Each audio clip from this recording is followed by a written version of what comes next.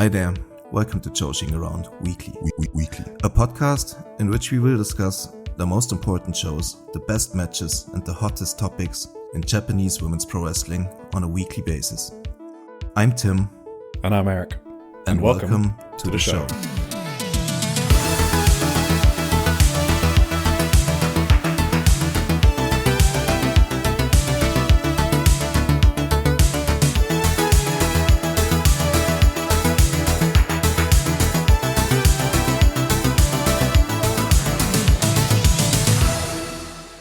Hello everyone, and welcome to episode 33 of Joshi'ing Around Weekly.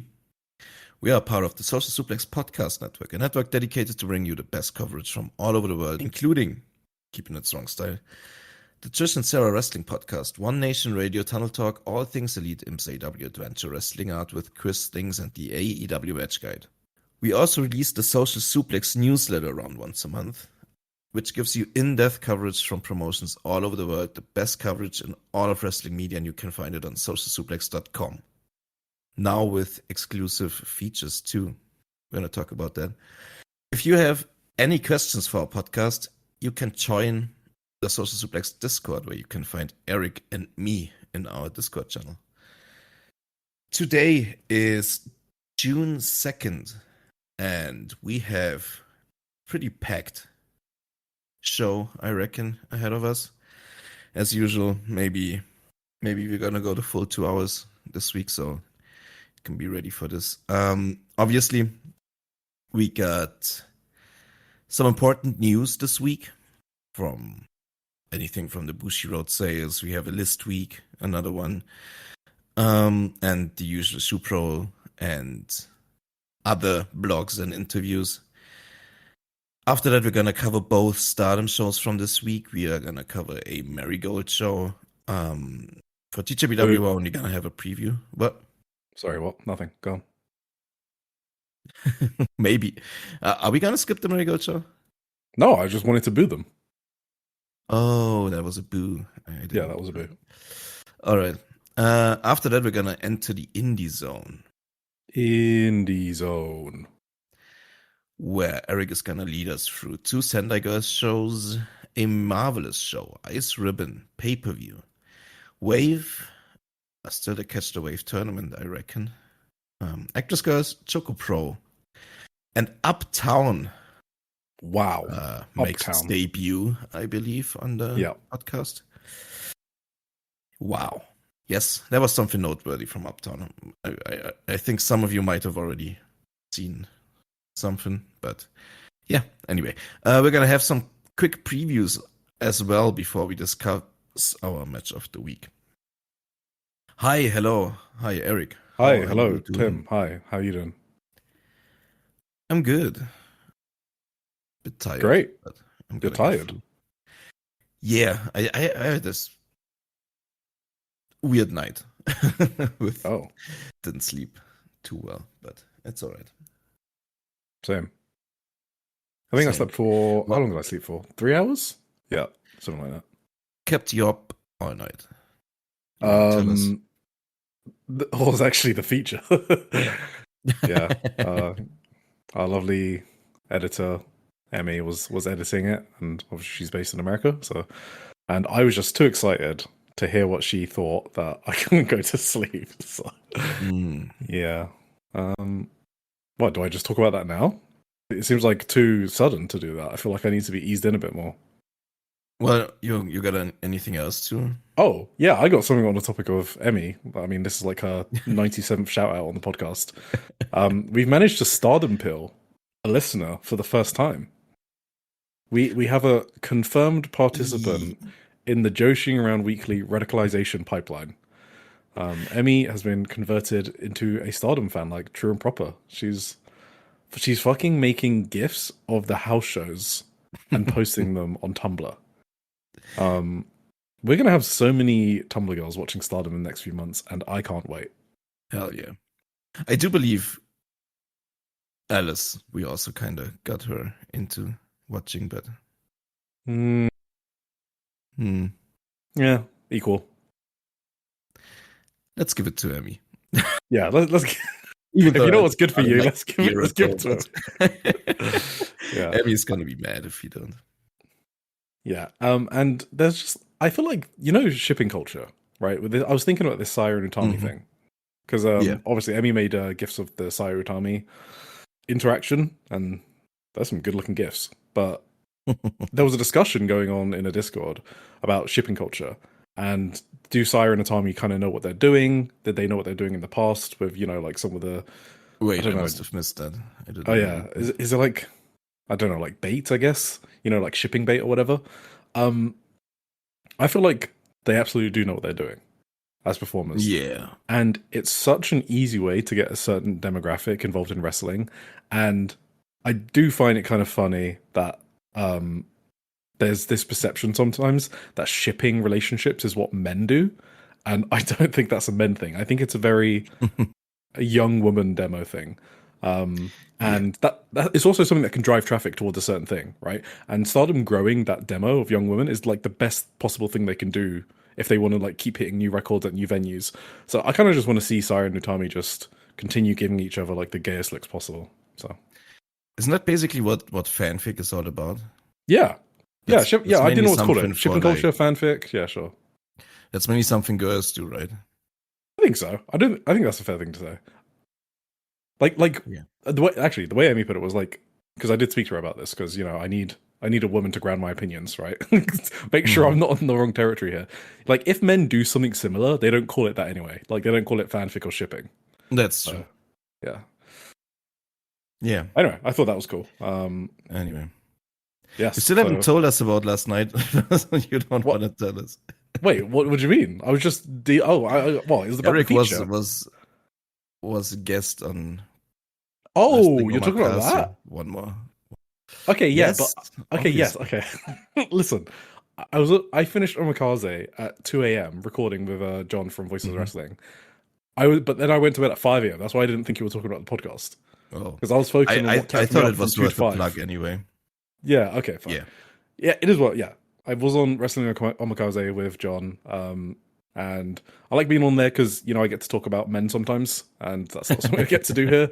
So I get to review New Japan Best of the Super Juniors tournament and watch Hyo and Sho have one of my worst matches of the year. Beautiful stuff. But no, we also spoke about Ice Ribbon and Marvelous there. So if you listen to both podcasts and some of those reviews, you hear some of the same notes from me. Get over it. I mean, I can't write the same notes twice, so it is what it is. But no, check that out if you're interested in the same stuff from me, plus me talking about men. Mm-hmm. Do you think we should talk more about men on here? I would like it to be a men exclusion zone. Oh, well, actually, you're a man. I don't count as a man, as we've fully established. It's called Joshi'ing around, right? Yeah. Yeah. Wouldn't make much sense to do that. Yeah, exactly. Yeah. Yeah. We are probably going to talk about some men anyway, because we always do. Yeah, some men talk is going to sneak in there for sure this week, I think. Yeah, for sure. Yeah, well, the other thing we got to plug. I got to plug. I've been yelled at for not plugging, so I will be doing some plugging. Oh, you want to do it now? Okay, then let's plug it now. Well, do you have other stuff? I don't know. I thought we could talk about our weeks, how our weeks went, how you doing.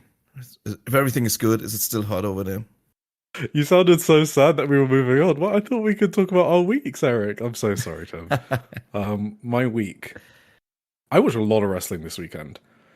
Some weekends are insane, where I have to watch back to back from like 5 a.m. until like 9 p.m. Some weekends, like those are the bad weekends. It's not every weekend. This one was kind of a bad weekend, so but it was fun, watching like I think it was like 8 or 9 shows or something like that. Obviously I skip all the entrances because otherwise it's not physically possible. But yeah, so I was pretty tired from that, but it was good. What about you? Yeah, I was. I had a busy week. I didn't watch that much wrestling. I mean, I watched most of the things, but I watched them like in the last 2 days instead of relaxed over the weekend. I bought a car last week, which is cool. That's why you didn't want me to go into plugging. You wanted to talk about the car. I see. Okay, That car looks pretty nice, Tim. Do we have Yes, to I'm talk very about happy. something? Are Uh you embezzling funds from Social Suplex Podcast Network?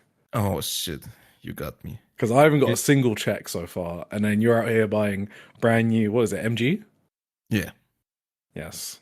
It was a very nice looking car. Is it electric? No, that's Okay, like the one downside, but it's fair still enough. like a guzzler. Well, tell us, what were you replacing? How good does it feel to have a new car?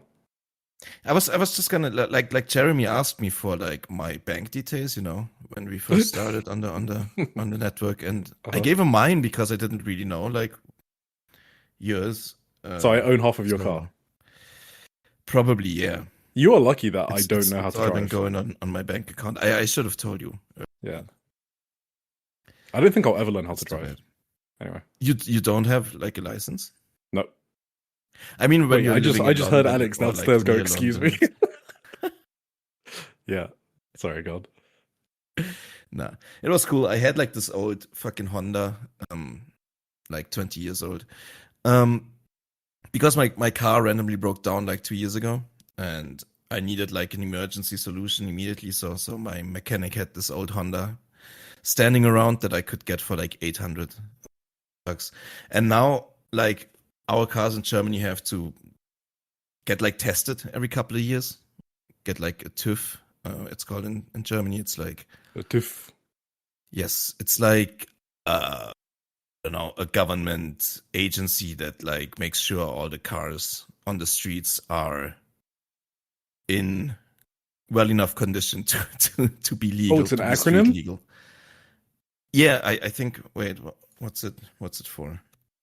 Oh, I thought it was a word, so that's why I said it in a German accent. I'm so sorry. That kind of just sounds like I was mocking your accent.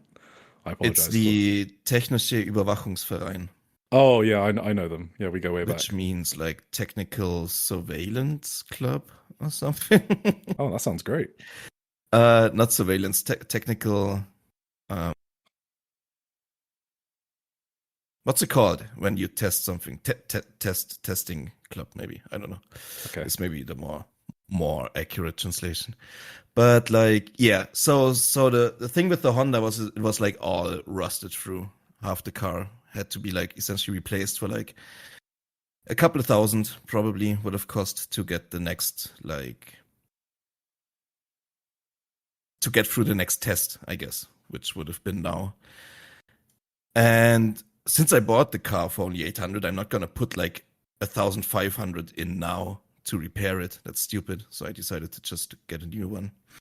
And I'm very happy. I got very lucky with this one. Very, very nice. Quite lucky.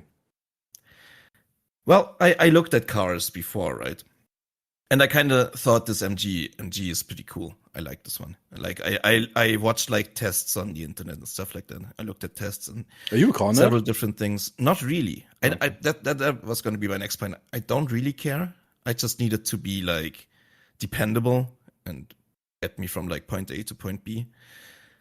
I don't care about like colors or like power really. But I still thought this was nice, so I went to like my local MG. The thing is the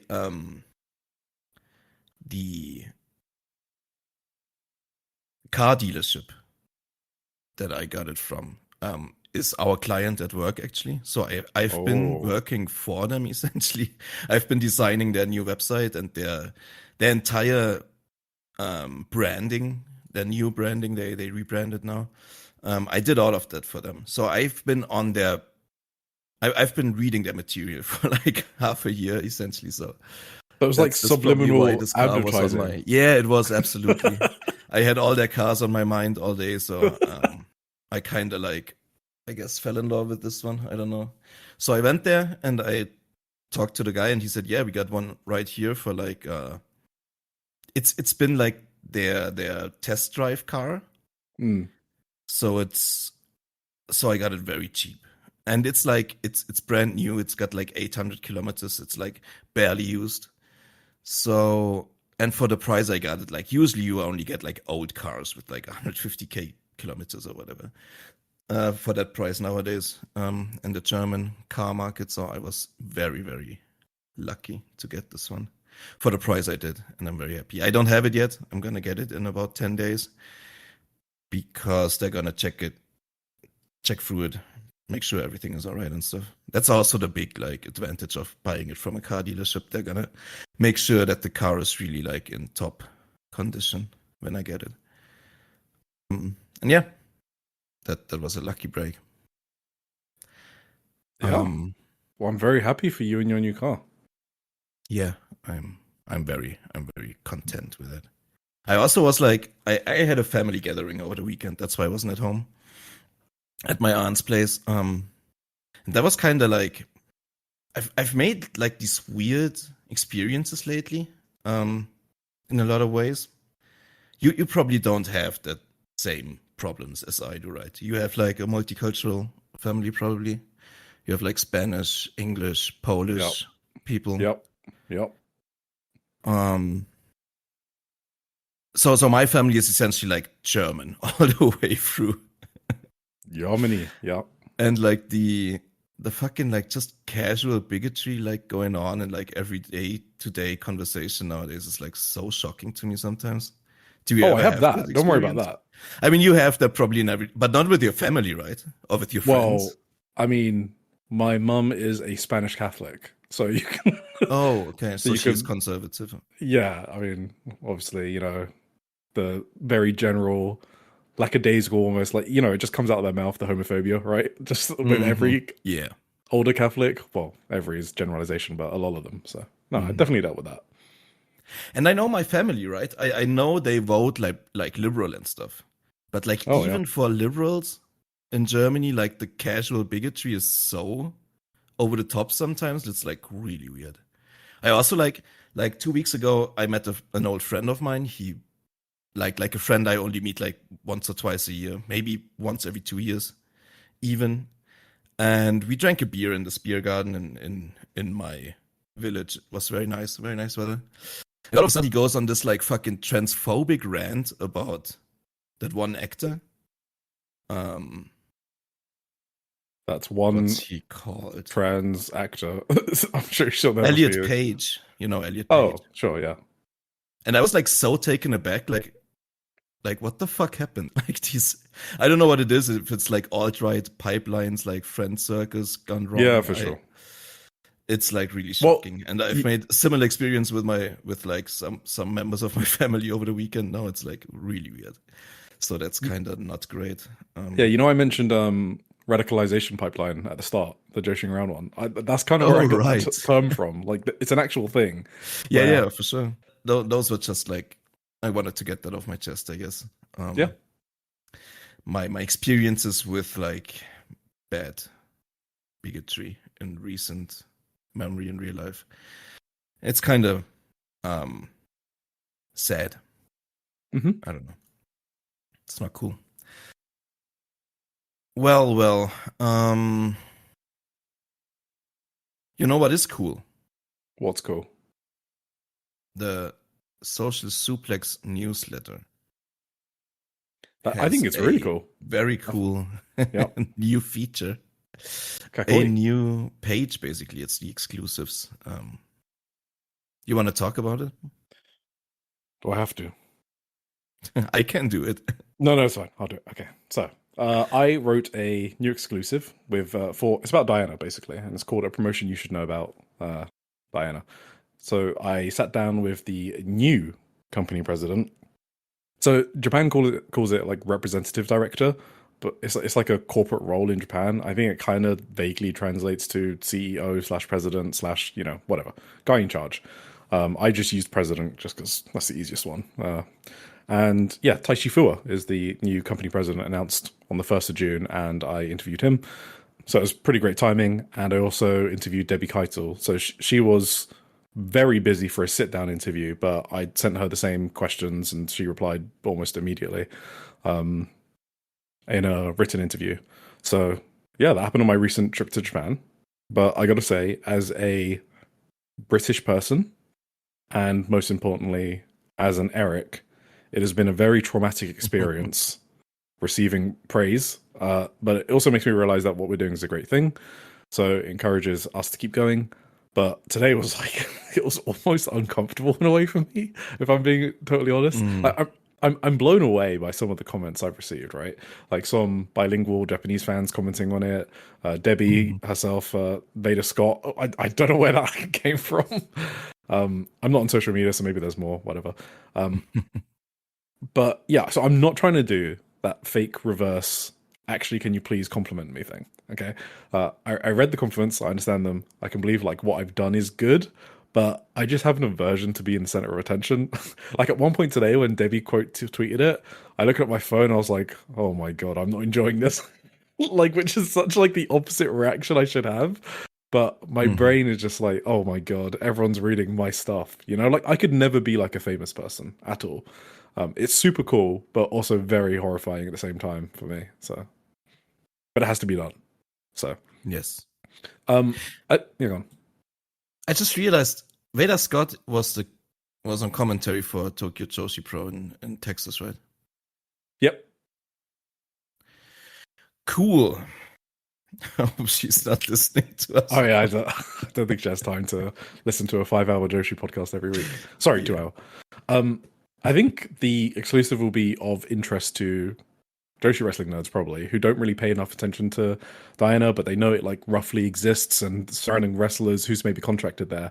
So I kind of want to try and funnel those people like or that are already in the pipeline for like Joshi wrestling to check out Diana because it's kind of weird to me how big they are compared to other similar sized indies like Seedling or Ice Ribbon, but they get like 1% of the chatter amongst like hardcore fans. So I kind of wrote it with that in mind. And because those are the ones that are going to be spreading the word about Dino as well, like want to actually check out a show and then maybe write about it themselves or talk about it on social media. I think those are going to be more likely to do that just because it's easier for them to jump in, right? Because they already watch stuff like Seedling or whatever. So I did kind of write it with that in mind. I could have gone another direction with it and just done like in-depth wrestler profiles, but it just kind of didn't seem right to me, especially with the type of interview I received, with Fuwa-chan and Debbie.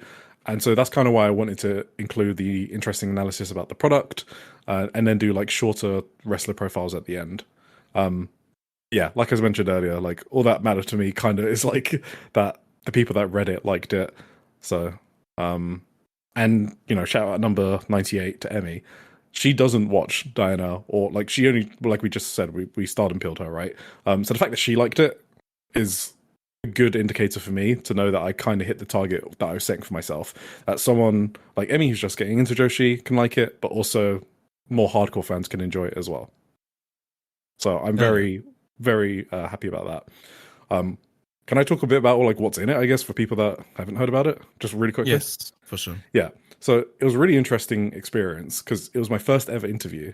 So it was very funny how it came about. It was literally just me talking to Debbie at a merch table, and then she's like, "Yo, do you want to like interview the CEO?" And I'm like, "Yeah, sure." And then on the day of the interview with the CEO, president, whatever, we're supposed to have a translator, and I show up early, and he takes me around the corner of the Post Yamastad dojo into his garage office. It's literally a small garage, and I'm like, "Translator," words to that effect in broken Japanese, and he's like, oh, "Don't worry about it." And then we just kind of like freestyle it on the translator apps. That was a very fun experience. It was obviously very nerve wracking as well. So I kind of have to think about how often I want to do this sort of thing. This is the perfect time to announce I am going back to Japan in October for Veni's produce show. And that is kind of like the only reason. So good job, Kaze, for planting the idea in my head. Once again, my wife hates you for draining our household finances. But yeah, Diana have a Cork and Hall show, so that's why I'm mentioning it. They have a Cork and Hall show in October that I'm hoping to go to, and so maybe I'll like catch up with them or do a follow up or something like that. And I already told you, Yeah, I sure. can't. Yeah. Yeah, I kind of also want to talk to Veni, but I don't know how to go about that.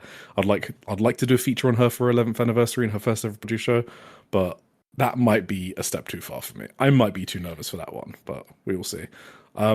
Yes, please read my exclusive, and if you Yes. don't, then share it with people who might be interested.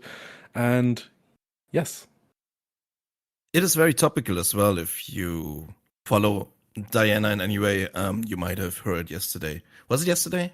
Maybe over the weekend that there was actually a leadership change. Like the president in our piece wasn't president until yesterday, really, of the company. No, Right? he was director of corporate planning. Sorry, Hello. to cough. Sorry. Okay. I had to cough. I had to mute myself real quick. Yeah.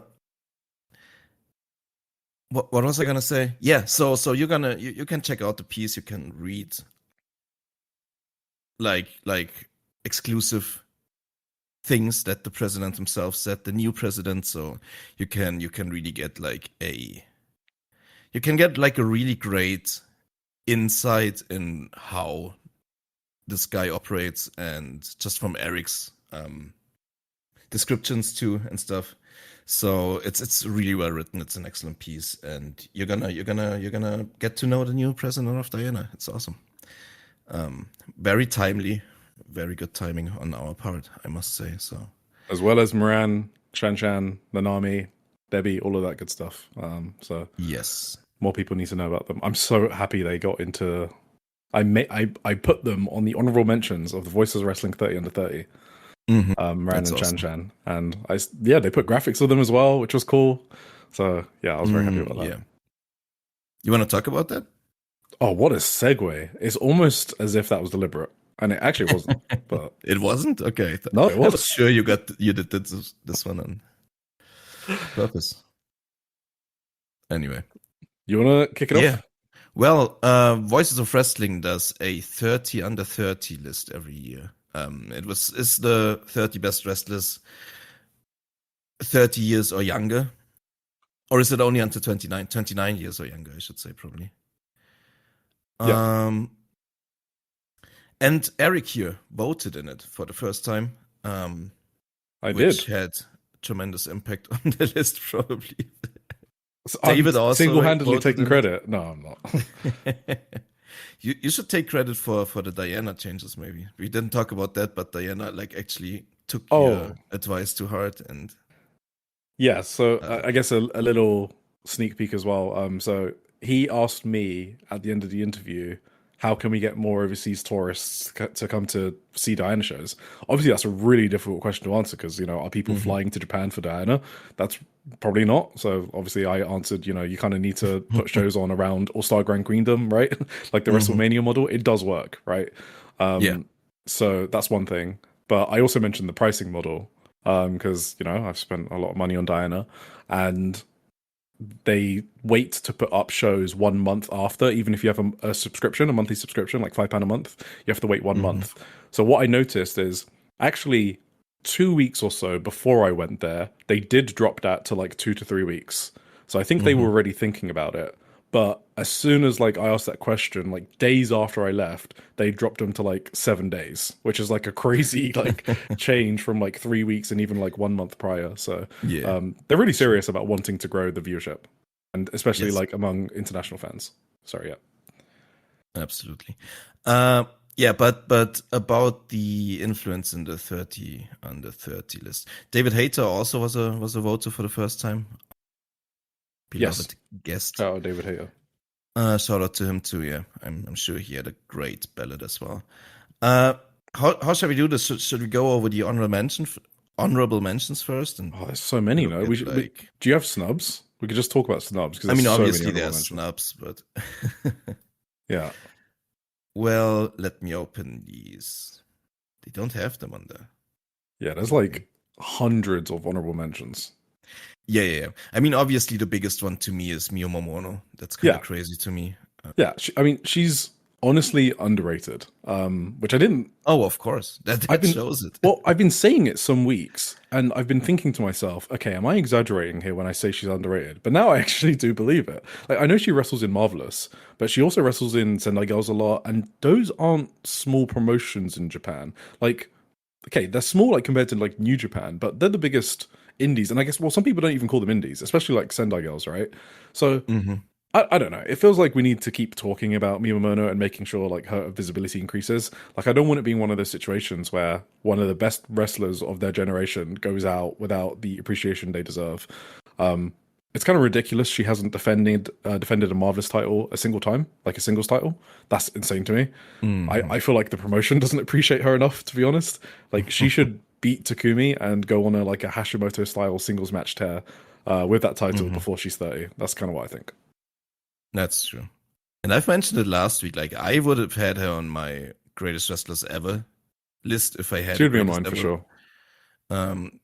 I had an like legit in my top 20 greatest wrestlers ever, and she doesn't even make the 30 under 30 like of current. Like that's Yeah, exactly. that shows how underrated she is. She is, I think. Others, obviously, Konami is crazy to me. She had an insanely good title run just now. That ended just now. Like her last year was insane. She should definitely be on there, I think. Hazuki as well. I think Hazuki has kind of been coasting a little bit maybe in her performances lately, or she's been mostly been like mid to undercard, like fodder for a lot of it, and she's been like on a little freelance tour last year, which was like kind of whatever. But I still think she's one of the greatest wrestlers in the world, so I would for sure think she deserve to be on there. Maika, I think Maika missed some time, and wasn't pushed as well as you would like, and was like in this forever feud with Mi Vida Loca, but she's still one of the best, I think. And May Sarah obviously is a big snub for me. May Suruga. May Suruga is one of the greatest wrestlers in the world. Let's just say it. Those are like my biggest snubs. Mika Iwata is crazy. Yeah. What are your thoughts? It kind of depends Mirai, on... even Mirai is on a tear lately. She's a great wrestler. Sorry. Yeah, but the problem is like there's more than 30 great wrestlers. So like yes, someone has to miss out. And like I didn't have anyone, well, I had May Suruga really high, but the others you had I didn't have. And it kind of depends like what your criteria is. If your criteria is like what is their current wrestling ability right now, I think those people make that list very easily. But if you're like trying to do a list that projects forward like a few years or whatever, and you're trying to shine a light on like rising talent, then the list shifts a bit. And I guess the thing about this list is there isn't a set criteria. You could interpret it however you want.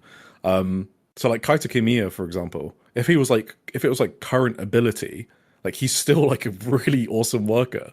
But you know, he's kind of like aging out of the bracket and he's almost at his peak in a way, right?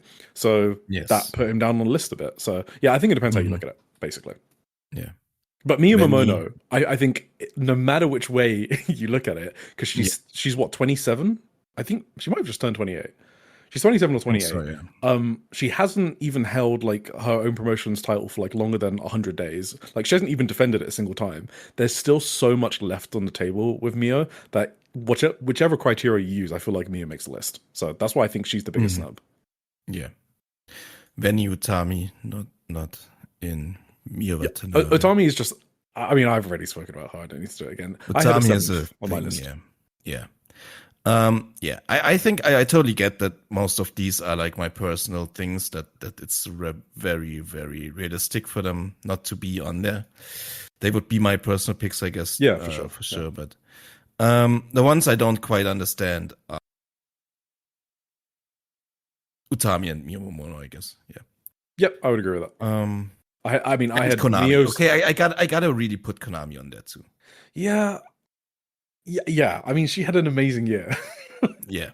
Yeah. If this is just about like a lot of, wasn't that one of the criteria too? What they did in the last year? It's part of it. Yeah. But like I said, you can kind of interpret it. Like they left it intentionally wide, I think, the criteria. Yes. Anyway, so much for the snubs.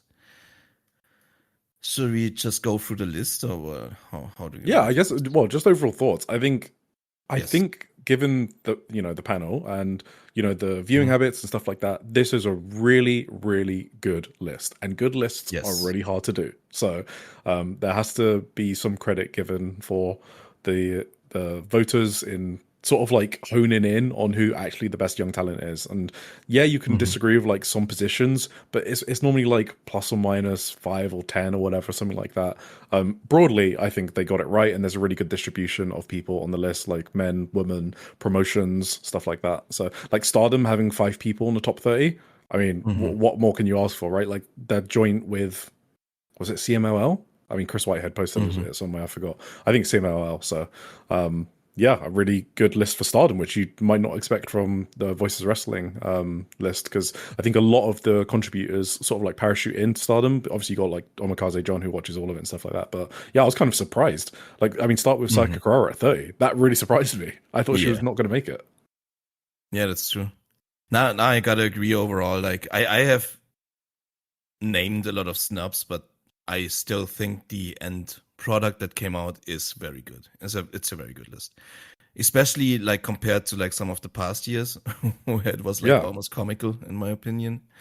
When Suri made like 6th, but then like what was she in the FSM? So, yeah, she was higher in the FSM and in the 30 and the 30, but also like let's not get into past lists. Sure. This one was very good in comparison, and a very good end result. I think I agree. Sayaka Kurara at 30 is good. I think that's a good placement for her. I think, like, obviously, I like her a lot, and she's like the biggest champion in women's pro wrestling right now. But considering like her overall ability, it's not like she's like she's technically still a rookie in Japan terms, like 2 years active. She convinces in other how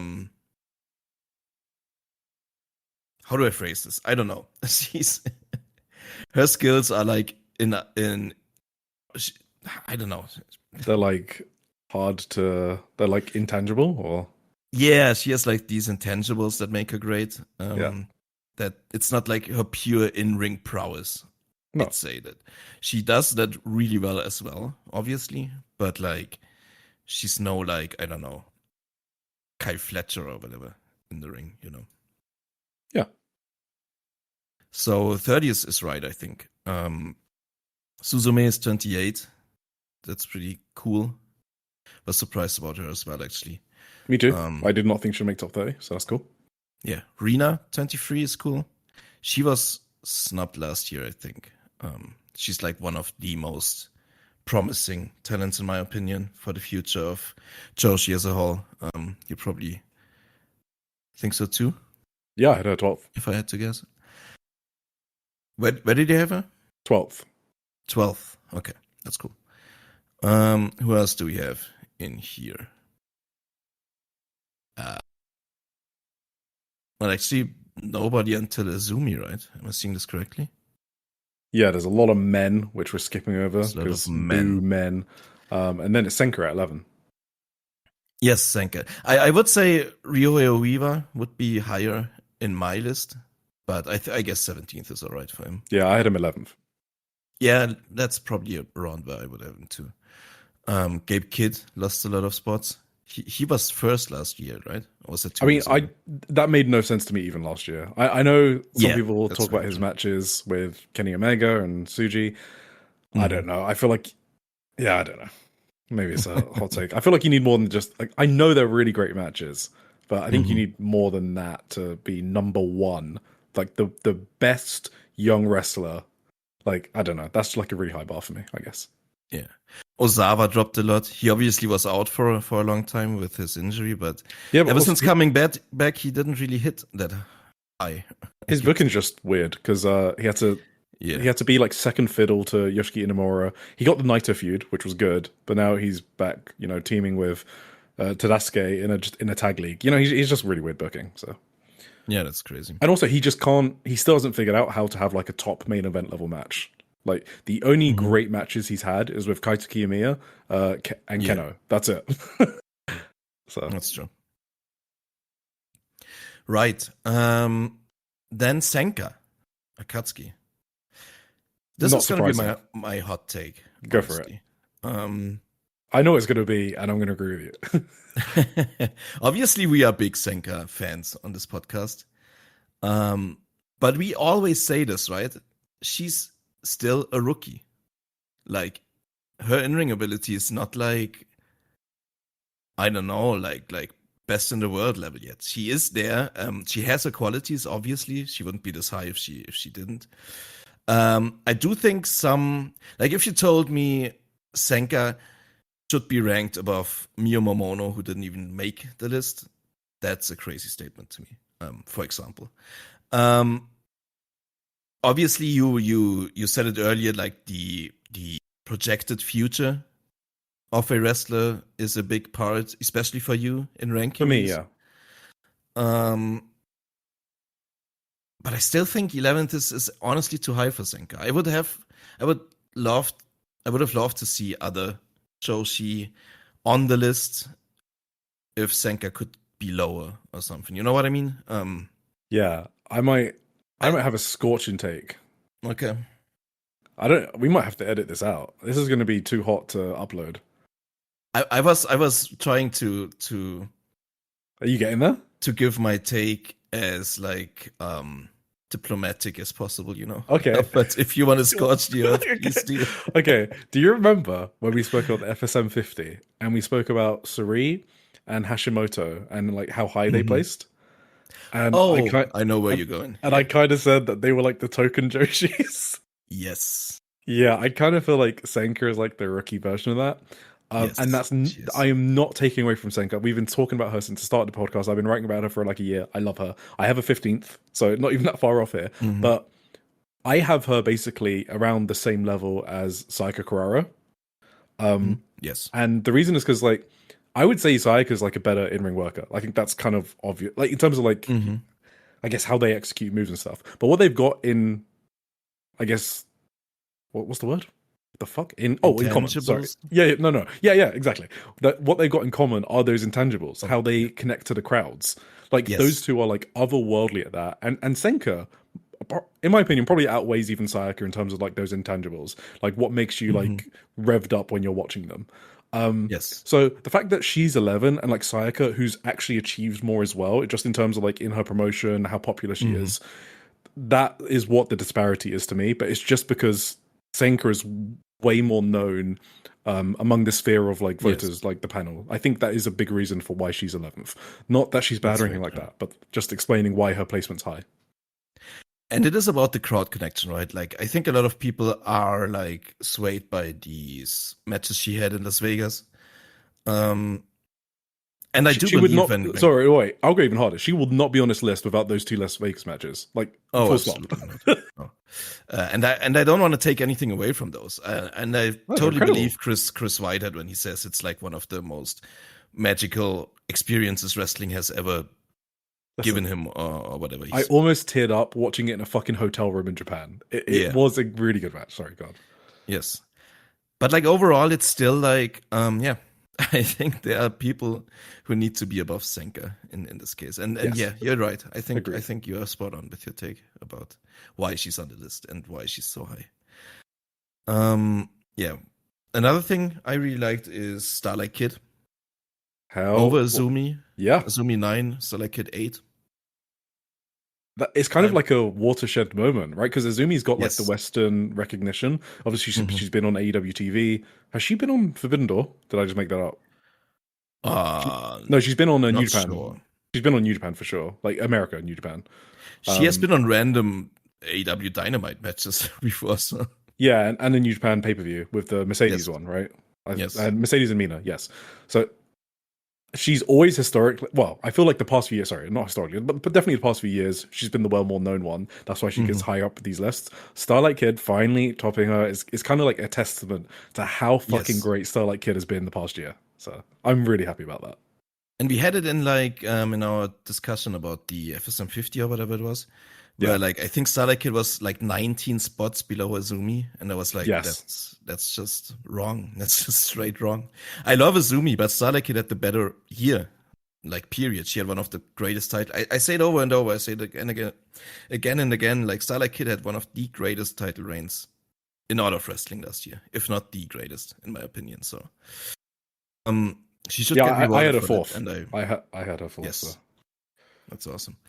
Then finally, Mio Watanabe, which was like the most obvious omission of the list previous years. Yes, finally absolutely. She made it, and with an impact, she went straight to 7 from unranked last year. You know why that was, right? Is awesome. I mean, you had a 1. It's because I voted her 1, and my points count as double, so it shot her to 7. Your points count as double? Yeah, I get double points just because I'm me. So that's incredible. Yeah. That's amazing. Okay. Wait, I Yeah, can't tell if you think I was deserved joking or this one. not. You know, I'm not sure. okay, I was joking, dude. Why would I get double points?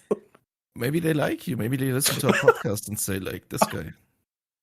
I love that you believe that. That means you have so much belief and faith in me. Thank you, Tim. I thought maybe they have like a couple main voters who get like more. I don't know. No, I guess that wouldn't make any sense. Anyway, yeah, Mio Fuck Watanabe Mascara Dorada. deserved. Sorry, I just want to say that. What? Fuck Mascara Dorada. I think he's so overrated. I'm sorry. Mascara Dorada. Yeah, he's kind of messy, right? Yeah. I don't think he's even like the best CMLL luchador, even up and coming one. I think Neon's better. Yeah. Titan. Mm-hmm. I'd even take Templario. Fucking hell. Yeah. Oh yeah, Anyway. I love Templario. Where is Yeah, he? he's awesome. Is he over 30? He's probably over 30. I assume so, but I didn't mean in this particular list. I just mean he's considered like the next Mystico, and I just don't see it. Mm-hmm. He's like the most overrated on this list, I think. Like coming in at number 6. Okay. Yeah. The top 5 are Kevin Knight, which is deserved, I guess. I think. Yeah, Probably. sure. I feel like it's too early in a way. You know what I mean? Like he's just about to go in his big run. Mm-hmm. But I get it. But people are very high on him. Yeah, He kind of came into AEW when I kind of stopped paying attention to AEW. yes. And I've never paid the most attention to his New Japan run, but people seem very high on him, so I trust people, I guess. Yuma Anzai, number 4, the new celebrity star in Japanese wrestling. I had him at number 6. Yeah. Callum Newman at 3. Yeah. Too high, too low? What do you think? Well, I didn't have him on my list. I get it though. Oh, I can't not at all. Yeah, I know. I can't complain about it. Like he's obviously what is he the youngest IWGP heavyweight champion? Yes. Yeah. So if you're weighing like achievements, and I guess he's had a lot of like really good matches. So like in ring quality, yeah, I can see it. I mean, I can't even complain about it. Like me not having him on my list is probably weirder than him being on here. Yep. That's I would agree with that. I like Callum a lot. Like his not resurgence, but like his surgence, I guess, his surge over the past year, like in just like how it all clicked with him all of a sudden, this was really impressive. I thought, like, I feel like the Goto match last year was really like kind of a starting point for him, where like everything turned around, and since then, I've been really high on him. I saw him live at the New Year's Dash in January, and like live in the building, his performance on that night was so good. Like it was incredible. He's really good, I think. He deserves to be. Sorry. Go. No, go on, finish. He deserves to be high. I don't know if 3 is too high, maybe, but I would top 10 for sure. Probably top 10 for sure. That's fair. Yeah. And I just want to explain that I had some big omissions because I deliberately put some picks that I knew weren't going to make top 30 just so I could write blurbs about them and have more people know about them, like Moran, Rena from LLPWX, Honori Hana, Celine Mizora, and Shan. So those were like non-negotiable for me because no one else is going to vote for them, so then they wouldn't make honorable mentions. So there are some surprising omissions from my list just because of how the lists work. So right. Number 2, Kyle Fletcher. Yeah, sure. Obviously. And number 1, Saya. Saya won. Hooray. This is really big. Well, yes, okay. It is. Really big is, there's big things in life. There's a Voices of Wrestling 30 under 30. It's big in this sphere because it means she sort of like shattered that perception in a way. Like a lot of non-stardom watchers must have voted her highly in order for her to win. Yes. So that's really interesting to me. And David Hazel wrote an amazing blurb on that. Yes. Absolutely deserved. Saya's great. And yeah, you can check out this list at voicesofwrestling.com. We get so excited about lists. I read some comments about a previous episode where is it Shatter 99? Was it Emmy that said it? Where it's like, I hate lists, but when my friends talk about them, I love them. So yeah, we get so animated about our list. Absolutely.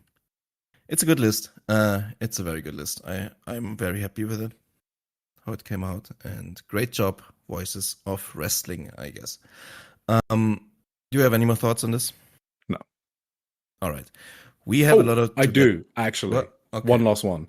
Yes. I had 22 women on my list and only Okay. 8 men. And the reason is I genuinely think that the women, especially in Japan, are developing at a much faster rate than the men.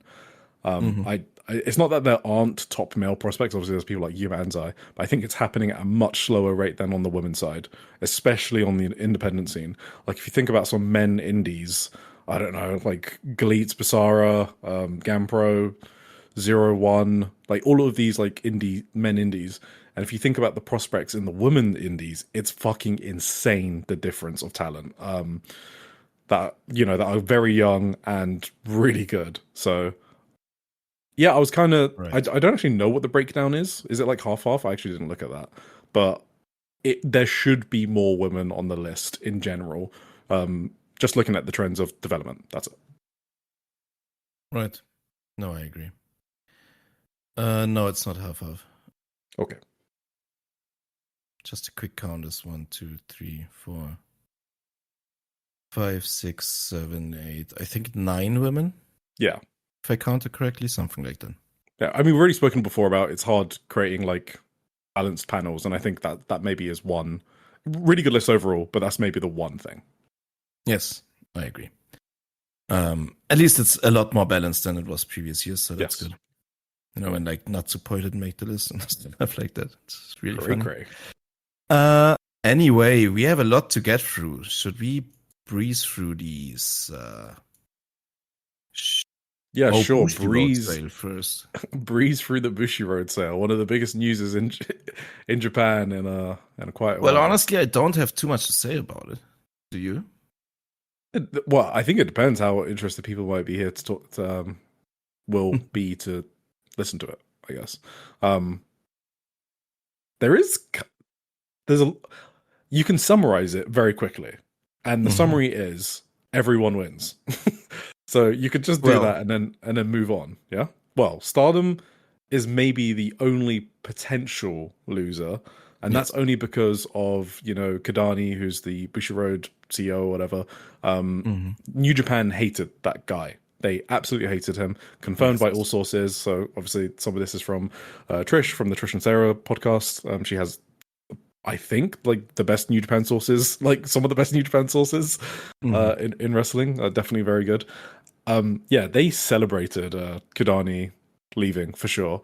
And the fact that now Bushiroad own just Stardom, because they sold New Japan, they got rid of New Japan, that can be a problem in terms of interference. But we don't know yet, because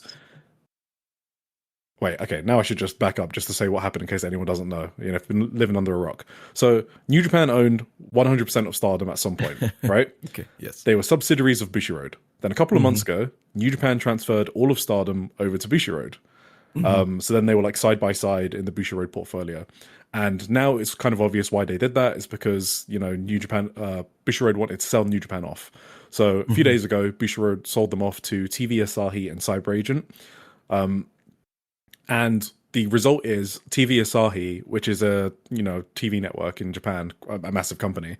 They're like the major shareholder in New Japan now, with 46.3% of New Japan, which is up from 22%, which they had before.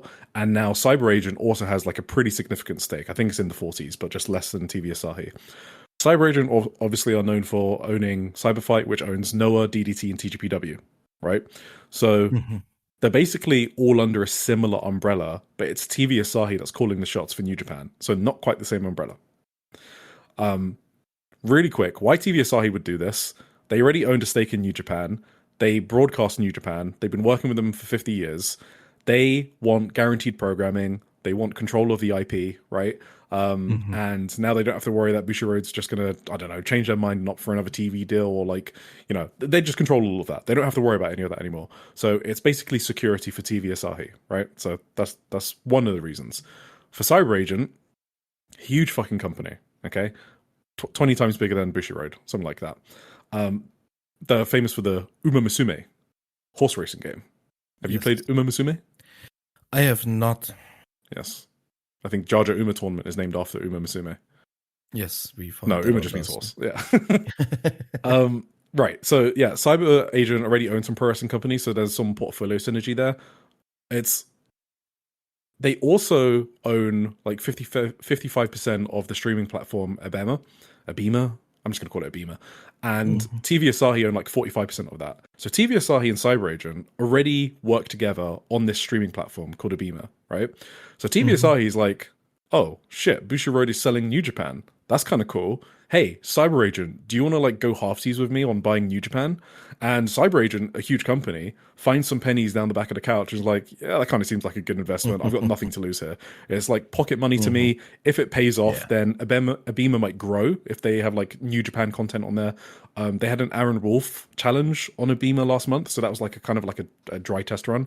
So if they have more exclusive New Japan content, they have more New Japan talent to do random shows on Abema. Cyber Agent just see the Abema profitability, their global projection grow, and they're like, cool, I basically fucking paid nothing for that, and that's free money, baby. So they're just looking for a return on their investment. Cyber Agent, TV Asahi are looking for security, and they probably just didn't want to fork up all the costs, and they just wanted Cyber Agent as partners. That's it, basically. So that's why they went together. Abema was losing WWE to Netflix in Japan in October. So again, Cyber Agent are looking at it like, okay, we're losing WWE. New Japan's not that expensive. Well, let's just help TV Asahi out and then get some content on our joint streaming platform. All right.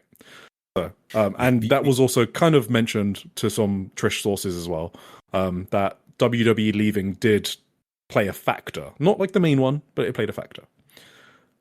Why do Bushiroad want to sell? New Japan is not growing like Stardom. Doesn't mean it's dying, but it's not suddenly going to get like more profitable outside of like one-time events like Tanahashi's big fuck off retirement, right? It's past its peak. So Finance 101, time to unload the fucking asset. They already multiplied their investment. They got a good price. They're out. Why do they want to keep Stardom? It's a growing product. It's got better profit margins. I got this from Velke, so, if you want to trust check people, then that's up to you. But, like, Stardom's profitability, like, at 10% or whatever a few years ago, and New Japan's was, like, 1 to 2%. Just as, like, random, just comparative figures, even if it's plus or minus a few percent. So Bushiroad have no reason to offload Stardom. And I made this point on Omakaze, so if you've already heard it, then sorry.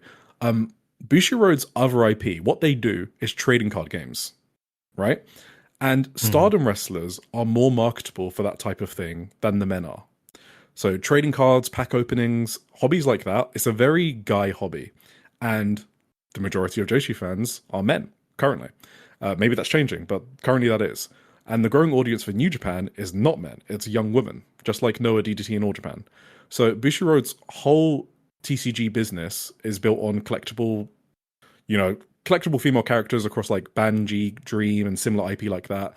It's like their flagship franchise, and it's like a girls band project, right? And it combines like anime, music, and stuff like that. They have like voice actresses playing girl characters, and they perform live as those characters. It's a whole fucking thing, okay? I went down like a rabbit hole. So a lot of those franchises are like girl character led anime franchises. And so that TCG playing demographic skews male, and it kind of makes sense that the marketing towards that fan base synergizes with Stardom's fan base. And New Japan doesn't fit that as well, especially as time goes on. So just makes total sense for Bushiroad to be like, all right, New Japan, good price, buy, keep Stardom. Okay, so that's why it's good for Bushiroad. Yes. We've already spoken about why it's good for TV Asahi and Cyber Agent. Why it's good for New Japan, hate Bushiroad. Also, more investment now. Cyber Agent, much bigger. TV Asahi are network producers, right? They're a TV network. They're not a trading card game company, so they're going to be more willing to invest in New Japan, right? So, according to Trish's sources, like New Japan already think that it will bring about more investment just because of how differently they spend money to TCG companies. TV producers happy to make losses and like produce content that kind of widens their reach. It's much more cultural infiltration and like expansion than like pure profit margins with TV networks. So kind of like a projecting soft power sort of thing. So yeah, that's why everyone win. No major changes to New Japan World or anything like that. So that was already owned by TV Asahi, right? Yes, already owned and operated by TV Asahi. There might be some like synergies, and because obviously Cyber Agent have Wrestle Universe. Maybe there's some synergies in staff members or something like that. But I don't see anything major happening beyond that. Yes. Right. There you go. We did it in 10 minutes. All right. Yeah. The only like scary thing is if all this attention, I guess, that New Japan got from the Bushiroad office, negative attention, I should say, is now gonna swap over to Stardom, but let's hope that's not happening. Get away from her. Get a job. Exactly. Either way, yeah, that's about it for the Bushiroad sale. Thank you for the detailed explanation, Eric. I couldn't have done it myself. You're welcome, Timothy. Has anyone ever called you Timothy? Have I spoken to you about this before? I think we had the topic, yeah. It's just not my name, so I don't like. All right, Shupro. Issue 2413. You can call me Derek if you want to get back at me. I have had that in my life before. Yeah. Okay. Big. Okay, wait. I always talk about the front cover first, don't I? Yes. Who's the front cover of Shupro 2413? Oh, I was gonna ask you. Is it Utami? It is not Utami. So normally they sucks. pick people that have an interview. So if you know who has an interview, you can sort of guess who's the front cover. So it is not Aaron Wolf and Fuwa-chan who do have an interview. The front cover is Kaisi Takechi, who has like also a 5-page spread. The DDT superstar that's performed in Tokyo Dome with his dance group, the Rampage from Exile. Yes, that way around. Yes, but go on.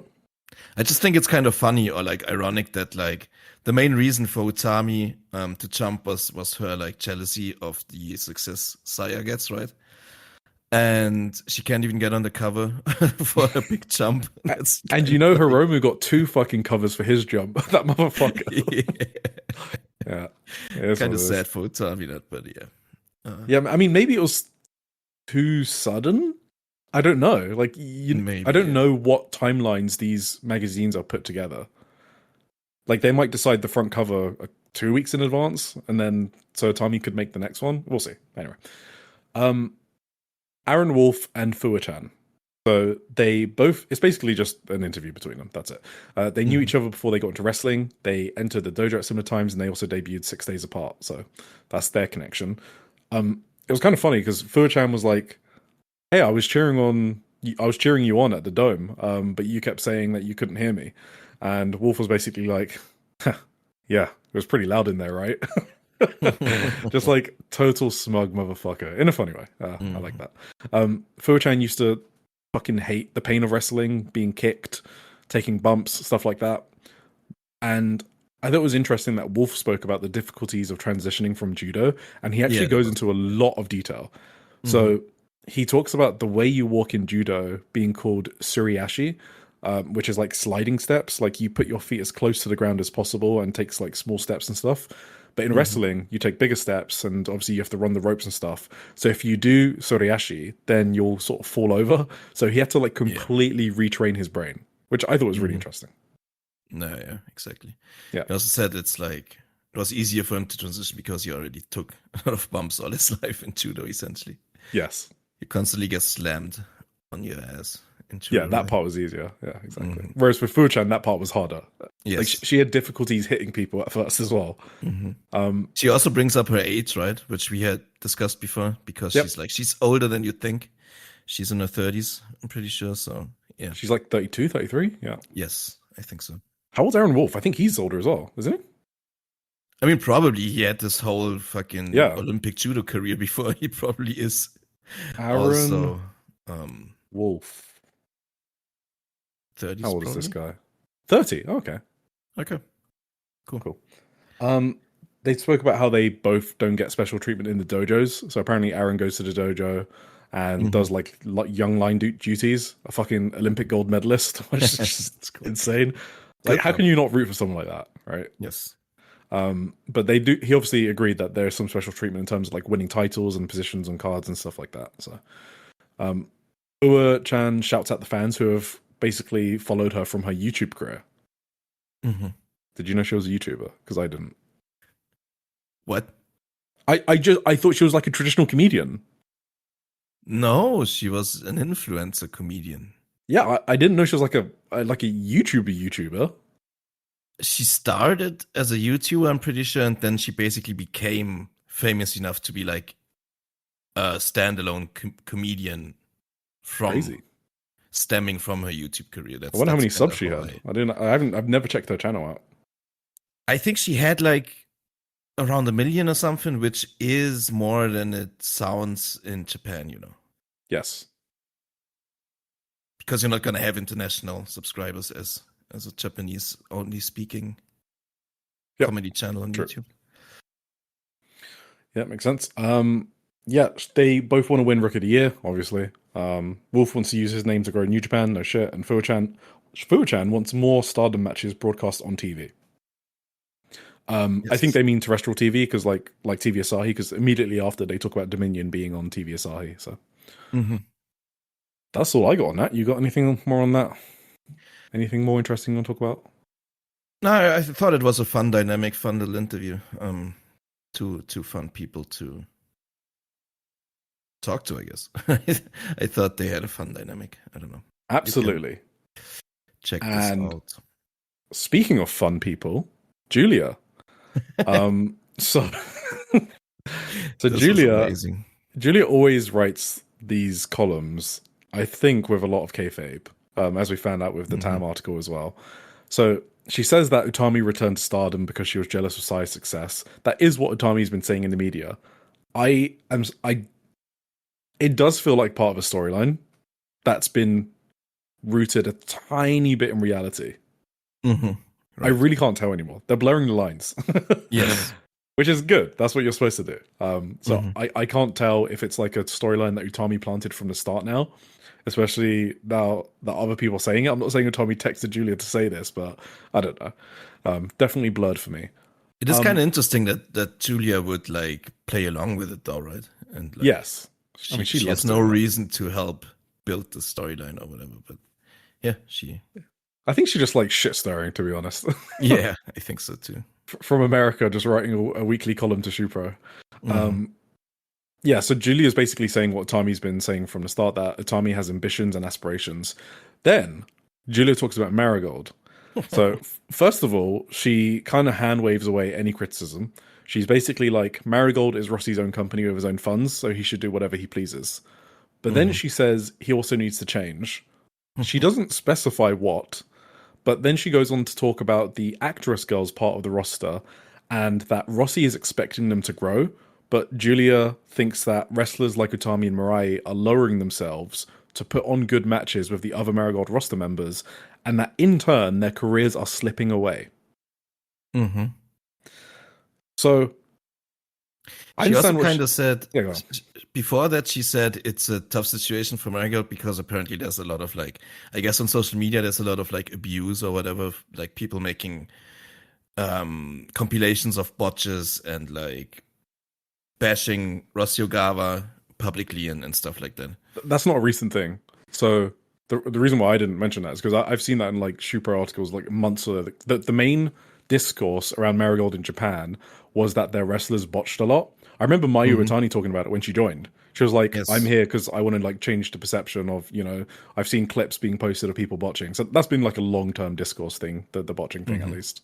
So I don't think she was like referring to recent events, but yeah. Yeah, I just thought it was funny that she says this and then turns around to like basically say, these actress girls wrestlers fucking suck. It's kind of insane. Rossi has to change. Miku Ono is an actress girls wrestler. She's one of the... A lot of the greatest Joshi out there come from actress girls. Like that's just a fact. Shoko Koshino wasn't an actress girls wrestler. No. So like I think a part of it, like they have a lot of actress girls wrestlers that are like, I like Chika Gota. I'm not saying she's like incredible, but she's great. Like she's a great mid-carder. Misa Matsui from Actress Girls, right? They have a lot of people that they can do more with. It's just a booking thing. You can't just blame the talent. Like, okay, perfect example. Now Ishikawa. Is the fact that Now Ishikawa was she from Actress Girls? Why am I second guessing it? She was, right? I only knew her as a freelancer before Marigold. Okay, wait, I need to look this up. This is an important one to get wrong. In my head, she's an Actress Girls one. Do I have Marigold open somewhere here? Oh, she isn't. She was just a freelancer. Okay, right. Yeah. I don't know why I thought she was part of the bunch. She isn't. Okay, so maybe Giulia isn't referring to her. So what is she just referring? I don't know who she's referring to. I guess like I don't know. Maybe like Cookie? Yeah, that's Cookie. only one Yeah, person. Cookie is. Chiaki? I'm Sure. thinking. Yeah. Megaton. I mean, Megaton's one of the most over people on the roster. Megaton is also not like a prime example of someone like Utami and Mirai had to have matches with that they had Yes, to. exactly. Yeah, exactly. That's why I didn't even think of her. So I don't know why she's blaming the actress girls portion, I guess, is what our conclusion is. I don't know what's going on there. Mhm. All right. You got anything else on that? Well, I thought the next part was the most insane part. Like CM Giulia over here saying that these wrestlers earn too much and like they're being lazy because they have like too much guaranteed money or whatever. What? Did I miss that? Hang on. She says, judging by what I've heard about their salaries, I think Oh, the wrestlers are very fortunate. However, while I won't say it applies to everyone, are they making effort that matches it? Despite being given enough money and time to refine themselves, have they just become passive recipients? I say it clearly, there's absolutely no guarantee that you will make it to your 3rd anniversary. okay. I totally missed this last paragraph because I was in a That's rush because tough. I had a Okay. lot to translate before the podcast. Yeah, that's kind of funny. The wrestlers are very fortunate because of their salaries. That's insane. That's basically like the CM Punk rant on Ariel This is Helwani, rage right? bait, right? She's just working us. That's crazy. There's no guarantee that you will make it to your 3rd anniversary. Is crazy too. Like that's just such a scathing statement from like Julie. I just didn't expect that at all. That last paragraph is insane to me, I think. Yeah. I don't know Yeah. anymore with Julia's columns. They're very fun, I guess, is what I'm gonna say. All right, should we move on? Absolutely. Yes, let's move on. Real quick. So there's like a 20-page feature on wrestlers and their past jobs. I just got like one line about a bunch of different people.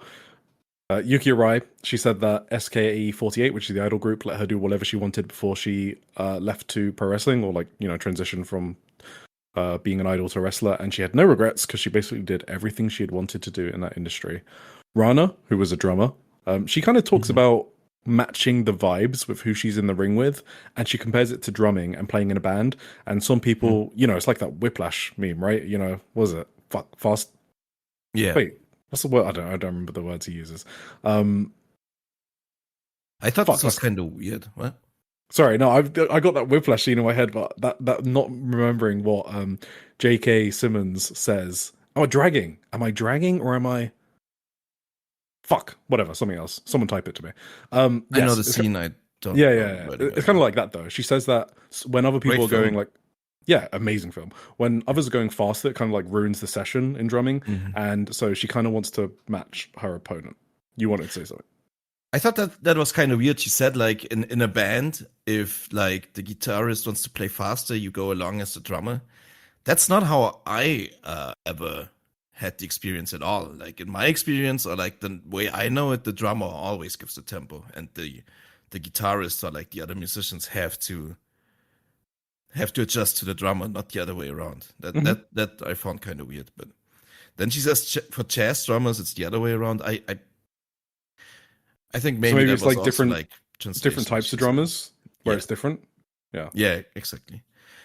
But it's got nothing to do with anything. I just thought that's kind of strange. No, I love it. I love the music talk. To be honest, it's my favorite thing. Yeah, absolutely. Yeah, I don't know. I was kind of like trying to link it back to what we said about her like wrestling flat all the time. I don't know if it links to that. Sometimes I wonder if she's maybe not being assertive enough in terms of like match structure and doing what she needs to do, especially as like a champion. You know what I mean? Wait, maybe she thinks she has to always keep the same tempo, and that's why it never gets into the next gear. Well, I wasn't going to be so literal, but yes. She kind of is herself, right? That is, yeah. But I was sort of thinking she's misjudging the tempo the other person's wrestling at in a way, or like how they're putting the match together. She's not. She's just basically given the other person like what they want in a way. I think basically it's something she can figure out. It's not like a broken thing or whatever. It's something you can get better at with improvement. Chan Yota. I don't even know what to say about this. She says she's looking at her past jobs and where she is now makes no sense to her. She was a police officer, COVID hit, she became a trainer, and then she worked in the nightlife industry, which we've spoken about before. I think a friend of the podcast, Justin, let us know that he knows. I think he knows some of the people in like the Muscle Bar, like mod of their channel, whatever. She said she's creative. She does all the editing for the videos herself, like training videos. That is.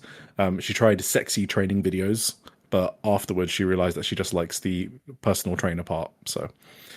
She said she felt like she had done everything she could in the nightlife industry, so that's why she graduated from being a sexy talent into a pro wrestler. I kind of think her story is kind of insane. It To is go very from insane. like being a police officer into like shady nightlife shit, and then becoming a pro wrestler. And how old is she? She's like 20 something, right? It feels like she has lived through like 3 lifetimes already. I don't know. 29, yeah. 29, yeah. It's crazy, but she's awesome. Very fascinating person, yeah. Erina Yamanaka, I did not know she got into pro wrestling because of Mina Shirakawa. So there you go. That's she was funny, yeah. Yeah, Mina was working at Best Body Japan Pro Wrestling. I didn't know that as well. She's out currently with an orbital injury and says that she still experiences double vision. Did you send me a picture of her eyes, or was it someone sent me a picture of her? Someone sent me a picture of her eyes, like a selfie. And yeah, her eyes are fucked up. Like they're not looking straight. God. So hope she recovers from that. That sounds kind of scary. It's like a Shawn Michaels situation sort of thing. Oh damn. Yeah. Fucking scary injury. Jungle Kyono. She worked as a Japan Overseas Cooperation volunteer, and her first placement was in Senegal. I had no idea about this. Super cool. She worked with their Board of Education and held sessions for physical education. She taught exercise to orphans, women, stuff like that. Really cool shit. She said she felt her life was in danger a few times, like she had her house broken into, she caught typhoid, all that bad stuff. So, damn. Yeah, I didn't read this one. That's crazy. Yeah. Yuna Mizumori Champion Talk. So this is just a little article by Yuna. Didn't get to read this one either. So yeah, so she says, if someone asks me if the Xena match was a high-speed match, I wouldn't be able to give an answer. That's okay, yeah. She said that she wants to have more proper high-speed matches. No! Don't do it, Yuna. Putting that belt on her was a mistake, man. Don't do it. Just go back to your lariats, please. Yes. She wants to face Yurika Oka. That's awesome. And Miyamoto. That's even more awesome. She said she also wants to face them as a tag team as well, and she'll keep mentioning Yurika Oka until it happens. Yurika Oka is the main one. She just kind of mentioned Mio in passing, but Yurika is the main one she wants. And she said she's getting old. She's 37, and that affects her matches. 37 is incredibly old. Do you think it has something to do with her like fruit, tropical fruit gimmick? That she wants to face Oka so badly? Oka's a banana, right? Yeah, I thought you were talking about the fact she's 37. I was like, what's that got to do with tropical fruit? No, yes. No. Yeah, I don't know. Yeah, the Yurika Oka. I don't think 37 is too old. I think 37-year-olds should continue to wrestle for a long time. Are you 37? No. Oh, okay. Interview with Ancham. So, I don't normally cover these, but fuck it. We're going to have a 90-minute news section. Okay? Because why not? There was a really funny interview from HypeTalkTV, YouTuber. They did an interview with Ancham, and she basically said I was watching it, I wasn't going to write about it, and I was like, this is kind of interesting. I like it. She does shindy death matches, these really like scumfuck independent promotions like DEI, Pro Wrestling and stuff like that. She does them because she loves death matches. That's how she kind of got into it. She went to like a 300 light tubes death match. I think she said it was like Abdullah Kobayashi in the main event or something, and Ryuji Ito, which kind of makes me think it was Big Japan, and she loved it. And so she loves death matches. That's why she does it. But why she does it in those promotions, her mum found out once that she does death matches and told her to never do it again. And Ancham apologized profusely and was like, I promise I will not do it again. So she still does it. And she does it in these smaller promotions because one of her fears is that her death matches get too popular and then her mum finds out. Oh, Like, that's fucking incredible that she's deliberately fighting in these smaller promotions because she's keeping it from her mum. did you see the pictures? Yeah, I saw the pictures. Yeah, she's a fucking psycho. How's she gonna explain the holes in her cheeks to her mum? I guess she just waits until they heal up or something. I guess she probably doesn't see her. Yeah, often. that shouldn't be. Yeah. Yeah, that's funny. Did you ever read? She did this like social media post. I think that was a trend for a while. Like, if you want to date me, you gotta expect blah blah blah. You know, these type of posts on social She media. did say she was single in this YouTube video. Yeah, she had a very funny version of that. Yes. Anyway, I can't Sorry, recite yeah. it from. No, it's okay. I was just thinking about it. She was complaining about the toilets in America having a gap at the top. So you can be sitting down but still make eye contact with others. Is that a thing? What? That sounds fucking wild. I've never seen that. It must have been I've never been to the States, but that's. I've never been, but she must be talking about some random place that, like, that's not normal. You should that be must able have to been a one-off. make eye contact with people when you're sitting on the toilet. That's fucked up. So yeah, she said she basically hates the American toilets, and they both bonded over like how awesome the Japanese toilets are. Japanese toilets are fucking awesome. If you haven't experienced one, you need to sit on a Japanese toilet and experience it. Maybe that's only on women's bathrooms. Yeah, I mean, I don't fucking know. Why though? Well, maybe someone can educate us because they want to like yap with each other. Well, dude. Dude. Yeah, okay. They want to yap while they're either peeing or taking a dump? Really? Like, who wants to do that? All right, anyway. She lived in Australia, New Zealand for 3 to 4 years, she says. So her English is pretty good. And she was like switching into English sometimes when they struggled in Japanese sometimes. That's cool. She talks about it being difficult to shed the... This is the most interesting part. I was like, oh shit, I should write this down. She says it's difficult to shed the image of being a former gravure idol. And idols in general struggle to shed that image in Japan because they basically want to be seen as pro wrestlers. But in Japan, apparently, that perception is not there. Like, people don't see idols and gravure idols as like pure pro wrestlers. Whereas if you like start wrestling from a young age, you're seen as like a straight up wrestler. So like compare someone like Nanami to even Maki Ito, right? And she said it's actually really difficult to shed that image compared to like in America. I didn't realize that was a thing, to be honest. The problem with shedding the image in general. Yeah. I mean, like they're not really considered wrestlers. Yeah, that's the kind of stuff that I don't really have a clue about. Yeah, exactly same. How it is with like So her saying that and the way she spoke about it was like an anxiety for her. Like she really wants to get rid of it. So it could be one of those things where it's not really. It could be bigger in her mind than it actually is. You know what I mean? It's hard to tell how much of this is her insecurity and how much of this is like a societal thing.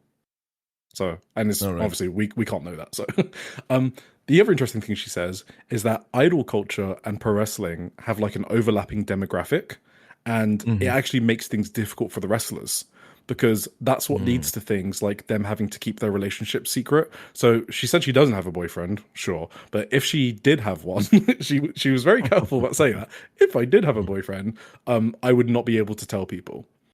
And she says that comes from idol culture, like seeping its way into Joshi wrestling fandom in Japan. Like they're basically an overlapping fandom. I mean, that's kind of the gimmick for some of the indies too, right? That like the performers are like basically idols by day and wrestlers by night. Yes, absolutely. Because that's the only way they can like make enough money to uphold the promotion or whatever. Actress girls, Keep it running. that whole promotion's based on that, and like there's a lot of we've spoken about idols so much in different promotions, so yeah. But I thought that was very interesting. I look forward to seeing John DK's post on that in our Discord channel. His favorite topic. No, absolutely cool. Sorry. No, two last things. Okay. No, one last thing. She hates the senpai kohai system, and Okay. she's kind of dreaming of going to America. So because she just hates the strictness in Japan. She already mentioned the idol culture demographic thing being annoying to her. She mentioned the the deathmatch thing, like being scared that her mum's going to see her do a deathmatch. She spoke about it being difficult to shed the image of a former gravure idol. So like all of those things kind of contribute to like she really wants to like go to America. And specifically, she's mentioned she would love to do some death matches in GCW. Kind of makes sense if she's a deathmatch freak, and that's the biggest deathmatch promotion in America, as far as I'm aware. Except hangman matches, Texas deathmatch. So Yeah. fun interview. I do believe that wrestlers like Ancham could have a really easy time to get bookings in America if people just knew about them and their desire to go there. When I saw this YouTube video, I was like, I was thinking, who's the GCW booker? Yeah. Wait, what's his name again? So, is it Brett Lauderdale? Yeah, that's it. And I was thinking, like, I don't know, if someone knows him, they should get him to book Ancham. It's I bet she's not that expensive, except like flights, I guess. And I think she would do fucking insane. Like, she's really great. I mean, she's one of those who has like, she's a great worker. She has a great look.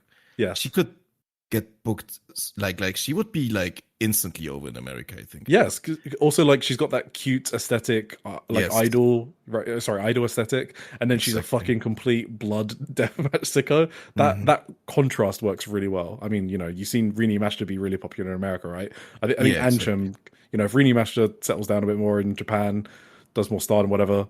I think she's doing less for like overseas bookings. I think haven't seen her as much in GCW, but I could be wrong. I mean, that's kind of the impression I get.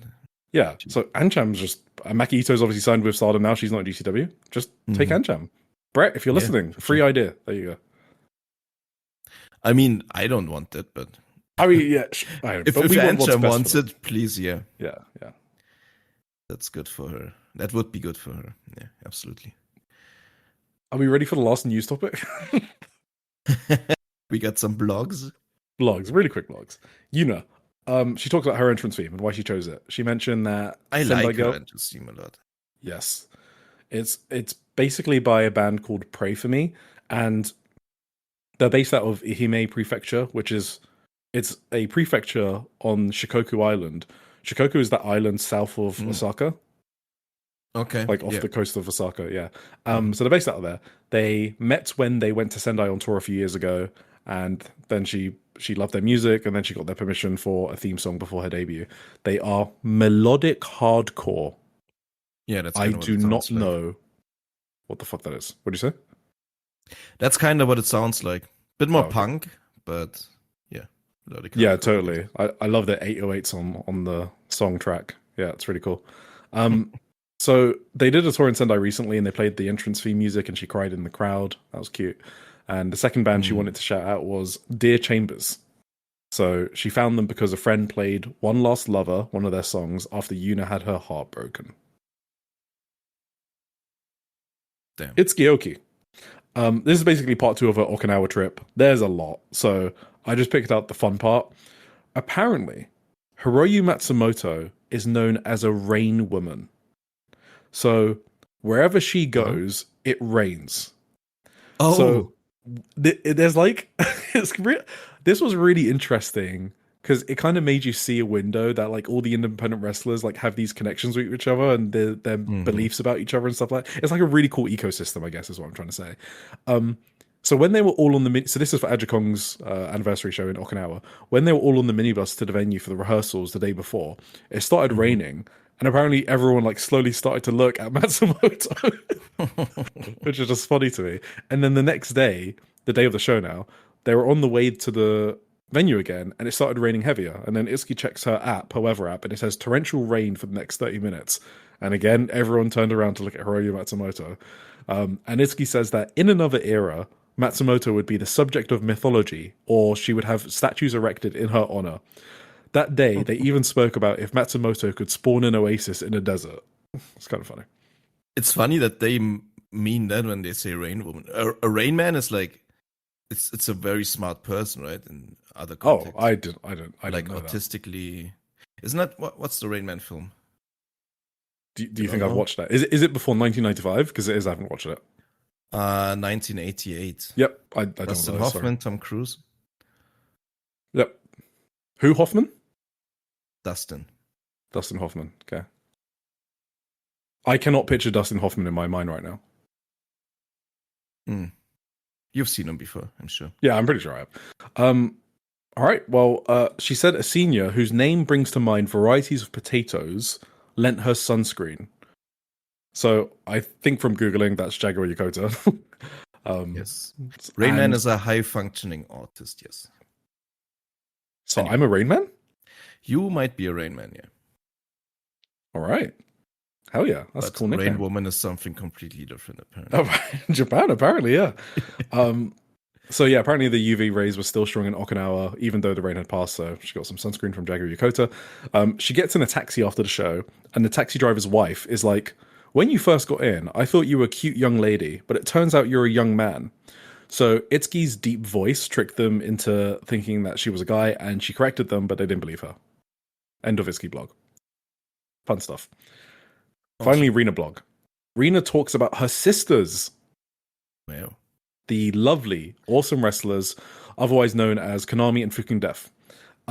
So Konami apparently is very different backstage, and I think anyone could guess that. Rina, she keeps kayfabe by basically saying Fukugan only says Def in the locker room, but she's able to understand what she's saying.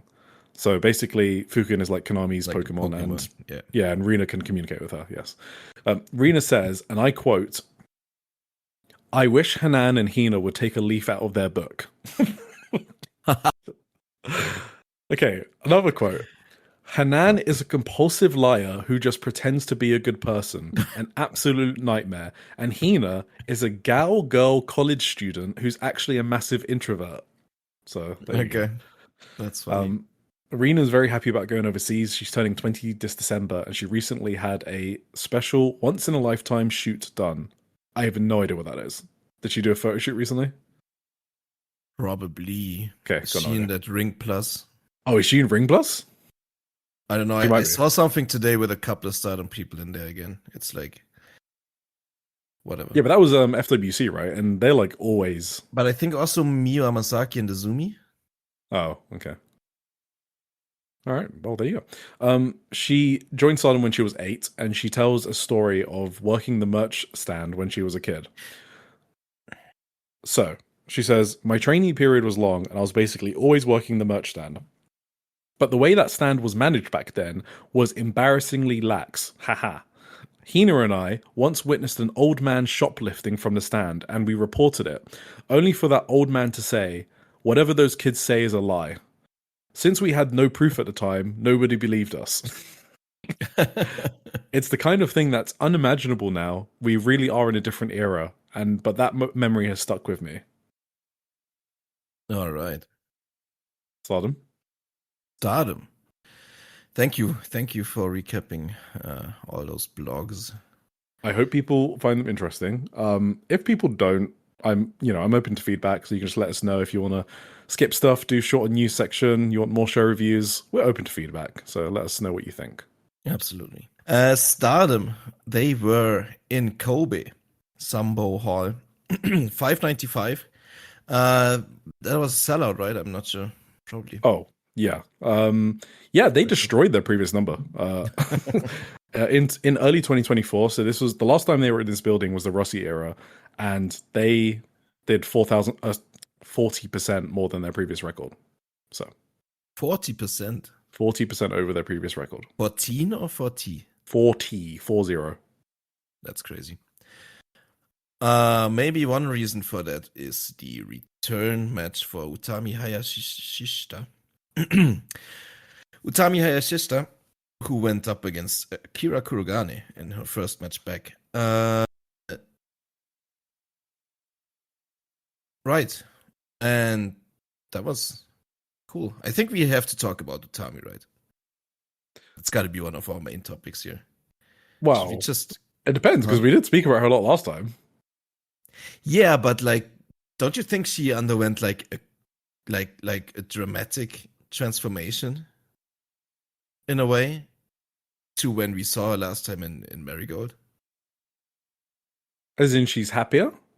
Yes. She seems like the happiest person in the world to me. She looks awesome. She looks healthy. She looks amazing. She has great new gear, and she just is smiling ear to ear whenever she's like making her entrance, like even in the ring. It's like she seems so, I don't know, at home maybe. She definitely looks happier. Did you get that impression? Yeah, I did. I guess I what I'm thinking about when people are saying this, because I basically don't want people to get the impression that she was bad in Marigold. I know you're not saying that, but when No. people say that, sometimes they do mean that. So she's always been great, but she definitely looks happier for sure. But you remember, like at the end of Grand Destiny last year, how weird she was, and like basically from that point on, she was always kind of in a weird mood. I felt like, yeah. But she didn't let it affect her performances, is what I would say. No, not really. But yeah, for sure, her mood was definitely. I mean, it wasn't anything like this. Yes, you could tell something was off. I think. Yep, for sure. Yeah, and this was a fun little match. I thought they did like the typical Utami like opening stretch, but then the finishing bit was really awesome. I thought like it was fucking sick. Utami murdered her with that lariat. It was so good. My god, the deadlift German, awesome. And even Akira, she looked fucking great. Like the way she was bumping, her running knee strike looked awesome. I was about to say that. Yeah, that knee was so good. God, Akira is she's gonna be something, huh? Also, her basement drop kick was really fire. Yeah, I mean, I've been on that train for a while now. Akira is awesome. I don't want to say it's under the radar because it's obviously not, but she can. What I mean is, she can be like arena level talent. Do you know what I mean by that? Yes. She's much older, but I just mean she can be someone who you can see in like white belt, red belt matches at big shows. That's kind of what I mean in like 5 years or whatever. Yeah. I think what's kind of underrated is like just the aura or like her demeanor Akira has. It's like, I don't know. She has something special about her. That's really like an it factor in a way, you know. I'm so upset Utami didn't join Movida Loca. I mean, she's not joined Stars, right? No, but she was invited to Stars. Yeah. I mean, spoiler for that's happening next show, but sure. Sorry. She just got the invitation, right? She can't deny it. She can. I mean, yeah, they've been doing a lot of that in Stardom, so. Yeah. I kind of feel like she may just build her own unit. Yeah, I don't know why I don't feel big on that idea. Well, I feel bigger on it than fucking Stars. Okay, for sure better than Stars, but my preference would be Movida Loca, own unit, Stars, probably. Yeah, I mean, Movida Loca would be kind of cool, I guess. Yeah. Does it fit her vibes though?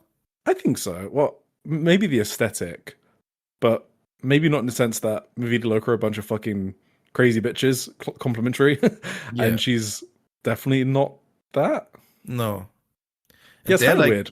These outcasts, and Utami is like this royal whatever. Yes, yeah, exactly. That's true. So like, she doesn't fit any unit really when you think about it. No, that's maybe. I mean, Queen's Quest was just perfect for her. Yeah. Maybe she's gonna revive Queen's Quest. Someone made this point, which is a very good point, that Queen's Quest never officially like died. Because like the stipulation where Queen's Quest basically broke up was only that like everyone had to leave Queen's Quest except for one person. It wasn't for Queen's Quest to be cancelled forever, you know. Sure. So maybe she just we'll see what happens. But this was a nice comeback. Really good. It was a great match. Yeah. Great match. After that we had Shuri with Tomoka, Inaba, and Rana against Azusa Inaba, Ruaka, and Natsuko Tora. This was mainly Shuri taking Azusa to task, which was awesome, I thought. Great stuff.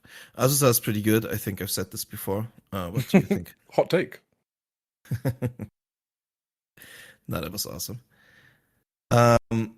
One thing I asked myself, Tomoka Inaba and Asusai Inaba, obviously the sisters, were going at it again too. Why do they never do like Tomoka and Hina against Asusai and Rina? I don't know why They're in they the don't. same factions, but that's like never really a matchup that we get a lot. We just never get any signature Azusa matches on pay-per-view. Like, hasn't it just been Cinderella? That's like the main thing she's done, right? On pay-per-view. Yeah, I guess. Maybe even at Korakuen Hall. Have we ever had like a big Azusa match at Korakuen Hall? Like a singles match or anything like that? Can't think of one. Yeah, that's just... this is what I said last time. Like, yeah, I don't know. Azusa is like the least utilized person, and she's so amazing. I think I mentioned this in all my cards, actually. It's kind of ridiculous the depth of talent Stardom has, where Azusa is like a bit part player. Yeah, no, that's true. She's kind of treated like the young girl in the group, I guess, in Hate. Yes, yeah. Like the lowest rung of the ladder. I don't know. But she's better than that. Up next, we had part 3 in our epic rivalry between Matoi Hamabe, Rian, and Waka Tsukiyama. Yeah, this is mainly like great for the finish, I thought. This was actually a pretty nice thing to do because Matoi was pinned the previous 2 matches, once by Waka, once by Rian. So I was kind of like into this. I was like, Matoi has to get her win here, right? And then she fucking did. And she pinned both of them at the same time, and I just popped for it so big. That was awesome, I thought. Fun little way to make like such a little loser triangle be interesting, I thought. Well, what do you think? I feel like these freeways have just been an excuse for Matoi to judo throw as many geeks as possible. So I kind of just enjoyed them for that aspect. And yes, the fact that is this her first pinfall? I don't. That's what I was gonna ask you. Yeah, I don't keep track of that. I assume it was. Did she, when Anne and Matoi returned, they had a singles match against each other, right? Was that a time limit draw? Oh, Matoi might have won that. Yeah.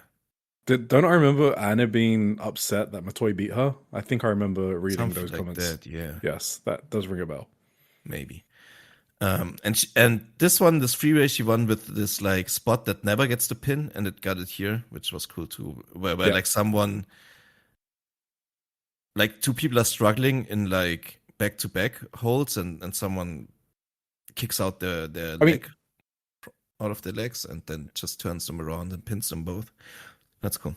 It's like a Joshi Wrestling 3-way staple, right? Yes. And it never gets the pin. Never. So it's very cool that you finally get the payoff from watching hundreds and hundreds of Joshi Wrestling matches. Yeah. Absolutely. Any more thoughts? Let's just continue, I'd say. We had High Mate, Hanako and Maika against Kikyo, Koguma, and Maki Ito. Oh, right. This was supposed to be Kikyo and Koguma because Maki Ito was missing, of course. But someone was spotted in the audience in her pajamas, of all things. Makito was hiding, and Kikyo finally found her. She was going all around like Tokyo, I think, with these little missing posters with like Makito. Or in this case, I guess she was going around Kobe, not Tokyo. And then they turned it into a 2v3, I guess, because Maki Ito was there after all. Yes, any thoughts on this one? I kind of want, because the last episode, was last episode the Nagoya match? It was, right? Yes, it was. So some people might get the impression... pay-per-view was in Nagoya. Yes. Was that, it? Yes. Okay. I think so. That we might not like Maki, but I just wanted to make clear that we just had some nuanced points that we didn't personally enjoy. Because that caused some fun discussion. But this Maki, just livening up the undercard, doing shit that's over on the house shows, I don't know how anyone could have a problem with that, right? It's like the sort of variety stuff that every single promotion needs. You think they don't, but if you want to sustain a hot period, you absolutely do. The good times do not roll forever, as the Federation is finding out. You can't be complacent. And Maki is someone who is never creatively complacent. And that's like a really fucking important asset to have on your roster. Someone who can just think for themselves, book their own shit, be super over with the regional, the regional tour crowds. Really fucking great in this place. If I was doing a draft and thinking, what's not that type of draft, don't go back to the Joshi draft. If I was thinking about what type of person do I want in my roster generally for that type of spot, she would probably be very high up for that type of spot. Yeah, for sure. So no, I really still like Ito and Stardom. She's great. She's basically Orange Cassidy now. I mean, I guess. Yeah, no. Spoiler: she was cured in the. Well, yeah, both in what she was doing, like her mannerisms in these shows, but I guess also in actuality, right? Like perpetually over, lower down the card. Yeah, that's true. Like just kind of a valuable person. Like you just don't need to do much with them. You can just kind of like trot them out, and then they'll kind of do their own thing, right? Yeah. Maika and Hanako rule. They still do this crazy double team move, like the vertical suplex into backbreaker combination. It just looks crazy. And Hanako is really like, she looks different to me too. It looks like I don't know if it's just the blonde hair or whatever it does, but like she looks like a beast in there lately. I don't know. I like her. Yes, this is Hanako's best look for sure. Right. In the next match, we had a 6-man tag match. Amisore, Hina, and Lady C. They defeated Emma Maishima and Neo Genesis, Azumi, and Starlight Kid in 10 minutes. I don't know what did it for me. Maybe it was the Korakuen show, but something lately is happening where I really like kind of appreciate Amisore and Lady C. I at least appreciate them more than I did previously. Like we talked about it, if we had like a tier of people I really don't care about and like could fast forward through their matches, almost like Army and Lady C were like firmly planted in that tier for me. But like recently I really like this stuff. Since winning the trios belts, I guess. And also Hina is just fucking awesome. So this is a great trios team, I think. Great new champions, and I liked it a lot. Hina is like a really like solid base now for like Neo Genesis high flyers. Like she has grown so much, like just physically too, in her stature, that she has like no problem like basing for all these Starlight Kid shenanigans and stuff. It's really awesome. She's like so good. Like if you think about, I don't know if you've really seen her like earlier, like let's say pre-2024, Hina is like, it's a completely different person. It's crazy. Her transformation is insane, I think.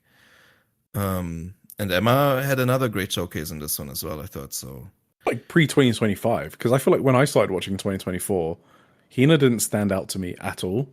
And then something happened last year. That's correct. I think it was during the Future title reign, probably. Yeah. That's where she just popped off.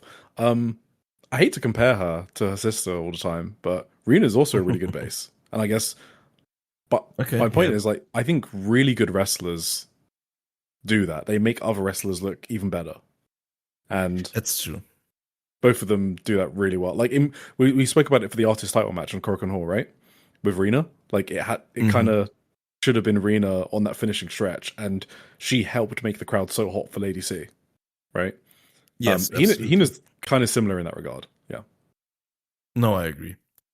We never really spoke about that, but that was like a topic too. Like people were upset a bit that Rina took the pin in the trios match, but I didn't have a problem with that at all because it was the story of the match.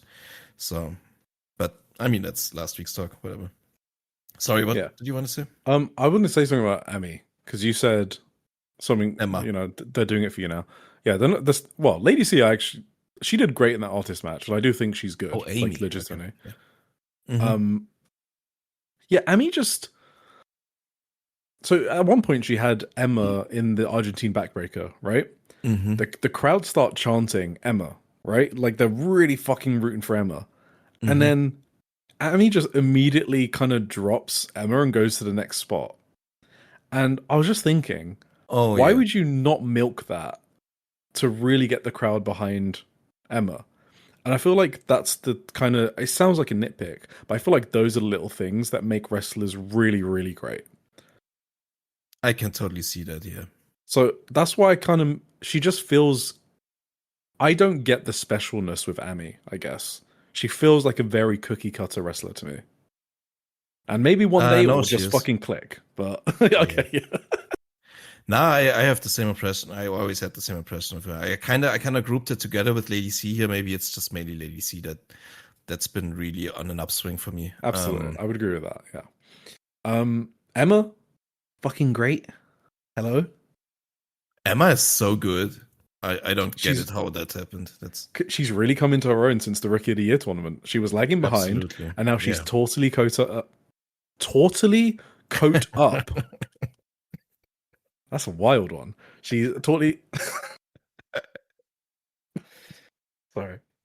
Oh, fuck. Sorry, I just popped a fucking. I just popped an abdomen muscle laughing. Fuck. Oh no. Oh no, I'm good. She's totally caught up with Kikyo.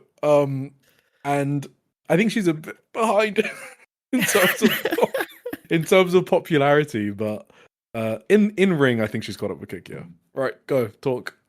Well, she's behind on Kikyo, but that's like an insanely high bar. I think the crowd was really, really behind Emma in this one. Like you said earlier, like the Emma chants were there, so it's not like she's far behind in that as well. No, exactly. Yeah, I think she's caught up with like all of her peers, basically. Yeah. Yes, I don't know if like New Genesis and Godseye are now fighting over her or whatever the post match was about, but I failed to look it up, so that's on me.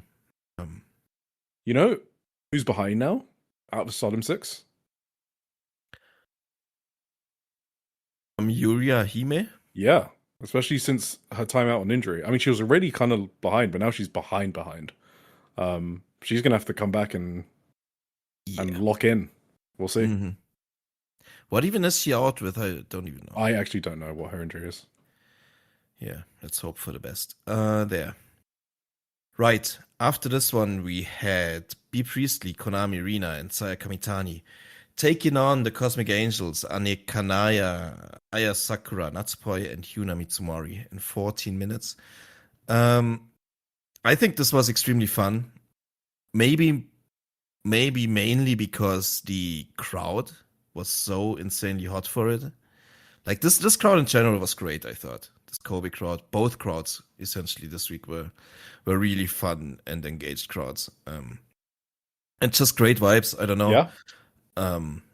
For sure. For sure. So I don't know why I said that. I'm sorry. I'm really excited about this match. Sorry. Yeah. Saya, I have a theory about this match, right? Uh-huh. Saya was like the main player in this match. She was. Everyone in Cosmic Angels over. Like, you think she wants to prove something to someone? You think she wants to? I think past Eric was fucking wrong about Saya Kamitani. I think this woman knows how to fucking wrestle. This match was fucking incredible. Like, this is a match where you don't just like ignore it because it's a house show. This is a match you go back and watch if you missed it. Yeah, Saya was fucking awesome. She was. I thought she was kind of great in this match. Go on to make your point about the Cosmic Angels. I wasn't making a point about the Cosmic Angels. I just thought like, what? I didn't even know what you were saying. Well, Saya, I was wondering if this is her new gimmick now. Like, she puts in so much effort, and she seems in a good mood, and I think maybe she wants to prove something to someone in the back who may have recently returned. Maybe she wants to to a Tommy flaunt her skills or whatever. Yeah, I mean, I'm just so happy Cosmic Angels and Hate are like doing these multi-person tags. It's just, oh my god. Sorry, you got more to say. I've got a lot to say. I don't really have that much to say. I mean, my main point was about Saya Kamitani in this match, but there was a lot going on. I think this was just one of these great Stardom party matches, and it was just great action. I'm going to disagree with you, Tim. I don't even think it was a party match. I think this was one of those classic pro wrestling heat-heavy matches. Like, this was Saya Kamitani and Anna Kanaya just having like a crazy, like, 5 to 6 minute singles match in the middle of this multi-person tag. That was fucking insane. Like, if you want a sneak peek into what it's going to look like for Anne in the future, you need to watch this match. Like, what is Anne going to look like as like a person in a title match or something like that? The heat she generated from getting beat up was fucking mental. I think that's the most over she has been in her short career so far. But there was the chants were so loud for her. Speaking of crowds being behind rookies, did you hear the fucking crowd when Rena was putting her boot on Anne? We're talking about Rena here, okay? The baby face, okay? Like, Rena was getting booed out the fucking building. That was kind of eye-opening when Anne was getting Rena booed. Because it was specifically the spot where she's about to spit at the referee, right? So that spot normally doesn't get heat because, you know, the crowd knows the spit's coming. So they kind of like quiet and then they're like, okay, the spit's coming. That's how they're trained. They booed the shit out of her before she did the spit. Like, it was so crazy. Yes, I thought this match was just like, it's a recommendation match for me, for sure. Yes. My favorite match of the 2 nights, probably I have to think about some of the Kyoto ones. But yes, great. Loved it. Yeah. Saya good, Anne good. Absolutely. I do have it in all caps here, the loud chants. Speaking of Rena, like she almost fucked up the roll call at the start of the match and made like everyone in hate corpse, which was kind of funny. Don't know if you noticed that. I didn't, but thank you. There was also someone in the crowd, I think, that maybe heckled her or something. Like at some point, Rena, it was at the start too, Rena just like whipped around and death stared someone in the crowd and then flipped them off. I don't know what happened there. That was kind of weird. But yeah, check this one out. Great little match. And Anne is over. All these rookies are over. It's crazy. I don't know what's happening, but it's great. In the main event, we had a tag match. Saya, a preview tag match, obviously, for the white and red belt matches. Weiß belt. Weiß und rot. Gürtel. Saya Ida and Suzuki teaming against Hana and Sayaka Kurara. I think Saya Ida and Suzuki make an awesome team. Like, did they team before? It felt like they had like history with each other. I don't know, but they were on the same fucking wavelength here. Oh yeah, absolutely. Like they were fucking walloping Hanan and Sayaka. It was awesome. Do you want to go over this? No, I don't actually have much notes on this. I thought this was a great match. Obviously, I just have to keep pointing it out every single week. I'm going to do it. Sayaka's dropkick is fucking incredible. Yes. It is amazing. Like, the other people I think have amazing drop kicks in the world. Obviously, Okada is the well-known one. Yuki Ueno in DDT has an amazing drop kick. There are a few people that have insane drop kicks. Sayaka is like almost... She's obviously below the, Okada tier, but she's not far off. That shit's insane. She's like sprinting full speed and still hits the head of the opponent. Like, I don't know. I love that shit. Crazy. I do have to call out on this note, I forgot in the last match, Saya Kamitani at one point did a drop kick to Anne. Yeah. No, she had one of the most beautiful drop kicks I've ever seen, I think. Oh, drop kick. Okay. The spin kick was awesome as well. Like, she decapitated Anne with the spin kick, but she did a drop kick at one point that was so beautiful. Yeah. I don't know. But Anne's selling for that was also awesome. That made a lot of it, probably. Anyway, on. Yes, I think Conversion's going to be a pretty good show. Hot take. Yes. Red and white belts are awesome matches. I think Sayaka and Suzu, they can have a low-level match of the contender match. Like, they have potential for that. I think like, so. They have really, really great chemistry. So these preview tags have really hyped me up, and there's still one more on the next show, right? So I was also wondering if we were too rough on Suzu's promo last week. I was wondering if in a roundabout... I think I was thinking on this show if in a roundabout way it was kind of working. Because on this show, it really felt like the crowd was trying to prove that they are behind Sayaka Kurara in a way. Like, they were big time behind Kurara in this match, I thought. Like, I thought it was like 70-30 for Kurara. Something like that.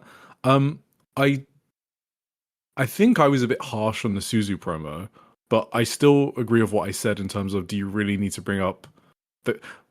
I think that when you bring up crowd alignment, it doesn't always go the way you think. But maybe it worked. But I don't know if that's like risky, yes, I don't know if it's like results-based analysis to say it was fine she did that, I guess. I don't know true. Yet. That's my but bad. I do think it was less of a big deal than I made it out to be, if that makes sense. So I didn't need to talk about it as much as I did. Yeah, exactly. Yeah. All right.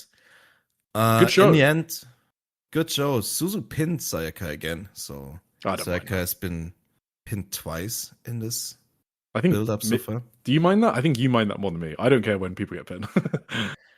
I turn around on it on this one. I mean, I didn't really have anything against it last week either, to be fair. Yeah. I think it's kind of a cool build to like, especially like with what happened after the Kyoto show, you know? Yeah. Which we're gonna get to later. But like Sayaka, like Suzu being like this insurmountable mountain for Sayaka is a cool story to tell, I think. Yeah, that is a story they're telling. Yeah. That Suzu's a big wall. It's a different story to what they're telling with Maki. Yeah. Yeah, and sure. Just that Suzu has a number in general, I guess. Is what they're telling here. Yes. Kyoto. Next day. Yeah. I do want to say the Kobe show was like one of my favorite house shows this year. Okay. Yeah. Why, is that a hot take? I don't know. It was a really fucking good show. No, it was a really fucking good show. I kind of liked the Kyoto. Wait, did you say Kyoto or Kobe? I said Kobe, but you didn't let me talk about Kyoto yet. Kyoto, I loved even more. Okay, then but these two, these two were two of my favorite house shows of the year. Yeah, that's fair to say. But this Kyoto one was a fucking banger. Yes, my take was just gonna be Kyoto was even better. Yes, it wasn't the beautiful KBS hall, of course, in front of 742. Was that good? Oh yeah, I mean, they sold out seating, and they also sold extra standing room. That's really rare for this venue. It shocked me when I saw it. The number is fucking monstrous for not being a 5-star Grand Prix or any title matches. They did 746 for the 5-star in 2025. That number was insane. That was also a seat sellout, and that was like 150 more than the next record. So the fact that they equaled that show without having any gimmicks, just a fucking normal house show with preview tags, must be one of the craziest house show numbers this year. I think this is like the craziest one. That's awesome. Just for comparison, the Goddess Tag League number in November was 518, and this one was 742. Oh, wow. So people wanted to see the show, and I don't even know what you can point to on this show that people really wanted to see. It feels like it's just the Stardom product. And yes, as a result, the show was fucking crazy with heat. Great matches, literally the whole show. Every single match is at least good, and might be the best house show in I don't know, a year, whatever. I don't even know the last house show that was as good as this. Like, any Stardom fan should just like put this show on and enjoy themselves. If you watch Stardom, it's impossible not to like pretty much every single match on this show. And last point I'll make, when I saw this show, I understood, and I made this point in Omakase, sorry if you heard it, but I understood why people think Stardom fans are insufferable. because it sounds too good to be true that a house show can be this good. But it genuinely was. And I watch a lot of stuff, you watch a lot of stuff, and the point I made was, I'm not particularly biased towards Stardom. As soon as Stardom has like a bad product, I will say it's bad and I'll move on to something else, because I know that there's other good stuff out there. I will never be one that's going to be like ride or die Stardom. I'm just not interested in doing that. I'm not really like a team guy. I like watching good products. For example, Marigold. Do you remember I was like praising the fuck out of it in like October last year around Grand Destiny and, you know, leading up to that? I was like, this promotion's fucking great. Now I'm criticizing it. Like, I have no brand loyalty, I guess. Stardom just rules. That's why I keep saying it rules. It just does. Just good. It I mean, is you've just said good. a lot of times that like other promotions are your favorite promotions, not Stardom. Yes, exactly. Yeah, I can't shut up about how good this fucking house show was in Kyoto. Yeah. Yes, absolutely. Um, right. Getting into it, we opened up with a 10-man tag match. It was once again Hate going up against Cosmic Angels. This time, Cosmic Angels got Shuri and Tomoka Inaba to help out against, I guess, against the 5-man team of Be Priestley, Konami, Natsuko Tora, Rina, and Saya Kamitani. And this was awesome. Aya Sakura and Saya Kamitani in that together. So good. Banger. Banger. Yeah, I mean, this was a fucking great opener. Oh, yeah, absolutely. Aya does this hook kick. She times it so well. Like, she's so good with these kicks now. I feel like that was supposed to be a gimmick from the start, right? These that she's like the kick girl. She has these really crazy high kicks, like she does in her introduction and stuff. And she was never really that comfortable with the kicks, ironically enough, in her early career. But she's really finding that timing now, and like she's making it work. And these kicks are landing, and it's great. Doesn't mean Saya has bad kicks though. She kicked Aya in the face at one point. It was kind of criminal, almost. Yeah, but in the end, Hate took back over. Natsuko squished 3 Kozen members at once, and Saya Star Crushed Aya Sakura for the win. Fun match, really fun match. Yeah, very proud of Rina for getting heat on her. Yes. that's Barb good. was awesome. Did you see Barb? Yes. Okay, you tell it. No, you tell it. You pointed it out. You tell it. Okay. Rina did her gum spit spot, right? And Barb dodged it. You know? He did indeed. And Rina like couldn't believe it. The crowd started chanting for Barb. It was so funny. And then Rina she was just sold like, it perfectly, whatever. though. Yeah. She corpsed a bit, but it was a really fun moment in the match. Yeah. Shuri and Tomoka are also awesome as well. So. Poi looked fucking. She was very popular here. Like, I think this is more popular than she's been in ages. Oh yeah, I was wondering. I was actually looking up if Kyoto was her hometown. Yeah, I mean, wait, where is her hometown? I actually don't know. Is it even released? It's Yokohama. Yokohama. Okay, fine. That's probably why you don't know. I don't know why, but people from Yokohama just. Why do they not have homecoming matches? I mean, I've literally looked it up. When was this? Like 2 days ago, and I already forgot again. So, yes. Yeah, now I'm just thinking about it. There's not a lot of Yokohama house shows because they don't run Radiant Hall. So, like, when you go to Yokohama for a Stardom show, it's normally a big show, like at the arena. Yeah. Or like Buntai in 2024. They just don't normally tour there. Interesting. Because I guess you just travel to Tokyo. Oh, guess, sorry, yeah. that just came to my head. Yeah, very good opener. Let's move on. All right, Utami is back again. She was. Wait, fuck! I got the wrong thing open now. She was teaming with Matoi Hamabe actually, against Hanan and Sayaida. The white belt match teaming up here again, and this is where like it was even like more apparent to me how happy Utami just looks. You've probably seen the gifs out there of Utami just like hugging Sayahida after the match and like that's really Ida understating swinging it. her around. Like, Can you be more? Yeah, exactly. She jumped on her, and Sayaida carried Utami around like a goddamn fucking baby. And they are so happy together. It was awesome.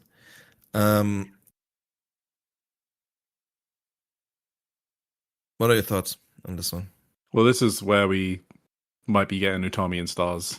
Right? They offered Utami and Matoi invites to Stars. I think I've already mentioned it before. Matoi was a Stars bound, or like I always kind of thought she was heading there. It was either that or God's Eye, but I was kind of always thinking that she would go to Stars. Yes, we've already spoken about Utami and Stars. Yeah, there were cheers for when Utami tagged in, obviously. What I find funny about Utami is it feels like a really big return, and then you remember she was just here 2 years ago. Like, it's Yeah, not that's like a true. punk level, like 11 years or whatever it was. Mm-hmm. Because so she's basically familiar with a lot of people there, like Wingori, right? She wrestled them a fucking bunch of times, like Saida, Oh yeah. Hanan. So yeah, so it's just a funny dynamic to me that Utami feels fresh, but she's wrestled these people like hundreds of times. So Mm-hmm. and she feels fresh to me, obviously, because she kind of left Stardom when I started watching. So this feels really fresh to me. So I'm loving it. I I feel just like yeah, go on. I feel like the impact this has on Stardom as a whole should not be like understated. I think this is such a huge upswing on a promotion that is already on a huge upswing, and I think this is something that's like just compounding on top of like everything else. And I think this is just like a home run for Stardom to get Utami back like this. The Honestly, good times don't roll forever. They're not being complacent. This is exactly kind of what you want to see from a hot promotion. Yeah. Like, I almost, Tarot Carter or whoever's doing the booking committee, let's just call them booking committee, they've done an insane job, right? Since, yeah, what, July 2024 or something? yes, And I think it's really hard to always rely on them being perfect. That is a really difficult bar to always meet.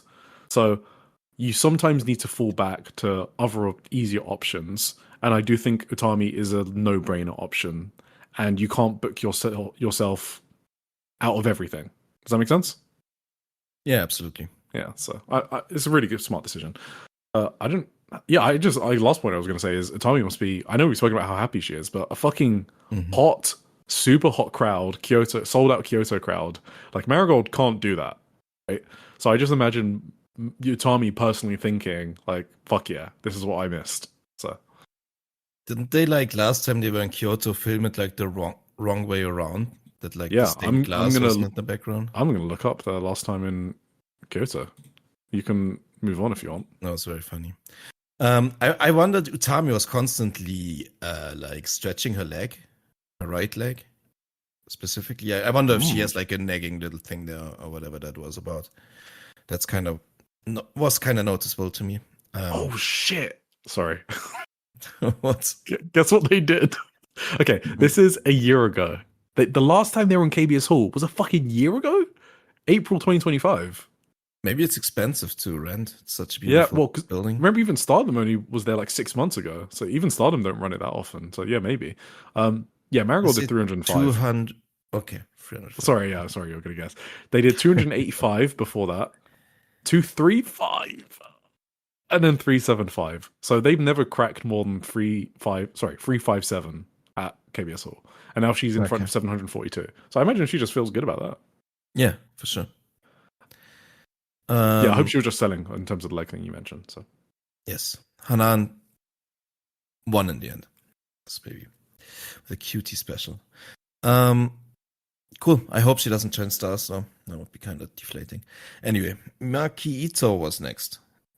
She teamed with Kikyo Furusawa, Rian, and Waka Tsukiyama against Amisore Hina, Kyoka Kotatsu, and Lady C of God's Eye. Yeah, this was where like Maki Ito was like 100% in her OC, in her Orange Cassidy gimmick, like, and she got it from Orange Cassidy too, right? That was two on the nose for me in this one. That yes, obviously. she moved exactly like Orange Cassidy. She must have watched some AW when she was like in GCW or whatever. Well, she was in AEW. Well, okay, yeah, that's true. When he was hot as well, right? Like like early AEW? Ages ago, yeah. That was during the pandemic, right? Yeah, and I think Orange was big during that time, so. Exactly. But I think she was only there for like one match, maybe. Yeah. Anyway. Yeah, this was basically, I think this was more a vehicle, this match, for like the overarching storyline of Rian joining the Maki Ito Respect Gundam, and in the process, like, we talked about it last week, Maki Ito threw away her little hairbands in the ring at Korakuen, and Rian picked them up and was wearing them ever since. And after this match, the Respect Gundam lost again, and Rian took off her hairbands and put them back on Makito, and this seemed to have cured Makito and seemed to have signaled Rian joining the faction, which was like confirmed in the backstage interview after. Much to the dismay of Waka Tsukiyama, might add, but I don't know if anyone cares about that, really. What did you think?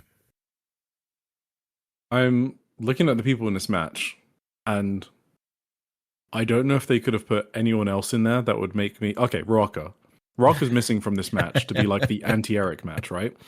Yet, I had so much fun. Yeah. So the fact that I had so much fun with a match like this, I think, I mean, people who like these people must have had even more fun. So really fucking good match once again. Kyoko was fucking smacking the shit out of Maki, like trying to smack the stupid out of her thick skull. That was fucking great. I love Ito being so fucking over because it makes for really fun interactions. Like I love when she fired up and then she tried for a swing on Lady C. That was super funny. Ryan and Hina, really good niffles towards the end. Crowd was super fucking hot. Big pop for Ryan's Fisherman. And I gotta say it again because I haven't said it in a while. Oh yeah, that Fisherman was cool actually. Do you know what move I'm going to say next of Hina's? What do you think my favorite Hina move is? Jackhammer. That's your move. The Gato clutch? I don't know. No, it's her half Nelson suplex. I don't know what the fuck it's called. Okay, but she like locks in half Nelson and maybe the wrist at the same time, and then she just does like it's almost like a half Tiger suplex. Is it half and half? I don't fucking know. Whatever it is, I love it. So that's my favorite Hina move for sure.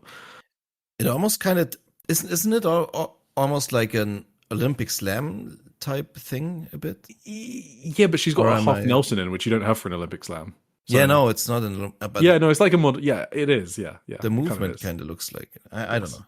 Whatever it is, it's unique and it's fucking awesome. She should just add as many unique throws as possible. Fun match. I loved Rian playing dead in the corner during the post-match promo. She did that the day before as well. I said it before in the Cinderella conference. That Rian who was like drinking and just waiting to stun her Natsupoi or whatever. Like she just had like a look at her eye that she was up to some devious shit. And she was like, I don't know. I remember her facial reactions from that conference very well. And people remember my comments if they listened back then. I love that Rian. And I feel like this planking in the corner after the match, that's the Rian that gets me. And I love watching that. So, yeah, this was a great all-round for me. I also thought very funny was when Lady C was there for like, she wanted to do the test of strength, right? Obviously, Lady C is like towering over everyone. So, so Rian and Waka did like the tower spot where like Waka went onto Rian's shoulders. But Rian was kind of scared and just walked backwards away from Lady C. She didn't want to do the test of strength.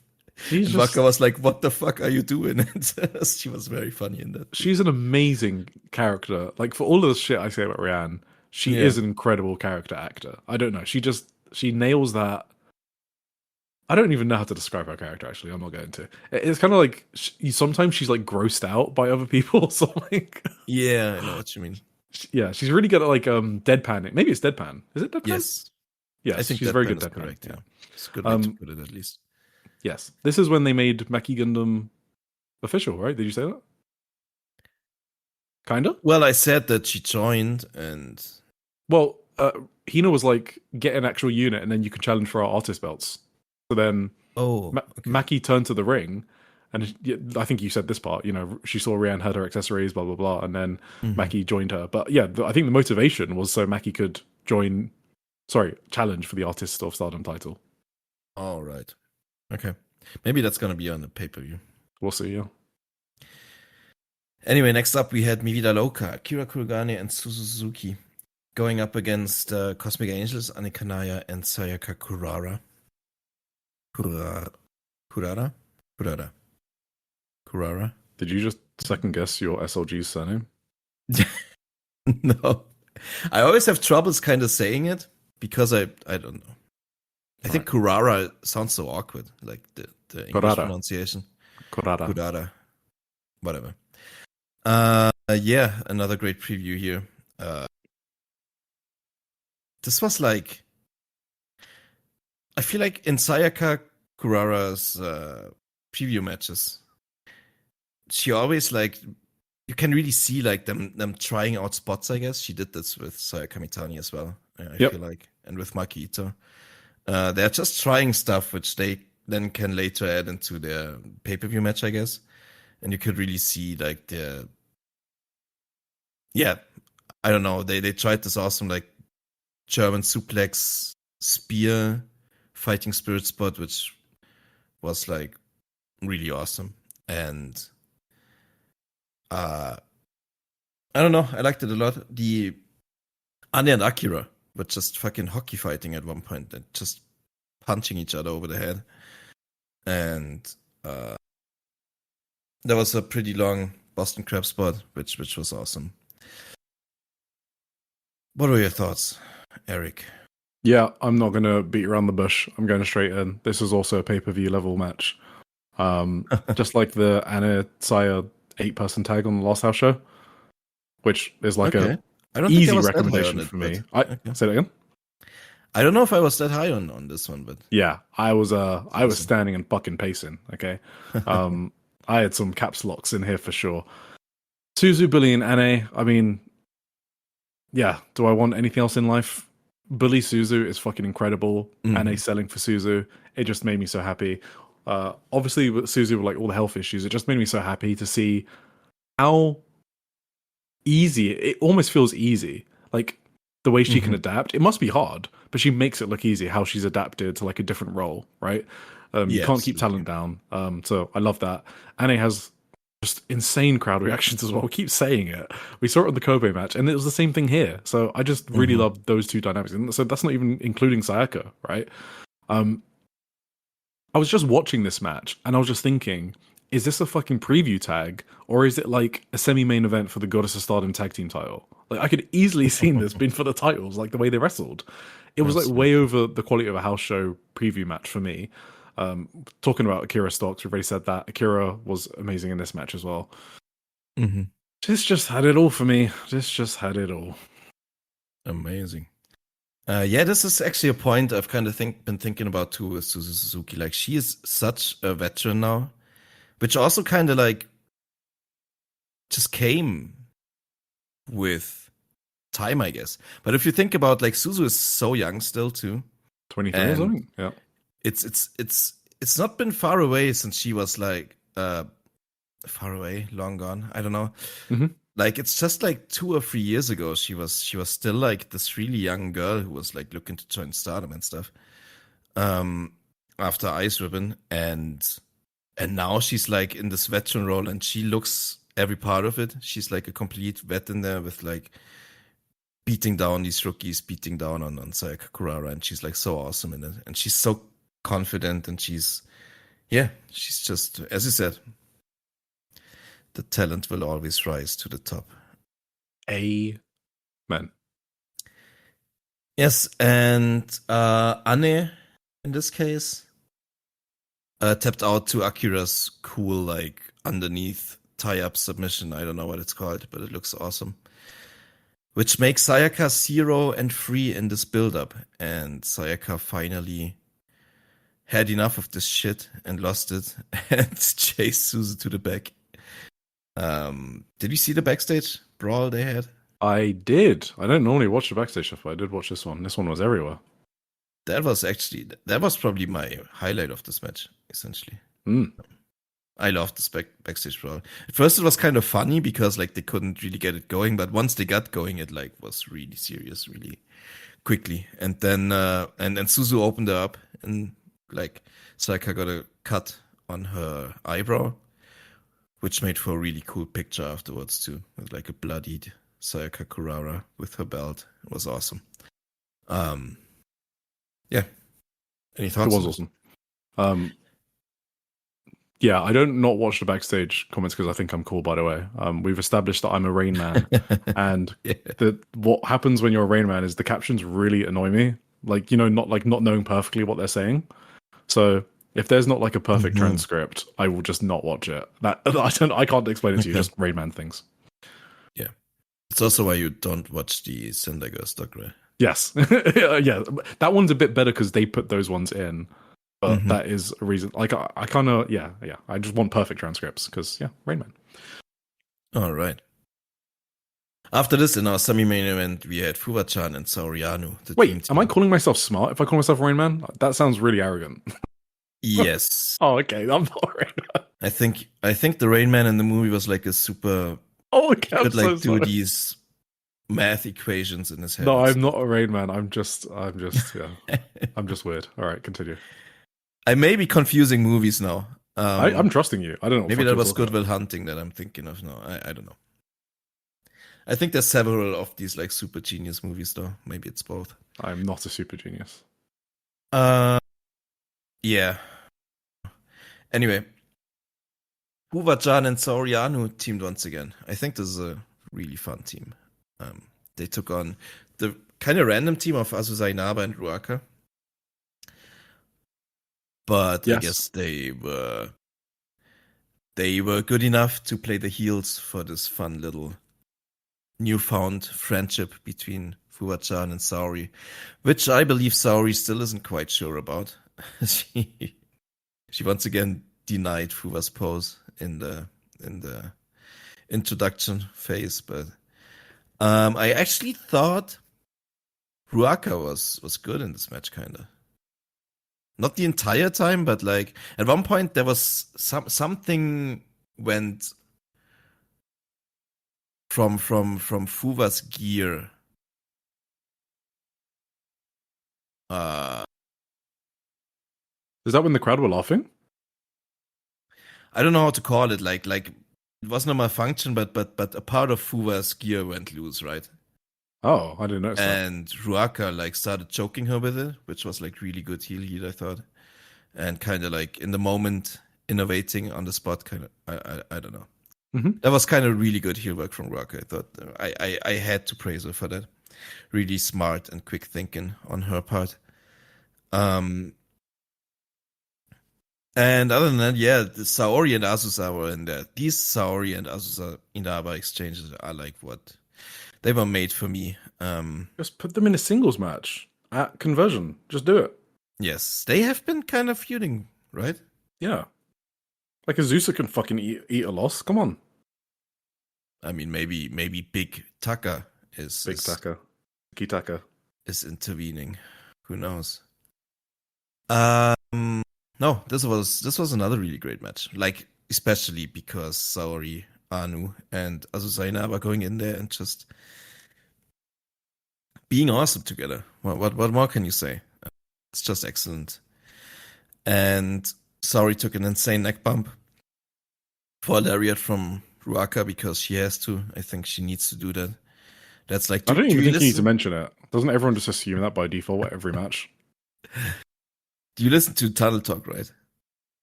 Yeah. When they talk about like Darby having to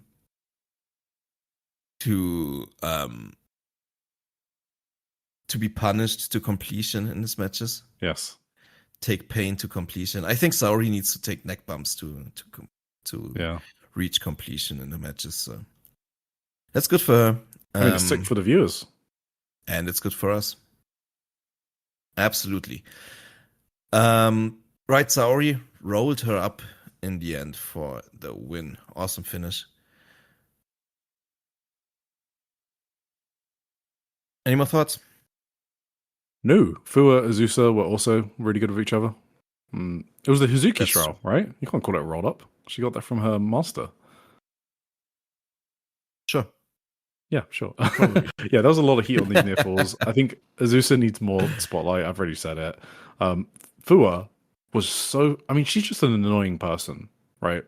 Yes. Did you see the way she was like But in a bugging? charming way, I think. Yeah, well, you would hate her, so I don't know if you want to say that. I mean, I would, but You would not want to be anywhere fucking near her. You remember after the Tokyo Dome in that Okon? Yes. How do you say it? I don't know. Okay, fine. I forgot the word. Okonomaki. Oh, God. Okonomaki. Something like that. I forgot the word as well. Yes, anyway, you would hate her. So, but it makes for good TV. It's fun. It makes I like watching her. be annoying. Anyway, we had our main event. This was probably my favorite match of the two shows because you said like in the previous show the 8-man tag was your favorite. That was This my 8-man favorite. tag was my favorite. I think I thought this was a ton of fun. It was Hanako and Maika and Koguma and Rana Yagami. They went up against Emma and Neo Genesis, which was Azumi, Miyu Masaki, and Starlight Kid.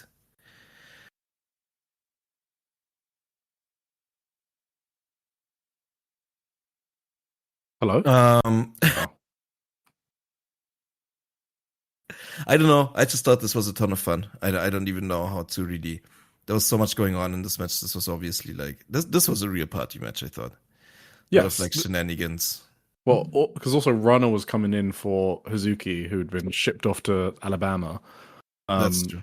And so just by pure chance, she's ending up teaming up with Koguma. So there was like a lot of bear stuff. Suri Right. at ringside being taken away by Micah. hmm That was super fun. Always loved the bear gimmick. And Suri's just fucking screaming in Micah's ear to do something about Rana. And Micah's like, relax, I'll take care of it, you know?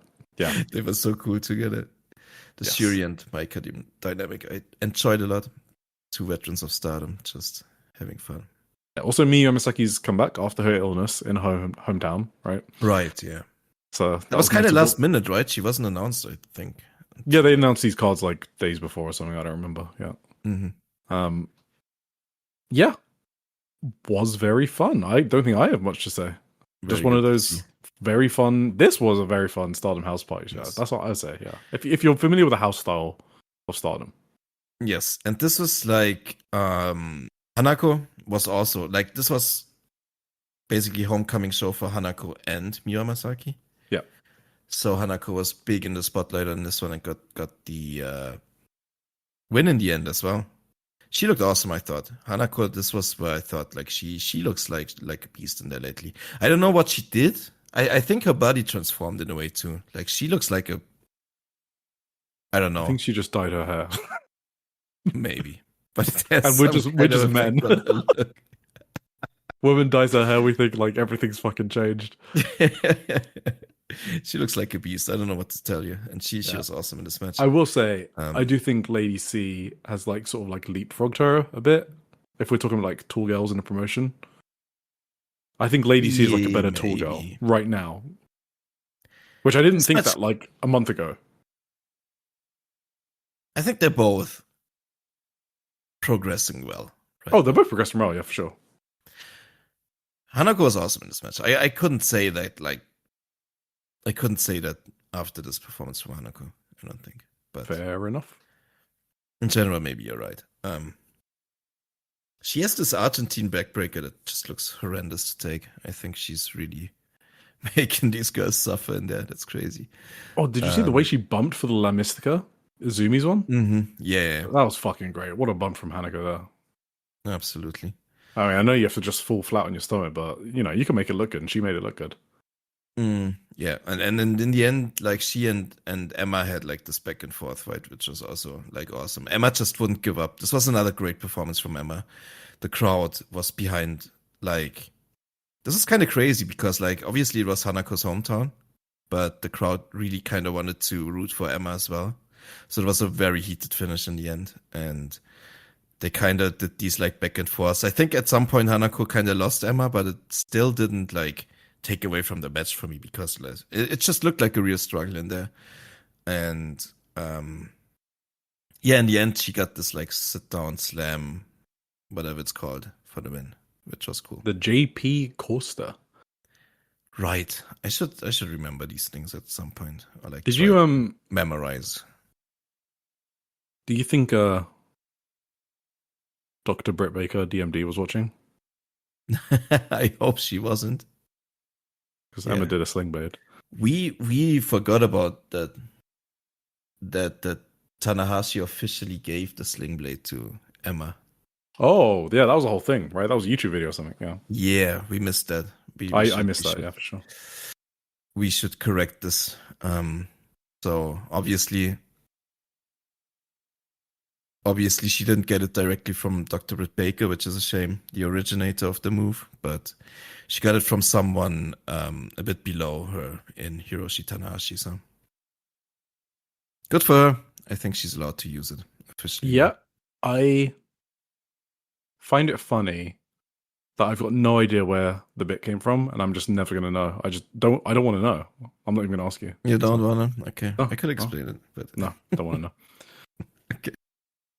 All right, that's it. That was one of the best house shows for sure this year, and I don't know how much longer before that.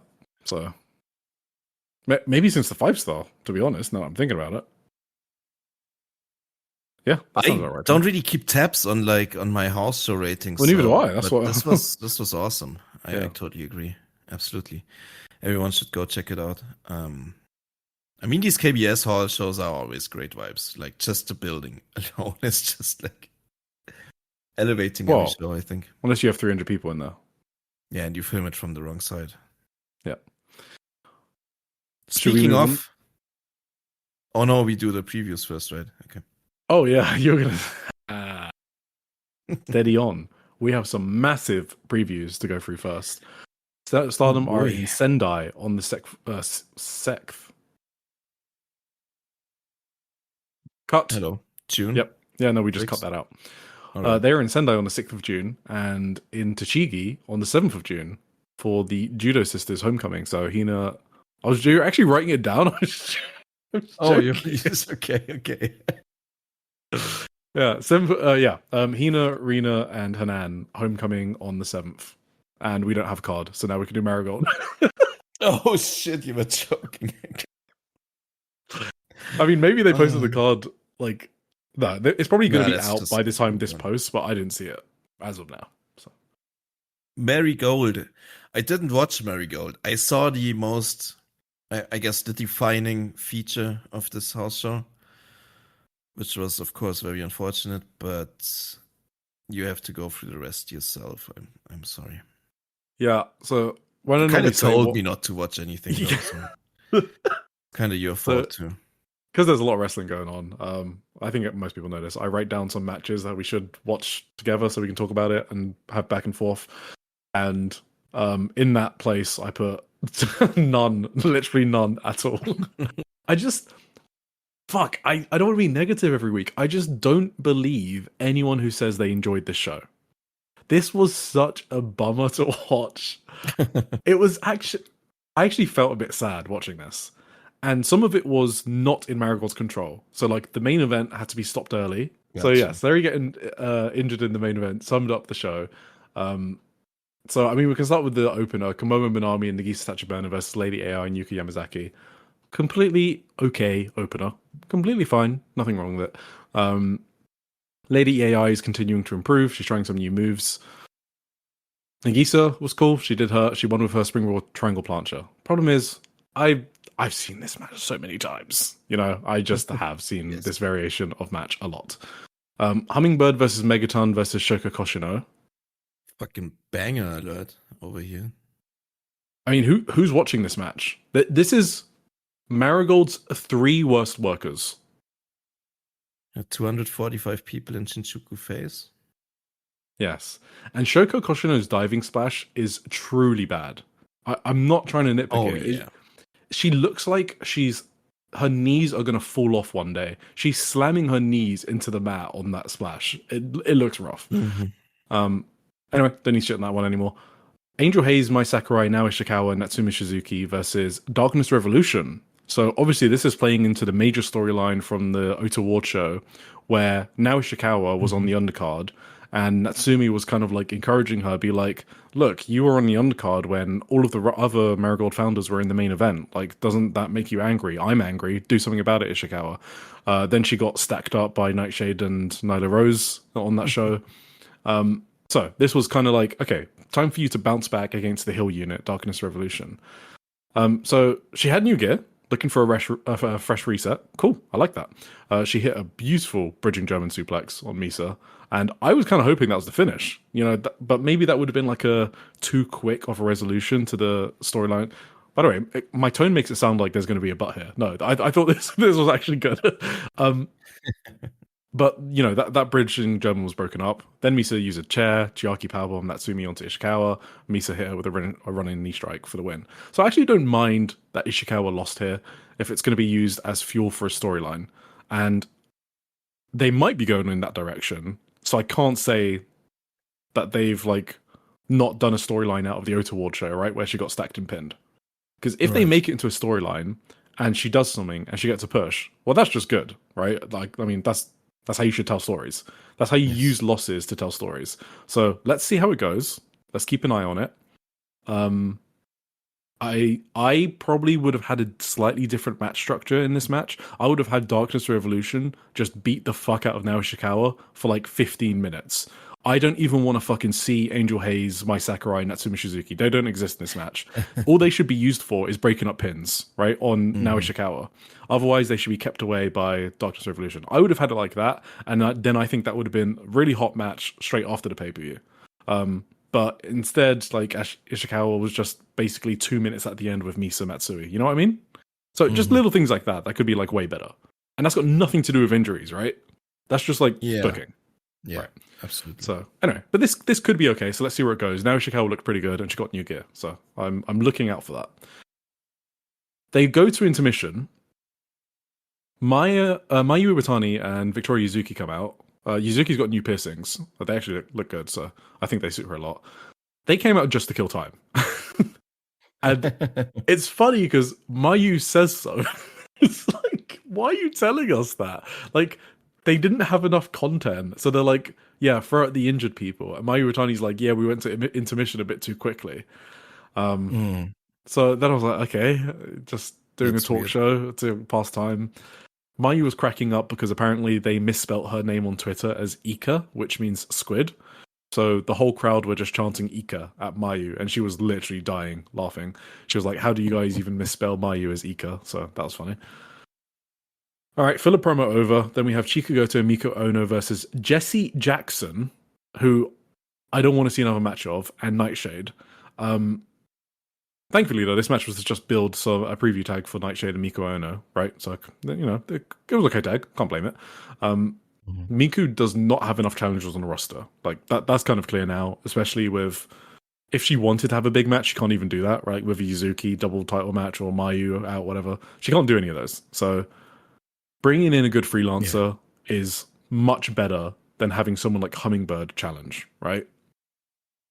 So so I don't mind that Nightshade is the next challenger. That kind of makes sense. And it will be a good match. So that's good for me. Main event. So Seri hits a double-footed dropkick and she lands awkwardly on her shoulder. This isn't even her springboard one. Literally the most basic-ass dropkick.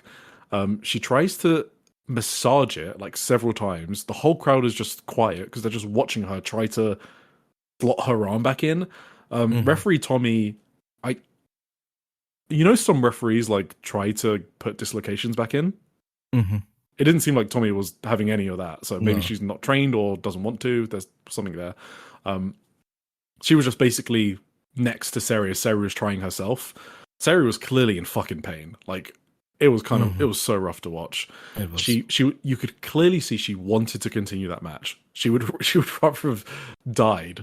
She was so determined to do that. But Tommy, giving her a chance to put it back in, she called the match.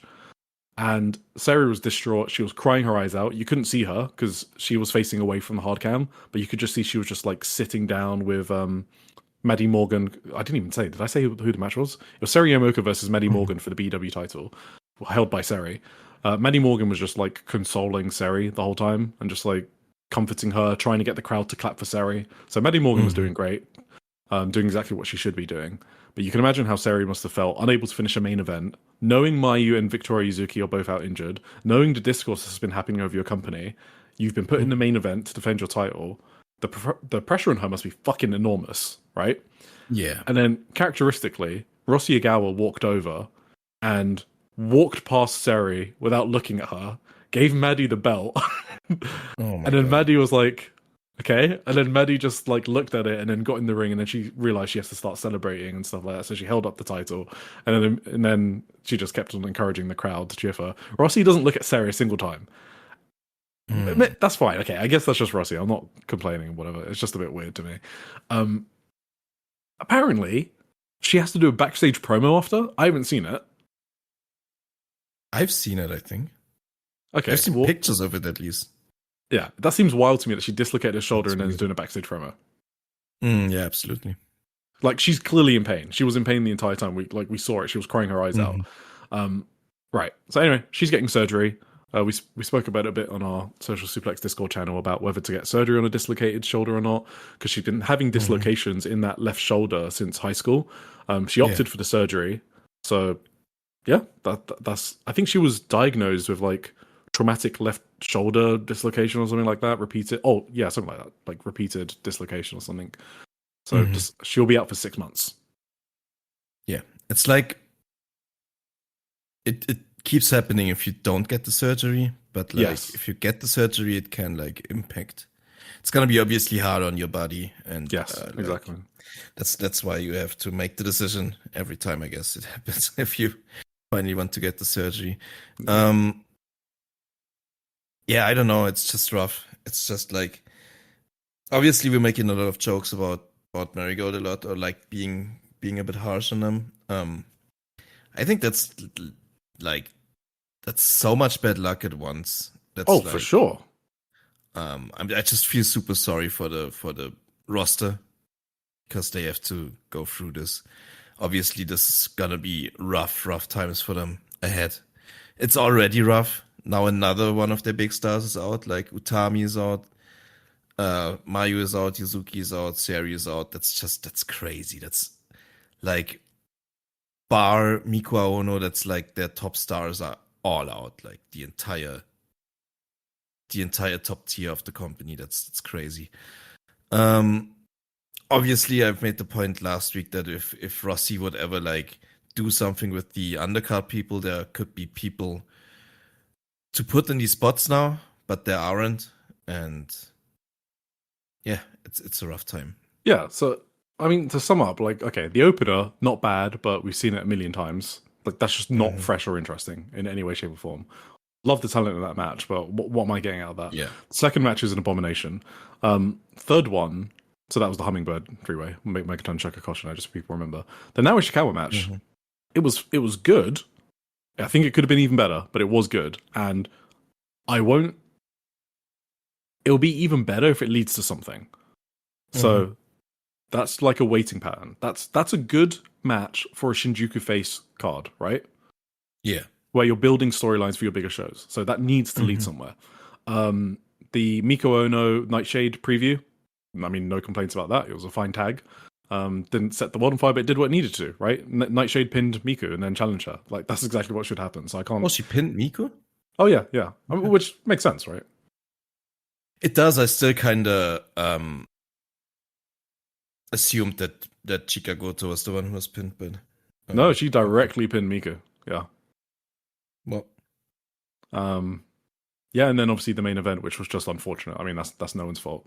So some good pieces, but it just felt like I don't know, some really sad things, I guess. It was a downer. yes, absolutely. Did you ever see the promo Mina Shirakawa cut after Saya Kamitani bashed her teeth in with the Phoenix Splash? No. Yeah, that's kind of similar situation, right? Why the fuck are you cutting a backstage promo right now? It's fucking you should be in a hospital. Look, I'm not going to blame the promotion because it could totally be Sari. Like, wrestlers are fucking crazy, right? So, I don't know who decided that, but yeah, well, I don't know what Sari said. Like Mina Shirakawa, she specifically like addressed this. She was like, yeah, I'm so passionate about this belt, I can't even bother to go to the hospital right now. I'd rather like, talk to you about the situation. And yeah, I don't know if she was like forced to do that, but she really covered it well in the promo for why she's even talking right now. Yeah. All right. Well, was that I was too one harsh of on that show? Great pro wrestling promos of our time, in my opinion. Can you link it after? Yeah, for sure. Cool. Just because of the circumstance, obviously. But yeah, it's crazy to get a promo in that condition. Yeah, was I too harsh on Marigold? Nah, I think it's just reality, Oh. We're not being like harsh on purpose. I feel bad. I told you, I feel bad for them more than I'm like angry or whatever. Yeah. Like this is just a fucking rough patch. Yeah, exactly. Well, honestly, I know this might be a hot take. I do hope they bounce back. I think the more competition, the better. But I know some people are not hoping for that for Marigold. I personally am. I like it when Marigold are good. I like watching good products. So, yeah. I just want these wrestlers to do well. Yes, That's what I'm exactly. gonna say. Yeah, exactly. I don't Because I specifically like a want lot of Rossi the Ogawa wrestlers to on do the well. Yeah. Yes. Because I like a lot of them. Yes, A I like lot. the wrestlers. 2 house shows coming up. Hodogaya Public Hall. Anything interesting? Chi-Chi is on the next 2 shows. So Chi-Chi against Cool. Nagisa Tachibana singles match on the 6th of June. I don't quite know when that is on Wrestle Universe off the top of my head. And then on the 9th of June, they're back at Shinjuku Face again, which is very quick turnaround normally for Shinjuku Face. Anything here? Chi-Chi versus Yuki Yamazaki. Sounds awesome. Jesse Jackson's back. Another Nightshade Miku preview. Chika Goto and Kuki Amore, so Twin Tower versus Mai Sakurai and Natsumi Shizuki in the main event. Sure. Might be good. Let's see. Cool. I already spoke about the TJPW Korakuen Hall, right? Do I need to do a preview? I think we kind of did last week. I think I mean, we talked about how we don't really like all the programs, except for the tag match, which is yeah, I think we spoke about it. So should we just move on straight to the indies? Just let's get into the indie zone. The indie. The indie. The indie. The indie zone. Indie zone. Let's go. There is a 5th dimension beyond that which is known to Tim. It is a dimension as vast as space and as timeless as Tony Storm. It is the middle ground between light and shadow, between science and whatever AJ Styles believes in. And it lies behind the pit of man's fears and the summit of Eric's knowledge. This is the dimension of imagination. It is an area we call the Indie Zone. Okay, so fucking hell, Sendai Girls had 2 shows. And spoiler for previews, they have another 3 shows next week. They yes. Sendai Girls I saw those. They are already in the cage match thing and stuff. Yeah, because 2 of them have already happened, and 1 is live. So 3 basically fall into the period of our coverage.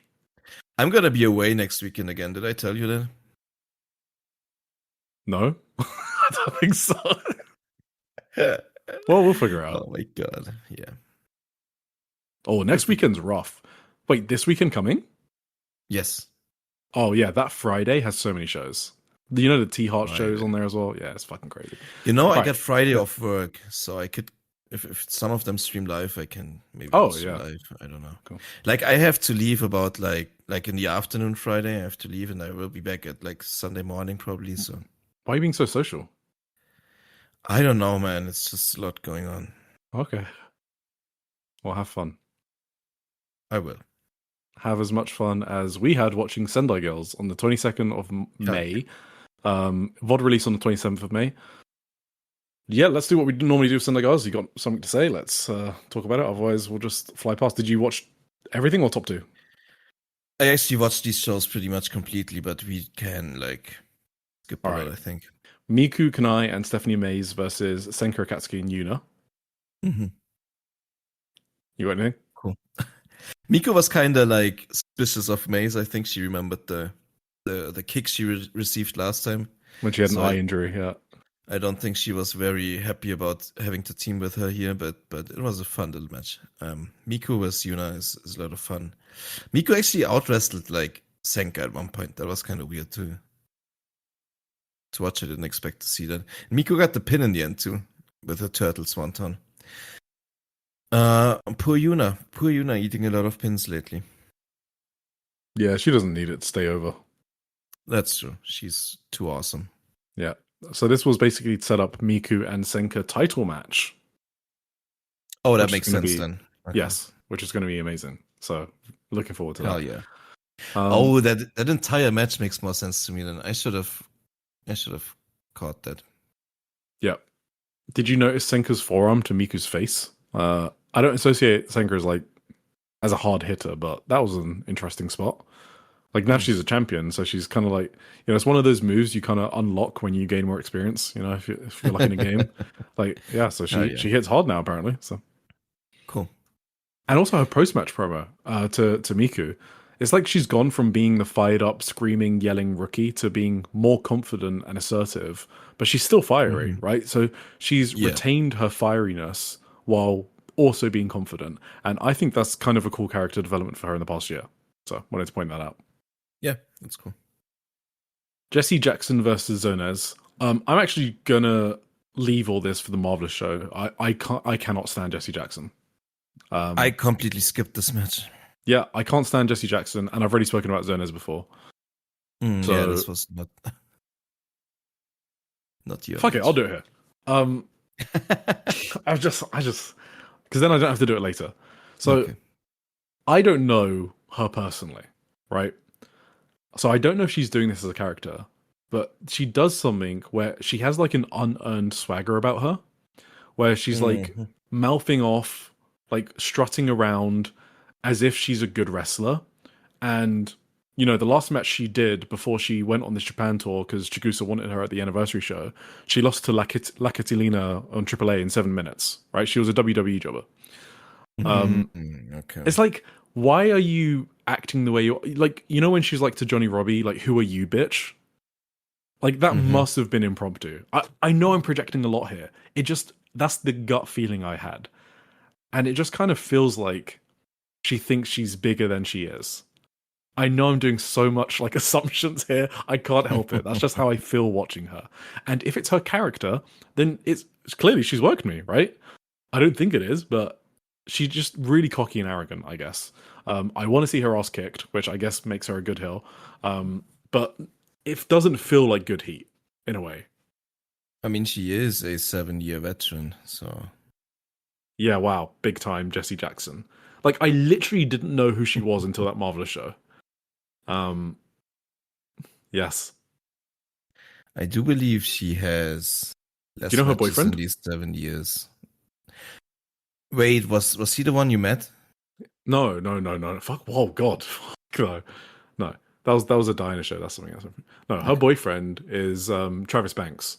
So if you haven't heard of him, then Google speaking out Travis Banks, UK scene. She's dead. So Travis Banks, I remember now. Yeah. So he was accused of he was a trainer at Fight Club Pro, and he was accused of having an inappropriate sexual relationship with Millie McKenzie, who was 17 during that time. Yeah. So anyway.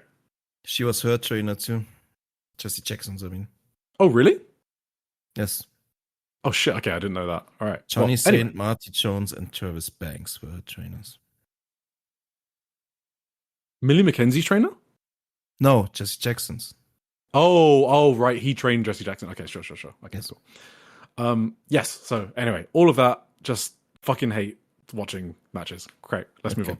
Mika Wata and Miyuki Takase, Red Energy versus Spike Nishimura and Yura Suzuki. I thought this match was great. I want to give a big shout out to Yura Suzuki once again, who is a rough diamond that Sendai girls have access to because she's not contracted to Sendai girls, but they should keep nurturing her. I don't know what type of Shindy Alma Libre is where she's contracted, but Yura should fucking sign with Sendai girls and secure her future a bit more because she's really good. Yes. So, and she deserves like a bigger JoJo, in my opinion. So, was it this show where she had the new gear too? So she fucking keeps switching. She keeps switching, right? Yeah, she keeps switching between the half red coat and the blue jacket. Yeah, but I think on the next show she had an entirely new gear, right? Yeah, I think this one she had normal gear. Okay, yeah. Next show she had. Anyway, yeah, this was really cool. Spike's lariats are awesome.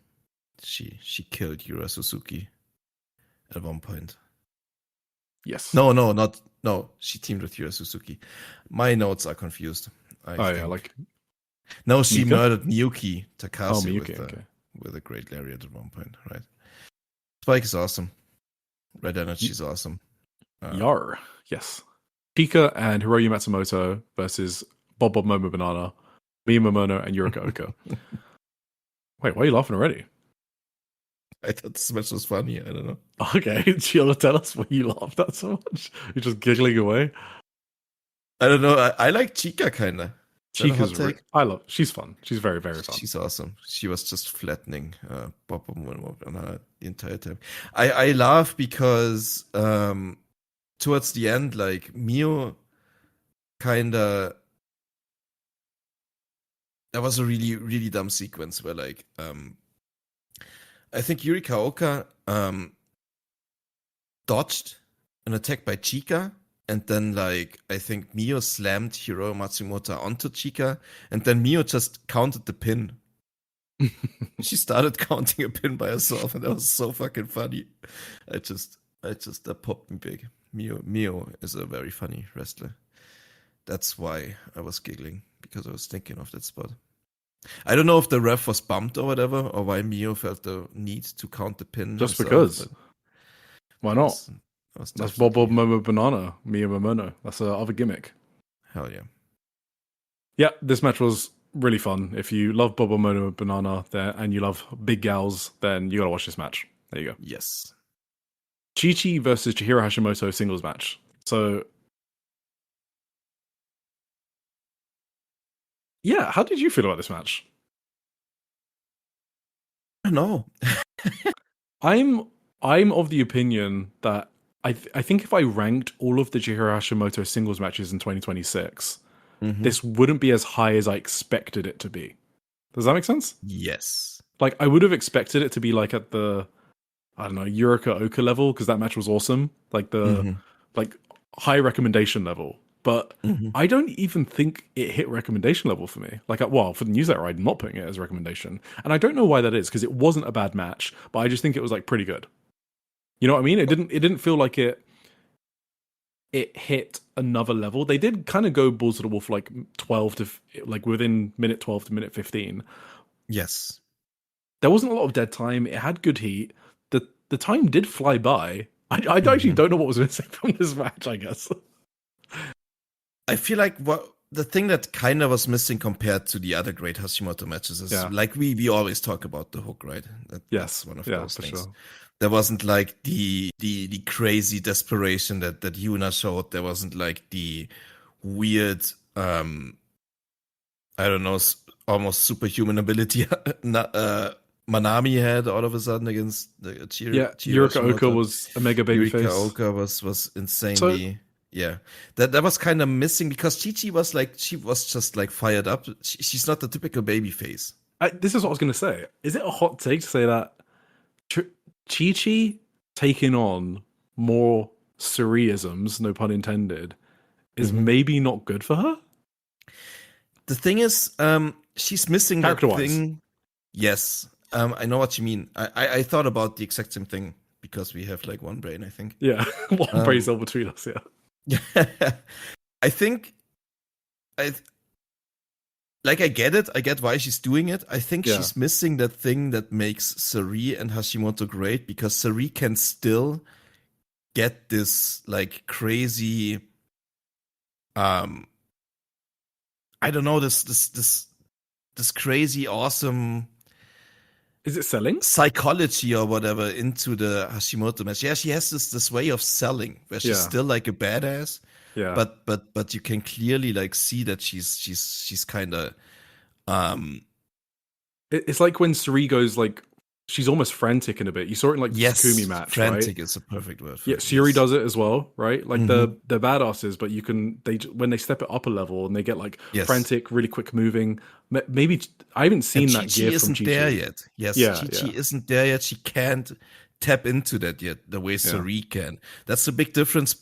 Why it works with Sari and Chihiro Hashimoto, and I won't say it didn't work here. Like I'm not as low on it as you are. I would have it as recommendation though. Like I did think they got there in the end, like to a good match or very good match, like a 4 flat or whatever. If you want to put a star rating on it, I did think it barely got there for me, but I totally agree with you that it's hard to rank it against the other great Hashimoto matches from this year, because it was kind of different. It felt different, and it was an excellently worked match, but like this next level of like Hashimoto excellence that was in these other matches where there was like this palpable energy to it that just kind of really roped me into it.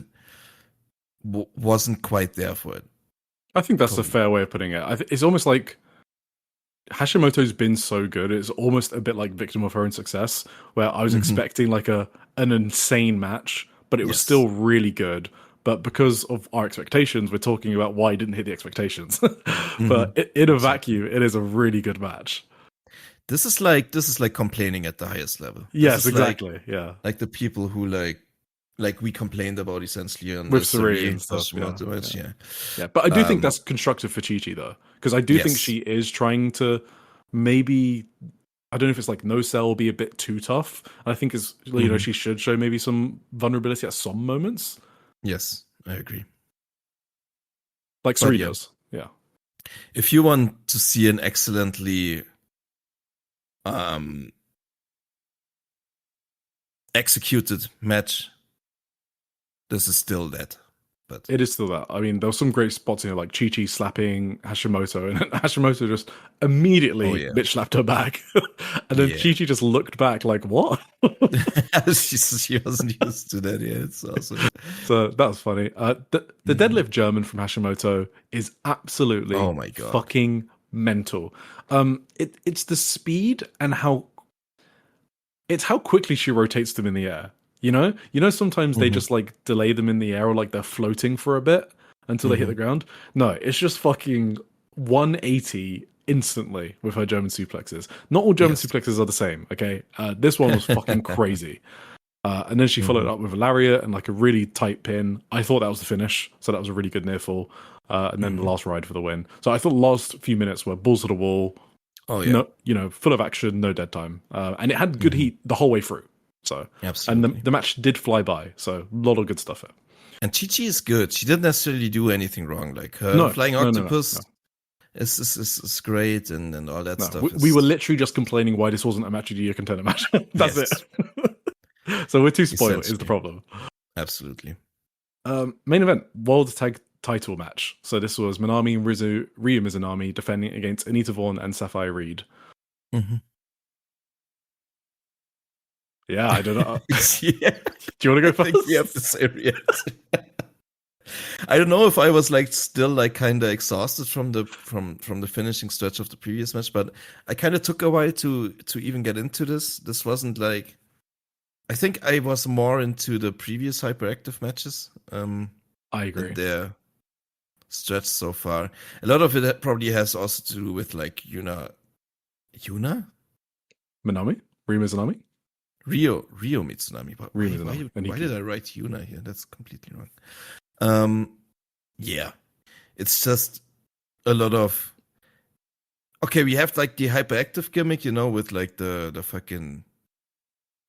whatever they are doing. Then you have like Ryo Mitsunami gimmick. Then you have Manami's fucking Wu gimmick. There's just a lot of gimmicks going on. It was a lot, yeah. It is a lot. Maybe you need like a straight man for one of these teams to really work. And normally that's Anita, but she's total babyface. Yeah, exactly. So they didn't really have anything to play off with. It was just like 4 insane people in there. I do want to say stuff. So that I've been praising Anita a lot on this tour. Like, I think she's been fitting a lot. Like, we kind of all knew that Sapphire was good. But Sapphire didn't stand out to me this tour. Like, she was really good, but she didn't, like, stand out like, oh, she's having an insane tour. This match, I thought it was, like, the opposite. Like, Anita was sort of catching my eye wrestling a style that was a bit too close to what I'm not into. As in, like, very deliberate, over-exaggerated movements. I don't know if you noticed that. I don't want to say WWE style, but she didn't really like knuckle down and provide that Japanese main event style. That's what I'm looking for in the Sendai Girls main event. You know what I mean? She was still wrestling it as if it was the undercard. Just in a bit different way. So she veered too much into that territory. But Sapphire, I thought she like leveled up in this match compared to our other matches. I thought she was on fire here, to be honest. Like, she was on point with all of her strikes. I thought she wrestled. She combined really well with Minami. That's what I have as well as like my one big positive was her and Manami was great. Exactly. So this match kind of convinced me what I already knew. Like Sapphire is the real deal. She can wrestle at that level if she wants to. So that's the positive I'll take away from this. But yes, so Minami and Ryu Mizunami defended their title, and Red Energy are the next challengers on the 13th of June. Here we go again. Well, it's always a combination of like 3 teams, right? That's just okay. feuding in perpetuity. Like, you know, there's been this discussion about Sendai Girls booking. I mean, there always is, right? Like, does Sendai Girls have good shows, but their booking is like, I mean, they just don't have many wrestlers. They just have to do the same things. They have to like a lot of matchups you're gonna see a lot of times. I guess. But what do they do here? Like, does Red Energy lose again? I mean, that would be fucking insane. Why? It's like a drop in the ocean, no? Yeah, why does it matter? Yeah, exactly. You're right. It doesn't fucking matter. It doesn't matter. All right, 24th of May, Sendai Girls from Kobe. There are a lot of people here. I wouldn't be surprised if they beat Stardom's number. That sounds crazy to if you didn't see this. There were like no, rows I know and rows. The same thing. That was a very busy show, very good crowd. Yeah. Yes, and they never released numbers, so we don't know for sure. This was a fun card. It was hot too. Yeah, hot crowd. Yeah. The opener: Hiroyu Matsumoto and Inagi Sayaka versus Ryu Mizunami and Spike Nishimura. Fun short match. Oh, I think I skipped this. Whoops. Okay, Anita Vaughn and Sapphire Reed versus wow, this is the first one I took notes for.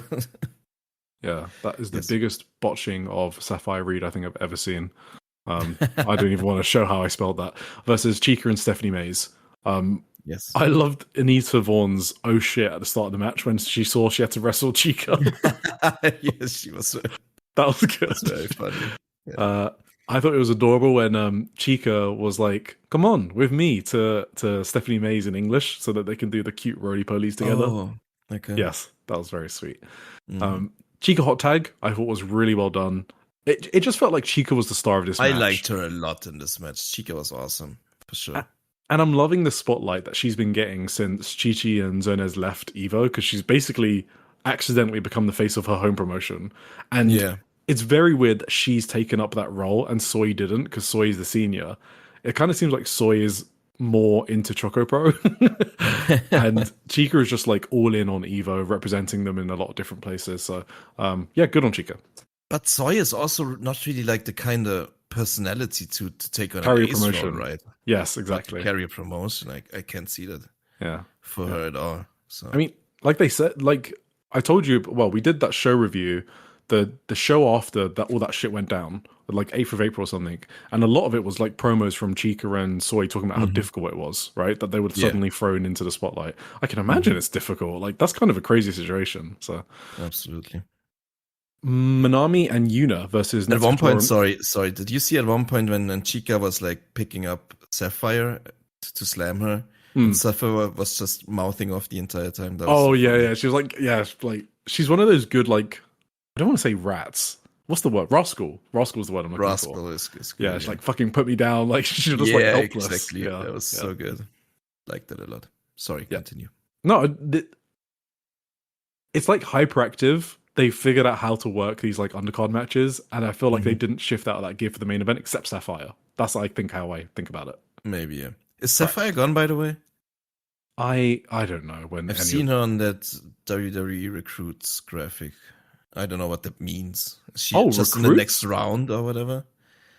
I feel like we would know because Peter Edge would be talking about it nonstop. I mean, yeah, that WWE released like their next whatever 20 development. When did that happen? Like 2 weeks ago or something. Apparently she flew from Japan to. Oh, that was for a tryout though, no? Yeah, but it looked like those were like the people they. No, I think those were just people in the tryout. Maybe it was just people in the tryout. Yeah, we would know. Trust me. Yeah, probably. Yeah. Yeah, Minami and Yuna versus Natsukatora and Raka. What were they doing here? I thought this match was rough, except Natsukatora and Yuna. Yes. Raka was kind of... But when I get annoyed at Raka now, I do just remember that Itsuki really likes her, so I calm down. So maybe she's really nice backstage. But yeah, this was rough. But Natsuko Tora and Yuna were fucking great. So we are Natsuko enjoyers here, and I thought she worked great with Yuna in getting the crowd completely behind Yuna, getting them hot. She was such a good bully in this match. Yes. Great. Really surprised Yuna kicked it out of the Death Valley Bomb, to be honest. I thought that was a finish. So True. good stuff from Natsuko and Yuna. Yuna looked so disheveled at one point just from all the bullying. She was done after this match, I think. Yeah. But it worked. It worked on me at least. Either she's like a really good actress in that way, but she looked like, I don't know. Yeah. No, I know what you mean. Right, then we had Chi-Chi Miko Ota and Miyuki Takase versus Miku Kanai, Yumiko Hotta, and Yura Suzuki. So Yura Suzuki did have the different gear here. Chi-Chi was trying to cave a hole in Yumiko Hotta's chest. Probably wanted to do that for a while. Built up anger. And the funniest part about it is Yumiko Hotta was trying to be tough, but you know that shit hurt. I got heated at this match. I got legit angry watching this. Like, okay, you can. I know why. You can no-sell Chi-Chi, okay? Chi-Chi's elbows, they do a big thud. And I don't think you should no-sell that. But when she no-sells Iwata's kicks, that's like fucking, I skipped to the end after that. Like, I had no interest in watching another second of Yumiko Hotta in there. So. If you guys want to see Mika Iwata roleplay a rookie, then watch this match, because she just reverted back to the first year of her career against Yumiko Hotta. You said it yourself, right? Iwata are the hardest kicks you've ever seen live, you said, I think. Oh, easily. Words. Yeah, easily, yeah. Like, just get the fuck out of here, Hotta. What the fuck? It's so unnecessary. Agreed. Yura was great again. Like, her and Miko Iwata, fucking clean. So good. Those are some kicks. Yura Suzuki's got some fiery kicks on her. Yeah, good stuff. At least Iwata won in the end, so yeah. Shima, Shima, I think. Shima and Koji Kanemoto versus Kyoshio Tokyo Japan and Saigo Tachibana. Yeah, we don't talk about men on this pod ever. But when Shima rubbed a towel on his dick and gave it to a fan, did you see that? Did you skip? I don't know if I saw that specific spot, but I did watch this match kind of. He grabbed a fan's towel. That's crazy. He rubbed it on his dick and he was like laughing and then threw it back at her. And you could hear the fan. She was obviously screeching because, I don't know, maybe whatever. But anyway, that's the only spot. I did notice during this match, or let's say during Ikemen's entrance, there was like a big contingent of like very attractive women in this crowd. I don't know what was going on there. That was kind of unusual, I thought. Did you notice that? No, but I'm thinking about it because I don't think Sendai Girls typically has. Yeah, exactly. That's a women crowd. Or majority women crowd. Yeah, I don't know why. They probably were there for Shima specifically. But that was kind of noticeable for me that there were a lot of young, attractive women in this crowd. Yeah, fair enough. Main event. Oh my god. I do want to say, for some reason, now when Ikemen shows up, I really, I get a smile on my face. I used to grab for my remote to skip the match, but now I kind of just let it play out. Yeah, Ikemen, one brain cell. I turned on Ikemen in a positive way. Yeah, he turned us on in a positive way. Absolutely. Adja Kong and Vanny versus Chihiro Hashimoto and Yurika Oka. Did you know this Vanny person? She's not bad. She's a pretty good wrestler, I think. Did you know she's my favorite wrestler ever? I can't fault you for that at all. I mean, she was so awesome. I just fucking I was dying here. I was screaming at my screen that I just want Vanny and Hashimoto to wrestle like an unlimited time limit match with no pins, like forever. Yes, this Vanny Hashimoto sequence was so sick. How often do they wrestle each other? I actually don't know the answer to that, but it felt fresh. I'm looking Yeah, it but up it also right now. felt like they are like made for each other. Yes, and I don't know why it doesn't happen more often. I guess is why I'm looking it up. Yeah, they don't wrestle each other that often at all. This I is guess only it's probably hard to book a finish for them. yeah. That's probably why. Yeah, we know Venny doesn't take pins. We love a lot of things about her, but she's not someone that takes pins. 3 times in 2026, 4 times in 2025, 4 times in 2024. Like they don't meet each other very Wait, often. 3 times already this year? Yeah, and all in the last month. So Mm, 26th of okay. April. So maybe something's building there. Who knows? Brewing. Maybe. Oh yeah, they face each other again on the show that comes out next week.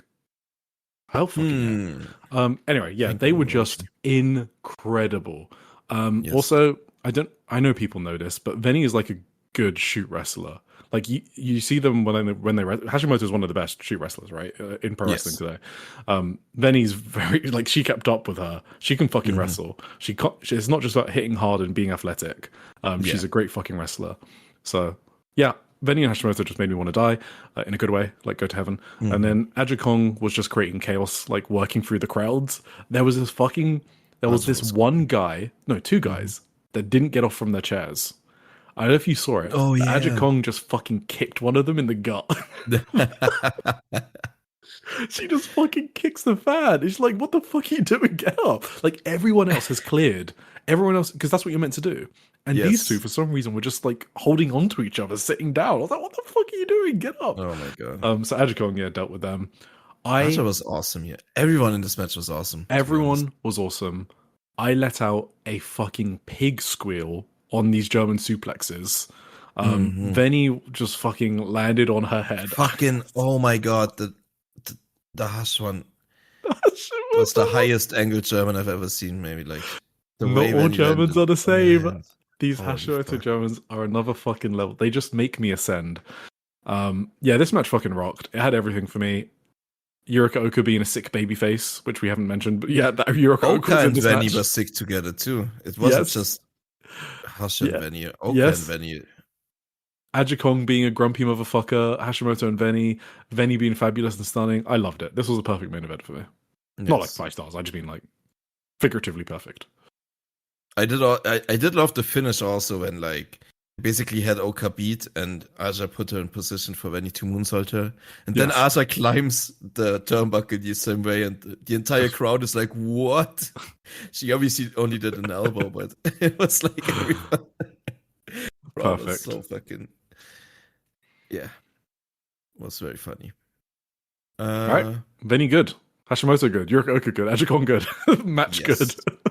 Really good main event here. All right, let's move on Really to. cool show. This was a fun little Oh, show here. yes. No, I like the show. Yes. Marvelous. 31st of May. So, Hobie. Chikayo Nagashima versus Ruka Amahane. So that's the 13-year-old rookie.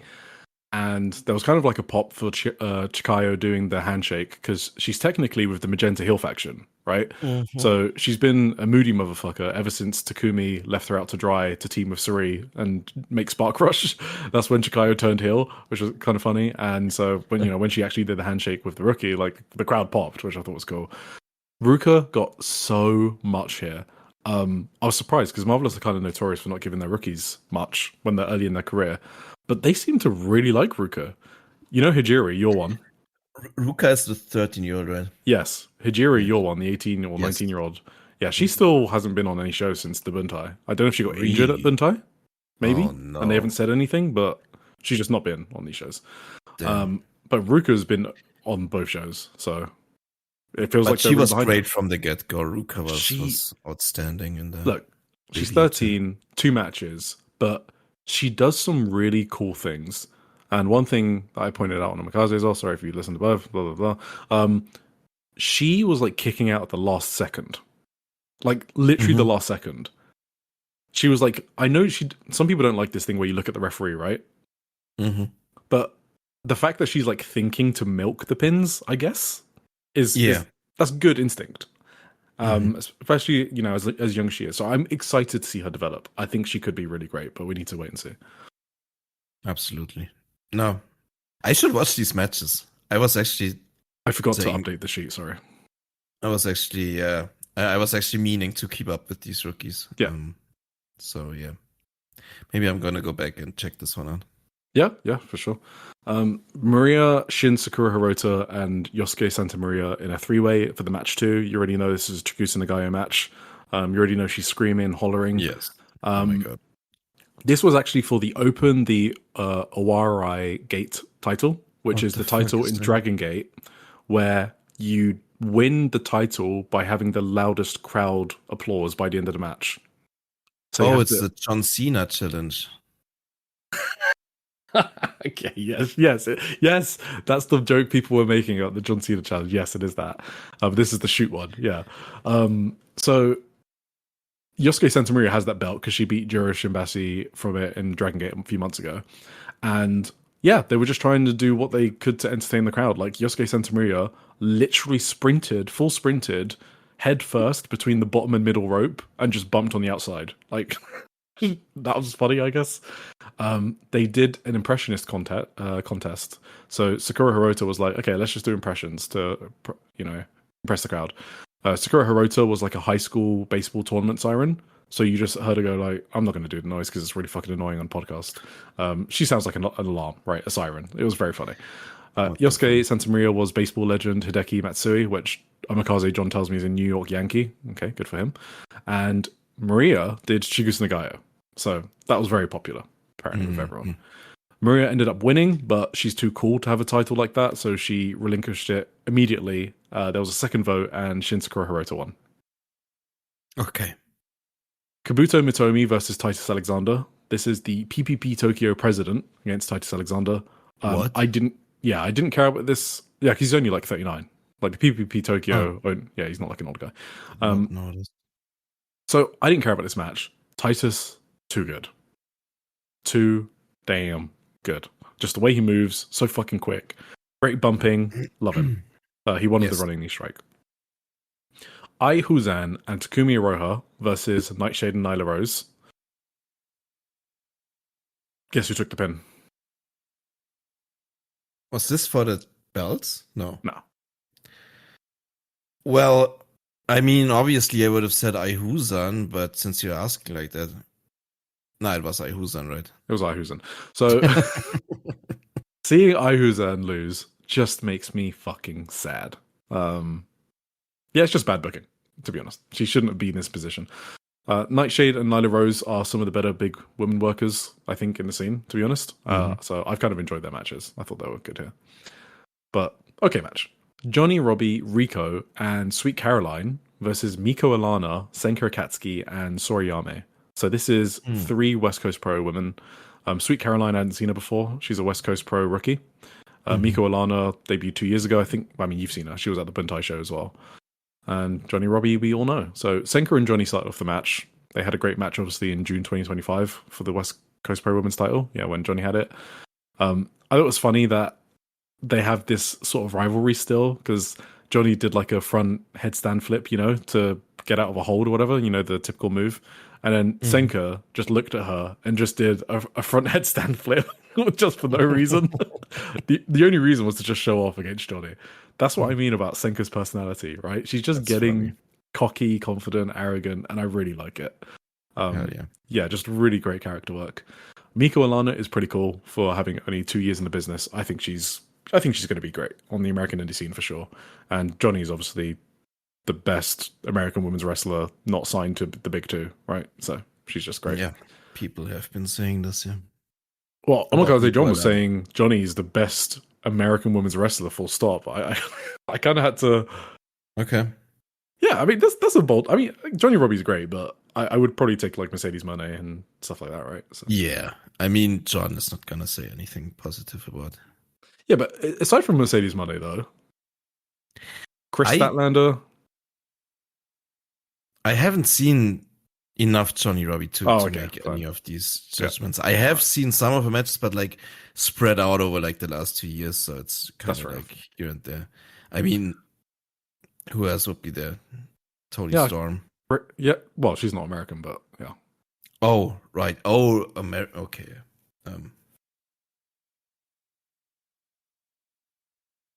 Bianca Belair, but she's not wrestling. Is Statlander not? Oh no, she is American. Sure. Yes. Yeah. Yeah, I don't know. There's not a lot though. Anyway, so yeah, no, this was a fun match. One of those fun party 6 women tags, I guess. I guess so. Willow Nightingale, I would put. Oh yeah, sorry, I forgot. I don't know how I forgot about Willow. Yes, obviously her. Yeah, this was probably the best match on the show, to be honest. So just a fun party match.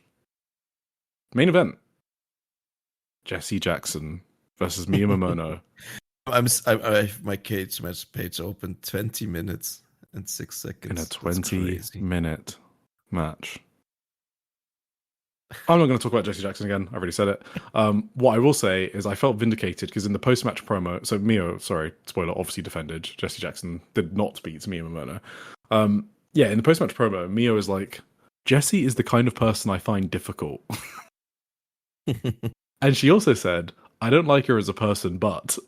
and then she gave her a compliment. So, I mean, it's obviously kayfabe, I feel like, but... I mean, let me have my day. So, Mia carried this match to good territory. Oh, wow. Okay. This was like a fucking... I cannot explain to you how good Mia is, to be honest. To pull me into a match with Jessie Jackson. Only Mia Momono could get me into a match like this. She was just so good that I couldn't help but get invested. And the maybe bad heat I have with Jessie Jackson, not wanting to see her matches, she turned that into good heat. Because I wanted to see Mia Momono defeat Jessie Jackson. That's what an insanely good babyface does, right? Yeah. And she did that. She pulled me in. The match went way too long for having only one great wrestler in it, to be honest. So I love Mia Momono, but this was just a bit too long. There was so many screaming fans. There was a lot of heat. Can't deny that at all. I popped for the locomotion German suplexes. Mia landed like 4 on Jessie Jackson. And I was like, fucking pin her. You know, I was getting like, that means I'm into a match, right? So she got me. And she kicked out, and I was like, fuck you, Jessie Jackson. I was so angry. So I guess I was worked, and just a lot of near falls, and then Mia won with the JK bomb. So I can't say the match was bad, because it did what wrestling's supposed to do, and making me feel something. I do wish it was shorter, though. Yeah, that sounds reasonable for a 20-minute match. Yeah, post-match, Johnny Robbie challenged for the title next. I imagine she's winning before going back to America. Don't know. Could go either way, to be honest. Yeah, I don't know. Mia could just keep it and do tours in America. I think so too. So wasn't like wait, didn't Johnny Robbie lose it? Yeah, she lost it to Mio in Las Vegas. You think they're gonna do that quick of a switch back to her? I thought people were assuming that Johnny Robbie was probably signing somewhere, and that's why. Oh, right. If that's the case, she's not going to get the belt back randomly, right? I don't know.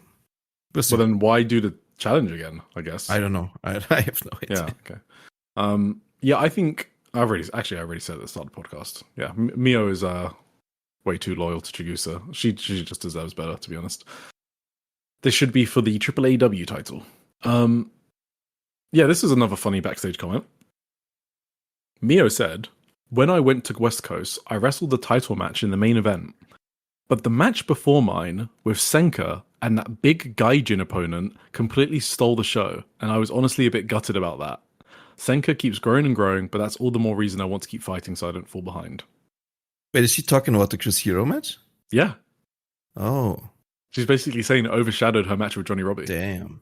Yeah, that's because it did.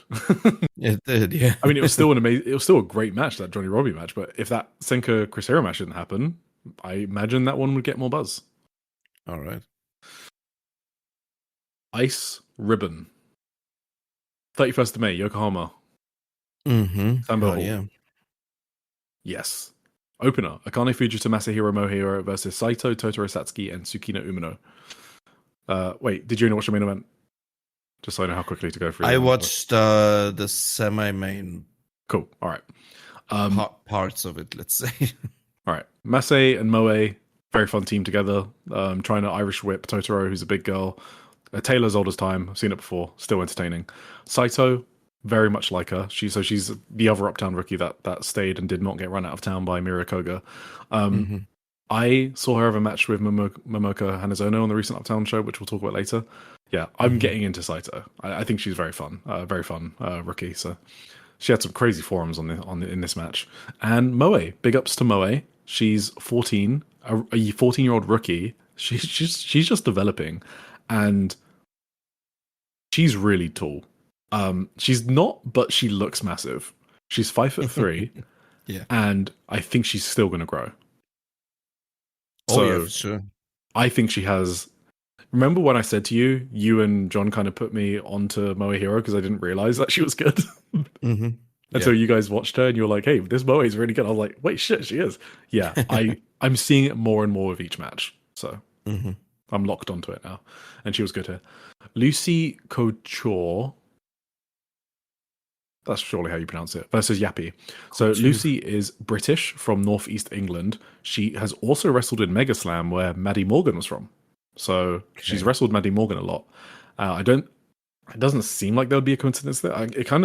I would assume that like she saw Maddie and was like, "Hey, how do I wrestle in Japan?" And then contacted Yappy via DMs or something. That kind of makes sense to me. Because she was in a singles match against Yappy here, and Yappy takes care of all the foreign talent. So yeah, because she's Filipino and she's fluent in English and Japanese. So Yappy's DMs are like open on Twitter, so that's where wrestlers DM her. You could tell Lucy was so excited to be in Japan because there was a moment. So you know the hey hey hey. You know when you get a crowd to chant, right? You do claps. Yeah. You know when you don't do that. You don't do it when you're getting beat up, right? Like when you're on the ground and your opponent is looking down at you. Your opponent's looking down at you, beating you up, and you're like, "Hey." So anyway, she needs to get her timings a bit. Sounds funny as fuck to me. It was really funny. Like she's like sitting on the ground, and Yappy's standing up, looking at her, and then Lucy just turns around, looks at the crowd, and goes, "Hey." It's really funny. Yeah, there were some rough spots in here. I'm not gonna lie. She's kind of green, so can't. She only debuted in 2024, so she'll get there. I support people wanting to do tours in Japan no matter what experience level they're at. So we should be encouraging that. So I like that. Kao Matsushita and Kaori Yonyama versus Karori Wakana and Yuri. All I have to say about this match is Kao Matsushita, I'm so happy that she has improved so much in the past 6 months since her first title challenge against Minami Katsu in October. Yes. Sorry, I just stared off into the distance, remembering that Minami Katsu hasn't come back yet. I was about to ask, that sucks. Yeah. Damn. Anyway, so Kao has kind of like taken it upon herself to improve and like become the ace of the promotion. And I think she's like done that. So really happy with Kao Matsushita. And Karori was great as well. All right, we're at the semi-main event. Arisa Shinose, Amisa Kagura versus Hikari Minami and Riko.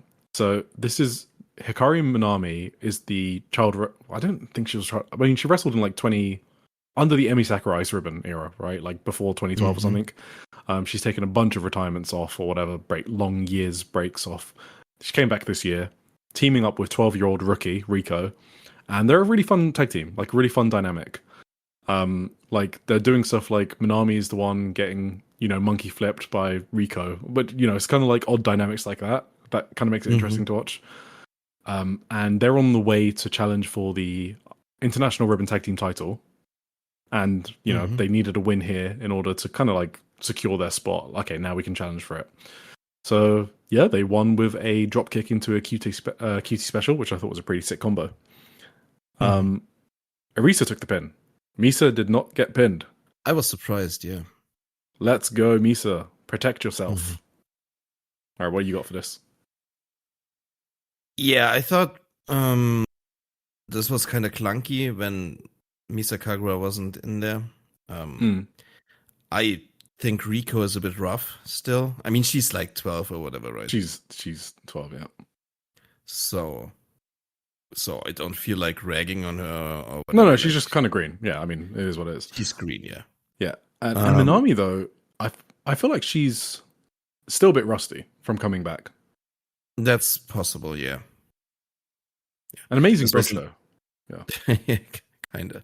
I hope they just tell Rico to stop doing the 619. It's not working for her, that move. Yeah, other than that, yeah, kind of whatever match. Was Cool. just there. Main evento. Sumika Yanagawa versus Yuka for the number 1 contendership of the Ice Xfinity title. So the winner faces Kao Matsushita on the 20th of June at Kitazawa Town Hall at Ice Ribbon's 20th anniversary show. Yes, you heard that right. Ice Ribbon are celebrating their 20th anniversary at Kitazawa Town Hall in front of 100 people. Because, yeah, it is what it is. I was excited for this match, obviously, because I want to see Yuka wrestle Kao Matsushita, because Yuka is our girl. Hell yeah. And Yuka and Kaho actually wrestled each other at Ribbon Mania, right? When we were there, front row. But they had to put that together the morning of, because, you know, Minami Katsu was unexpectedly ill. That was awesome still. Yeah, because Yuka was meant to wrestle Karari, right? Yes. And so that's why their sequence was like so polished, because they probably practiced that match a lot. But Yuka and Kaho probably didn't have a lot of time to put that together, and it was still great. Yes. So now if they have like a month or like 3 weeks to put together a match, I'm really excited for that. So yeah, Yuka won with the schoolgirl, and yeah, I thought this match was great, like recommendation level. Yes. I was scared you were gonna say you didn't like it. No, you go for it. The way you just went for the. No, I just thought it was a really cool match. It was just like this fight, you know. It felt like a fight, like a great struggle with both like being really like exasperated and like brain cell and to get the win. Yeah, I mean Yuka's just an awesome seller. I don't know, does Yuka have this you know, when people like bruise very quickly, when they have like, she definitely does. People have like different skin, you know. Some people bruise very quickly. That's kind of what's going on with Yuka, I think, in these matches, and that's why she looks so spent, and it lends itself very well to her style of wrestling and her selling, like the way she always looks so like beat up in these matches, which is awesome. And yeah, just a really great like struggle of a fight. And I think you nailed it. Yeah, there's not really that much more to say, honestly. Sumika hit an insane skull kick in the end, and somehow Yuka like rolled through it to pin Sumika in the instead, which was a really cool finish too. Which was like, yeah, I just a sick match. Really. So on the Yuka selling, I think Yuka is possibly one of the best sellers on the independent scene. So we speak so much about her hard hitting forearms, right? We don't talk much about her selling. Her selling is fucking great. I already told this story in the pod, but I'm going to repeat it as an example of her selling. When she lost the tag title match, 26th of April at Kitazawa Town Hall, she was crying for 20 minutes after that match. Ice Ribbon do the thing where they shake hands with everyone in the front row. She came up to me. She was sobbing while shaking my hand. I'm not exaggerating. She was literally crying, like unable to like she was like she like mumbled, you know, on a geisha mat or whatever. It was fucking crazy. I was like, damn. I couldn't tell like what was real anymore, right? Yuka has this thing where she looks like she's on the verge of tears when she's wrestling these. Like she gets so intense, like you said. Sumika, I thought this was her best match that I've seen. Like her best ever performance that I've seen. I'm sure she's maybe had a better match, but this is the best I've ever seen. I thought she was excellent. I can see that. Yeah, she was good. She was so aggressive. She was like, Yuka, you're in my fucking way. So I need to fucking beat your ass. I haven't seen Sumika like that. I've seen Sumika act as the underdog, and it hasn't clicked with me as much. Like she had a really good match against Ayame Sesamura, I believe, in Seedling during the tournament in like January or February or whatever. And she was just playing the underdog so much, and I just couldn't get into it. Here, when she was aggressive, intense, fucking great. Yeah, really great match. So, was Sumika crying after this one? Yeah, she was fucking distraught that she lost. Yeah, she was like bawling. Like it meant her life that she lost. Like, Sorry, I keep saying this to me. It's because I don't want someone to think that I'm stealing points. That's why I keep doing this disclaimer. John made it's because I don't steal points and I give people credit. John made a really good point that what you get out of Ice Ribbon is in front of 100 people, they can make these matches seem like the most important thing in the fucking world.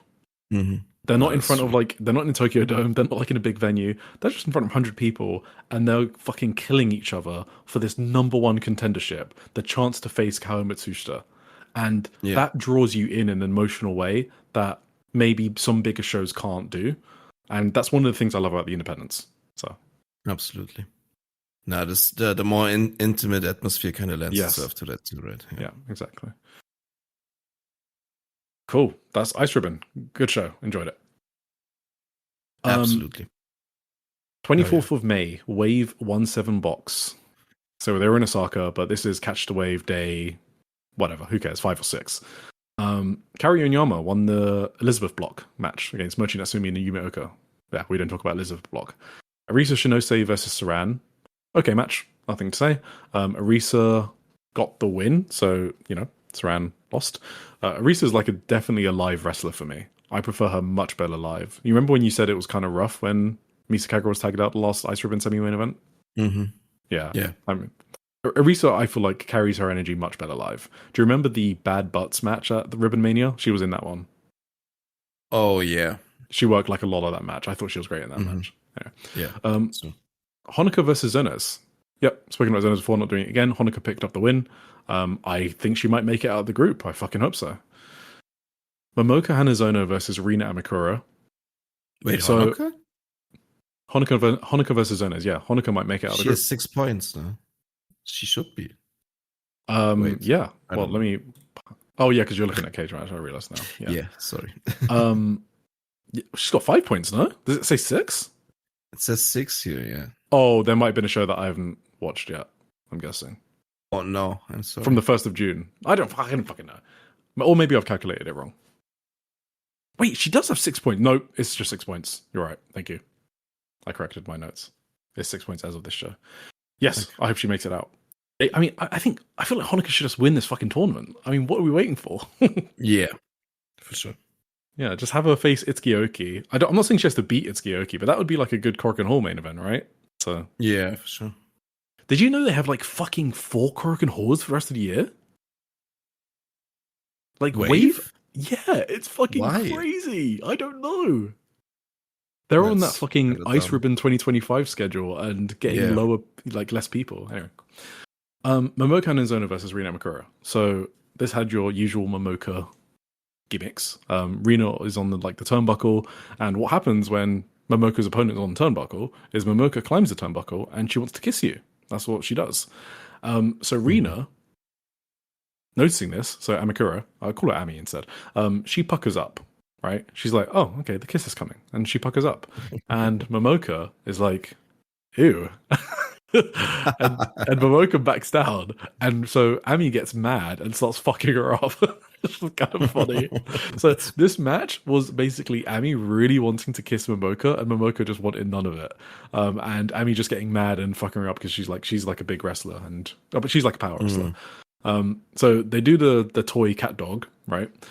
So Ami picks it up, she looks at it, and she just fucking throws it at Momoka, and then does a double arm face buster onto Momoka, onto the dog. Momoka poppers Ami, but she's immune to it. Then she kisses Momoka finally and rolls her up. And the funny thing about the roll up finish is while Momoka is getting rolled up, when they're doing it in motion, if you look at Momoka's face, you can see she's gagging while she's getting rolled up because she just got kissed. She's just an excellent comedic wrestler, Momoka Hanazono. Truly excellent. Yeah. Itsuki versus Kakeru Sakaguchi in the main event. This is a great match in any other venue or promotion, but this dead Osaka crowd killed this match for me. Itsuki lands this sick rebound German suplex. She always does. No reaction. So, solid match. It obviously went to a time limit draw because they're 2 weeks apart in debut dates. So that gets the crowd excited for the announcement. Who's going to pick up the 2 points? Who's got the shortest career? They're only 2 weeks apart. Yeah. Itsuki has the shorter career by 2 weeks, so she picked up 2 points. Cool. Actress girls. She has 27. 10 points. She does. Oh, no. She's Yeah. No, she does. Yeah. 2 wins, 2 draws. And both of her draws, she's been against a senior, so that's why she's picked up 4 points from those 2 draws. Yeah, I mean, just quickly then. Yeah, Itsuki tops the swell block with 10 points. Saki in second with 7 points, so those 2 are likely through. And then it's kind of like a 4-way tie on 2 and 1 points. In the breaker block, we got Kahaku on 6 points and Momoko Hanazono on 4, Mirai on 3. You have to think those are probably the 3 going through. Maybe... Fuck, this block is stacked. It's Kahaku, Momoko, Mirai, Rina Amakura, Yuko Sakurai. Those 2 are Wave Tag Team Champions. And Haruka Umasaki. So that's a weird block for me. Surge block, Arisa Shinose and Honoka are both on 6 points. And then you got Saran Rian. Rian is undefeated in the Catchway tournament. Good old Rian. And then Zonez and Yuri. And then Mira Koga and Miku Kanai are dominating the young block, as they should. And we don't talk about the Elizabeth block. Actress Girls, 27th of May, at Shinjuku Face. I think it might be their last ever Shinjuku Face show. It was like a non-canon show. And I did ask around, and this is the first time they've done a show like this. It was sponsored by Ledette Entertainment. If you're not familiar with them, they are the people responsible. Oh, the UWF guys? Gleet, yes. Gleet and UWF. So yeah, they were all like dressed in kimonos for the opening dance. So I didn't even get my normal opening dance. There was even commentary, which I was like, what the fuck is happening on my Actress Girl show? So anyway, is there anything I want to talk about? There was an interesting Act Ring Battle Royale. So Act Ring is the theater division of Actress Girls. So like they're in a ring and they like play characters. So there was a battle royale of that, which was just acting, which I just thought was funny. But I'm obviously not going to recap that because it's not pro wrestling. 2 UWF matches. The first one, Anri versus Chi Aoba. So this is Anri's UWF debut. I thought this was really fun. I liked seeing Anri in this environment. She's a great wrestler. So I just like at one point, Anri takes the full mount position and she just slaps Chi around the face. Like it was fucking wild. Like that. And then Anri won with the rear naked choke. Yeah, I love that. I love Anri in this match. That was great. The other UWF match was Yukina Uehara versus Yuri Yamane. So Yuri is the new rookie who has like a legit Kempo background. She debuted in April. So obviously she's going to do UWF. But Yukina is Yukina. Okay. She's not going to fucking get upstaged by a rookie. So she is so serious during these UWF bouts. It's so fucking funny. She's so competitive. She genuinely wants to show everyone how good she is. That attitude is why I think she'll do really well. Like, while she'll go to Marigold or whatever. But she's so competitive. And she's against someone with legit martial arts experience. But Yuri looked like she was scared to throw any strikes at Yukina. Yuri was like, okay, yeah, I'm just going to let Yukina do what she wants to do. So Yukina just dominated this match. I think Yuri didn't even take any points off of Yukina. It was like 5-3, and then Yukina just won, like with an armbar. It was so funny. And Yuri's like the Kempo, the one with actual martial arts experience. Funny shit. Good on you, Yukina. You are not jobbing out on the UWF match. Main event, very fun. It was basically babyfaces versus heels, like a 10-person elimination tag. You never see that in Actress Girls. That's like a really rare thing. So it was Actress 5, which is all the babyface, the Power Rangers, basically, against Killers, which is the heels. Yeah, just really fun. You can guess exactly what this is. Crowd brawling, think Oz Academy and Shinjuku Face is basically that. So, fun. Awesome. All right, now we're on to ChocoPro, 24th of May, number 526, Apple Universe, May Suruga's 8th anniversary. What did you watch? Top 3. Top 3, all right. Opener was Minoru Fujita and Sayaka Obihiro versus Shuji Ishikawa and Soy. Good opener, don't know much to say. I think it's set like a good tone for the show. I think, general thoughts actually on the show, this is one of the best ChocoPro ring shows in a while. Oh yeah, gotta be. Yes, in terms of like general quality of the show, really good from start to finish. You can just put on this 2-hour YouTube video, like for free. It's free YouTube video on ChocoPro channel and have fun with it. So if you're not sure on ChocoPro, this is the show you watch. Just watch it from start to finish, and you'll know afterwards if you like ChocoPro or not. This is the tester. Yeah, so, I mean, Shuji Ishikawa and Soy, like Shuji Ishikawa making his ChocoPro debut, he's obviously the huge motherfucker that's like a hard hitter on the independent scene. So just really fun to see him in ChocoPro ring. I had a lot of fun with that. The second match, Antonio Honda, Tsukiko Kirihara, and Kaho Hiromi, who's Mei Suruga's protege, against New Beijing Wrestling. So basically it's Makoto Sayaka and Chun Shiryu, the, karate guy, I guess.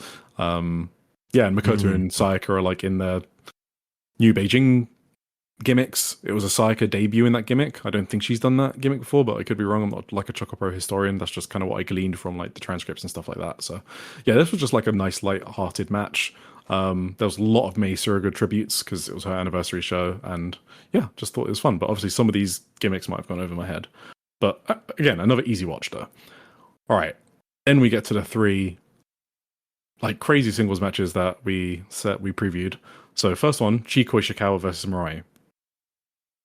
So this was a great match. Like I'm not going to go recommendation level on it, but it was a great match. But what I want to say about this match is it felt like one of those matches where 2 wrestlers just fit together and things just work. You know, when people just have great chemistry, that's what it felt like with these 2. Like there was a lot of countering pins with each other when they were grappling. They both fucking hit each other super hard. Mirai hit like a nasty lariat, and then she responded with one of the hardest drop kicks that I've seen. This was really good. Sick. So yeah, absolutely. She is just so cool. So cool. What the fuck? What am I saying? She's so good.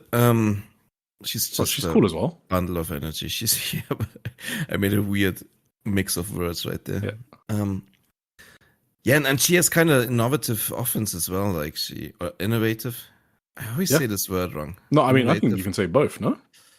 Maybe you can say both. Maybe I say it extra right then if I say both. Hell yeah. I don't know. Yeah, no, she's just really cool. I mean, listeners of this podcast know she's like one of my secret SLGs or whatever. And I love her. Even like she basically ran into the Miramari in the end and it didn't even like look bad because it fits her personality in a way to be like so clumsy that she just kind of ends up. She gets angry, like she was getting mad at the Mirai chants. Like, oh yeah, that's just kind of Chi's personality. Yeah, that was awesome. She kicked the ropes towards the fans who cheered for Mirai. That was cool. No, she's just full of personality and energy, and she's amazing. Yeah, I remember they were doing the draw for the one-day tag team tournament. When I was there at Chocolate Square, and she was just next to me putting up the poster, and she was like, "Who do you think is going to win?" And I was like, "Best Bros," because I ain't dumb. And then she just fucking scowled at me. she just stared at me. I thought she was going to beat the fuck out of me. So yeah, I love Chi. She's great. That's funny. Yes, great match. So the first of 3 matches, great. It kind of like eases you in. Like each match, I thought is better than the next. Sorry, better than. The one before, better than the one before it. So this wasn't like crazy or anything, but it was really good, really enjoyable. And then you had Mii Yotsuba versus Suzume in a non-title match because obviously Yotsuba is the ChocoPro Super Asia champion and Suzume is the International Princess title holder in TJPW. So I don't know if I've spoken about this. Have I spoken about how I feel about Mii Yotsuba? Maybe not. So maybe. She hasn't. She doesn't really convince. We me. have talked about her before. Yeah, right? She's got like some clunky looking offense, right? Like that is the charm of ChocoPro in a way, right? To just have this like wacky moveset. That is what the promotion's about. But for me, like Yotsuba is a bit too immersion breaking, right? But Suzume is so special that I think she can make anyone look good. Just from the way she wrestles. I think she's a master of the basics, and she gets the most out of them, more than any other wrestler I watch. And that is perfect for someone like Mii Yotsuba, who has a very basic moveset, kind of, or like wacky. And like the roll through on the crossbody from Suzume just made Mia look like a beast. And it's just like a roll through crossbody. And like that was like the best I've seen Yotsuba like Mia look. And I feel like Suzume should like charge wrestlers double for having a match with her because she's like so great at making you look good. Like here's another example. Mia does a pop-up uppercut, right? Like Claudio style, Claudio Castagnoli. And it looks pretty bad, okay? Don't tell the ChocoPro heads. It looked pretty bad. And Suzume went fucking flying. And I was like, what the fuck? Like, how... It sounds like I'm shitting on Mia a bit too much now, but I really wanted to put over Suzume. I think Mia did great working with Suzume, but I do think Suzume makes it very easy for her opponents. That's true. I do remember having sort of the same criticisms in her title match with Rina Yamashita. Yes. About like just her offense in general, just not being convincing. Yeah, just not getting into it much because doesn't look very good or very strong or very like convincing is the best word, I guess. I didn't really have the problem in this match, really. That's what I'm saying, though. Yes. I mean, I'm just agreeing. Essentially, like, it's also like Suzume is just like she's so small that Mia Mitsuba just looked really strong. I think you've said essentially all of that already, so I don't know. Okay, yes. We think Suzume is incredible. Yes. And this Suzume like helped make this a really great match. That's worth catching. So another great match on the card. Absolutely. And Suzume did some May jumps as well as tribute to Mei Suruga, yes. which cute. So fun stuff. Well. Main event. Mm-hmm. Do you know what I think about this main event? Have you guessed what I think? I think you thought it was pretty good, probably. Yeah. I thought this match was incredible. Yeah. Balianaki versus Mei Suruga. So obviously, if you need some background, some context, long-term tag team partners ever since Balianaki's basically moved to Japan in like during the pandemic, I believe like 2020. Maybe before that? I don't fucking know. Maybe it might even be before that. But the first singles match they had was in 2020. I do know that because I looked it up before. So I got nervous before this match because I knew they could have a banger and I really wanted them to do it. So I was invested. I was invested. And this match was awesome. But it felt like that these two were just doing spots that no other man and woman could do with each other. And oh my God. It's like what we keep saying about Mei Suruga, like no match is the same. Like there was also a story to this match. It was like Aki getting more and more pissed off with Mei's bullshit because of all the wacky shit she was doing. And he was getting more and more vicious. But Mei wasn't just like backing down and taking it. She was like, fighting back. And it was just like really emotionally charged. And I feel like if you watch a Mei Suruga match on your second screen and you're not paying full attention, you're doing yourself a disservice. That is like Mei's matches are the ones I would just put everything away, fully lock in, because you will miss all of the details she puts into her matches, and she thinks about all of these things. And I was like getting, I'm not ashamed to say it, I was getting goosebumps watching her move and do some of these counters in this match. I don't know how to describe her anymore. I think she's incredible. I think she's one of the best wrestlers on the planet. I'll say one more nitpick before I talk more about the spots in the match. I do think maybe the match missed a peak, but this is an extreme nitpick because this is an anniversary match against your long-term tag team partner. So I feel like you're allowed to go as long as you want. so it's acceptable. Tim. Yes. But I got hooked. Hell yeah. There's a point in this match, and I don't even know if it's like a specific spot, because normally I talk about hooking on a specific spot, but in my notes I've just got in caps lock, I've been hooked. I'm hooked. Mei got me. Some of these counters. I think it was just the back and forth counters in the middle of the match. I was just I was there. I was completely immersed. I transported to the venue. And and then the rest of the match, and that was only halfway through the match. So the rest of the match, all caps lock. That's it. Yeah. I do think there was one, I couldn't really pinpoint it either, but there was a switch flipped at some point. Where before it was mostly like, it was fun spot work, and then it got like serious, or it got like more. What's your candidate for that? I have a candidate, but I don't know if it was that. I don't know. It was more maybe flip switching is the wrong word. It was more a gradual thing for me, actually. That's what it feels like. But I did It notice worked harder and harder each other into this, like, it was gradual, right? yes, It was like such a fucking smooth transition. Like the way this match escalated was like a perfect. It was like the way you want every match to escalate. Almost, they nailed Yes. that. I agree. Like I guess it might have like plateaued a bit at the end when it hit its peak, but like before that, like it was just gradual. Like there was no like inflection point, like a spike that's like, okay, now this is the match. There was a spot where so May can't get like the full Nelson on, right? So she kind of bites his arm and then she just starts working on his arm. So it turned from like a really cute, funny spot, and the crowd was laughing. And then she's like, "Motherfucker, you want to mock my height? I'll just fuck up your arm in like the same way I fuck up Coco's arm and Honoka on all these indie shows." It was like serious May got switched on for that point because she had been made fun of. Like, so they turned a silly comical spot into something so cool, and I think that's kind. And then they did like a bunch of counters, and that's when I got. I think is kind of what happened to me. No, that's a good shot. Yeah. Yeah, it's just the first crazy spot was like a springboard head scissors. Like it sounds so basic, but like Balianaki was just doing a rope walk, but he obviously fell off, so he was like hanging on. Oh, that on, like, one, yeah. Yeah, on the second middle rope. And May just hops onto the turnbuckle and then like flips him into the ring. And it just it's the coolest fucking shit you've ever seen. And yes. Yeah. So I mean maybe I don't want to spoil too much of the match. I don't want to talk about every spot. That's kind of just go watch it. I mean, if you've already listened to this far, you shouldn't listen more. You should have just gone and watched it before. Did you see May do a fucking axe bomber?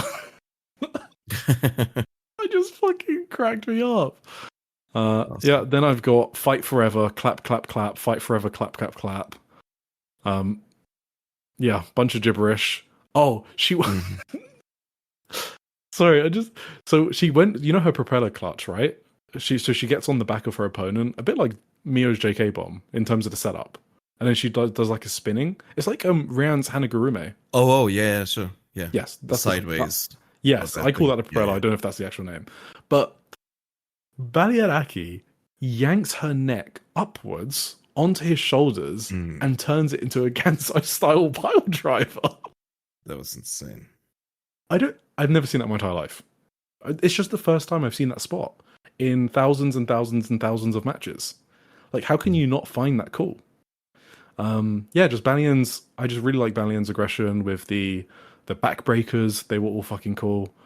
He wasn't scared to hit her hard, to fucking drop her, like make her bump as hard as possible. Yeah, just multiple spots I've never seen before in my life. And then May wins in the most May way possible. You got anything? Sure. I got some things to say. Yeah. I didn't actually. Oh, you were just waiting for me to get out of my system. Yes, absolutely. I thought we were both just going to talk about it. Maybe.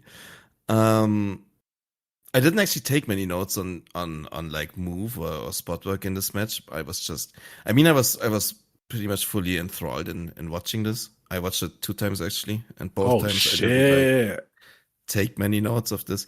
You know the first thing I told you about, like yesterday night, how I couldn't really sleep well. So at like, I don't know, like 2:30 at night or whatever, I decided to put this match on because I needed to do something. Yeah. And so I was kind of like in this delirious state where I just watched it, and it like was really fascinating, but I didn't retain everything. So I decided to watch it again today. Yeah. But both times I didn't feel like just watching, just writing down spots or whatever. This is not the match for this. I don't feel like this is a really unique match. You already alluded to this. This is a match you're probably never gonna see another match like this. Absolutely. Again, just other than those two doing it again. Yeah, obviously. Only they can do this match. Yeah. Yes, only those two people can do this match, and this is like really great. This is like all facets of pro wrestling that pro wrestling is supposed to be for me. sort of. It's like these crazy feats of strength. It's like insane athleticism. Meeting just insanely beautiful and emotional storytelling throughout the entire match. And this felt like just two people coming together to create magic. And you always say like good friends have the best matches together, right? Yep. Or brothers. Yep. This is like those are obviously extremely close friends. And, yes. Yes. Yeah, this is kind of like, this is what it looks like when two lovers, I guess, have a match together. And this was just so, like, to do some of this stuff they did in this match, you have to have like this insane trust in your partner in this case to pull this stuff off. That's why I don't think two random people, like, first of all, you have obviously like the, what's it called? The dichotomy, I guess, between like one very strong man and a very tiny woman who can like pull off these insane things together. But to pull them off, you still need this incredible trust in each other, right? For example, like, that pile driver, like I've never seen it before. You can break your fucking neck on that. And, yes, absolutely.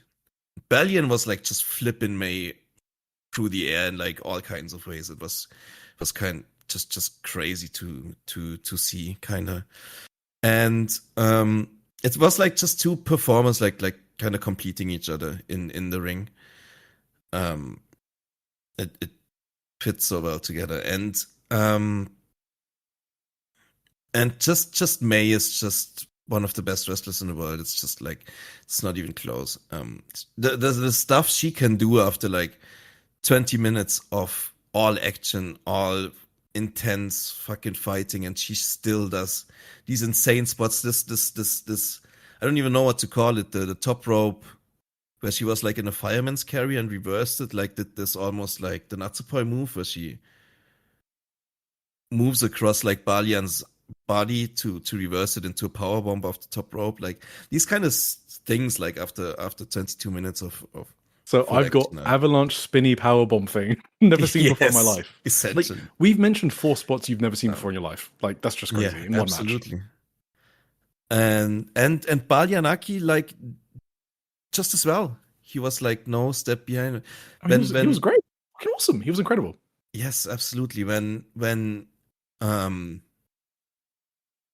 it looked like May finally had him with like the sideways code red, and he got like the foot on the rope and like the perfect timing for that, and he just came back one more time. I think that's probably where you meant they missed the peak, maybe. Yeah, I think so. Yeah, I do kind of nitpick. I think it's a nitpick. I do kind of disagree. For me, it worked in this case. I could see how this would have also been a perfect finish to the match. I can totally agree on that. But for me, like Balyanaki coming back one more time and fucking destroying May with another sick lariat and backbreakers, chops, kind of really worked for me because it really like upped the desperation or the climax of the match for me. Yeah.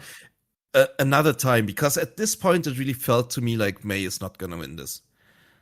If she can't win with the sideways code red and he gets the foot on the rope, that's a signal for me that Balyan is gonna win in the end, and then he fucking destroys her one more time. And it was like so sick how when she got that pin in the end, it was so exhilarating to watch, and it was like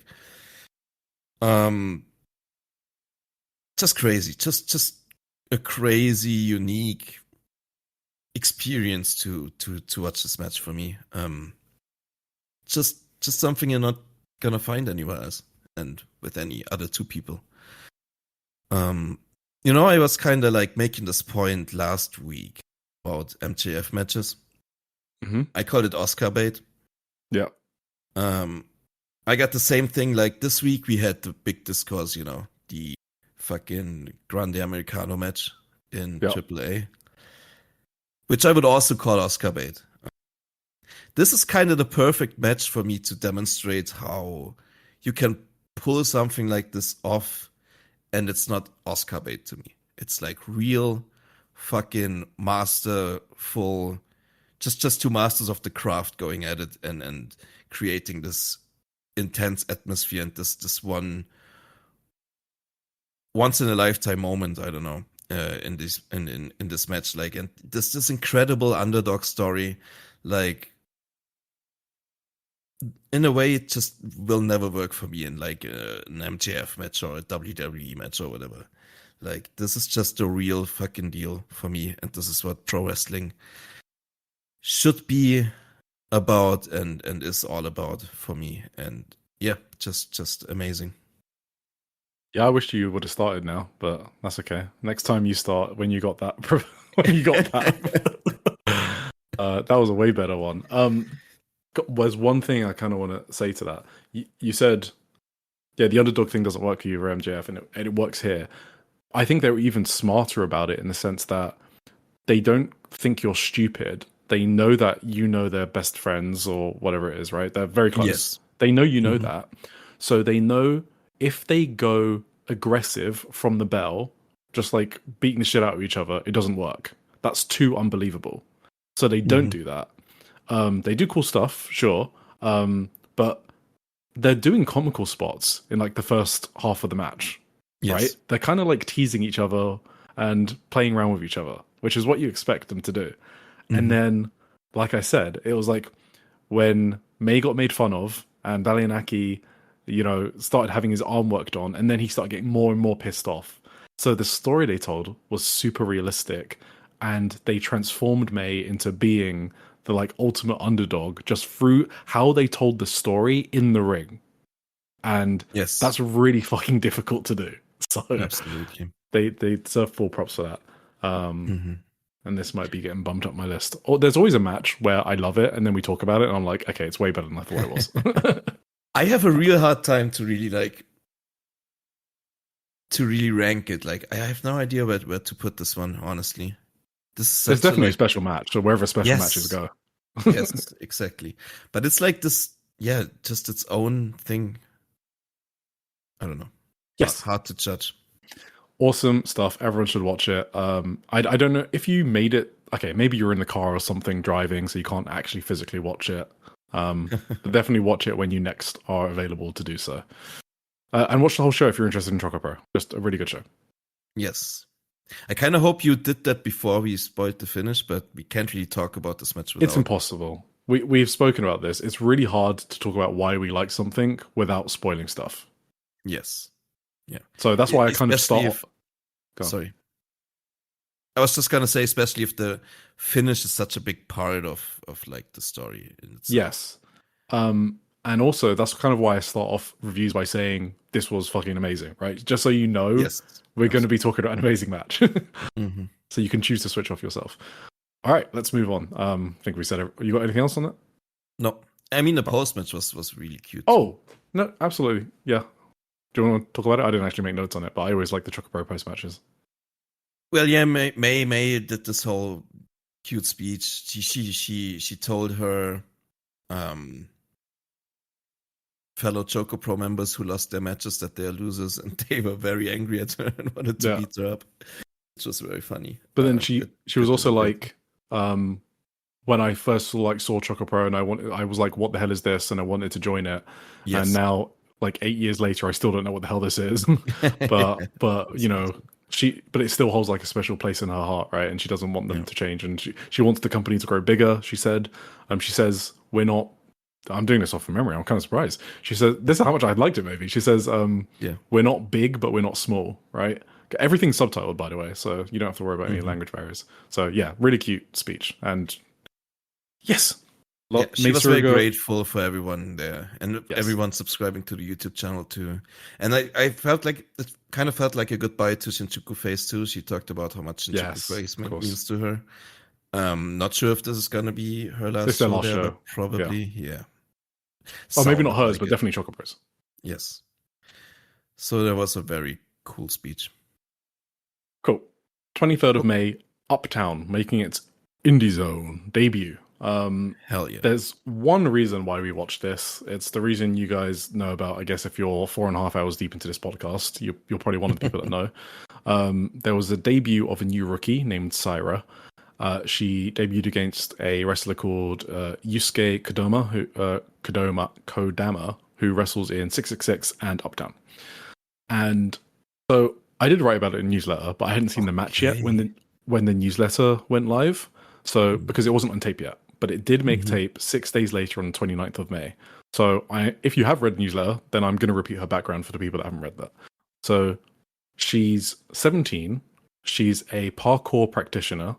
And she's competed in national championships. So she came third in the women's freestyle in 2024, second in 2025. She was third in the speed category in 2025 as well. She's from Miyagi. And if that rings bells, good job. You're very smart. That's where Sendai Girls is based. And she had already attended a pro wrestling circle run by Sendai Girls, but she gave up on being a wrestler when she moved to Tokyo to, do more parkour. But she continued to follow as a fan. Then Ikemen, Kurashio Tokyo, Japan, scouted her, and she had already been a fan of Jiro, so she signed up to Uptown. So she appeared on the February Uptown show. She started training once a week, and then she debuted 3 months later, which is here. And why this is notable, I mean, spoilers, I guess, if you want to watch the match first. It was great. Okay, there's your spoiler warning. She executed a perfect shooting star press. And that gained a lot of attention because obviously you don't think it was perfect. Well, it kind of looked like she broke his nose in the process. So. Oh, I mean, it's a fucking. Or was that before? I press. wasn't 100% sure when it happened, but no, I thought it was on the roll. I thought it was on the Hurricane Runner. Yeah, that was the other guess I had. Yeah, I think it was a Hurricane Runner. Yeah, okay. Because I watched the shooting star press a couple of times. It's hard to see if she really hits him in the face, but.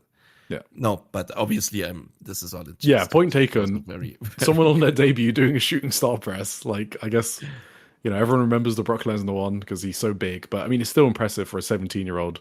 I know she does parkour and stuff, but to be able to do that on your first match is always really great to see. But obviously, I wanted to see the rest of the match, right? That's what I was interested in. She does say that her goal is to wrestle in Sendai Girls, and I think she's also mentioned Stardom.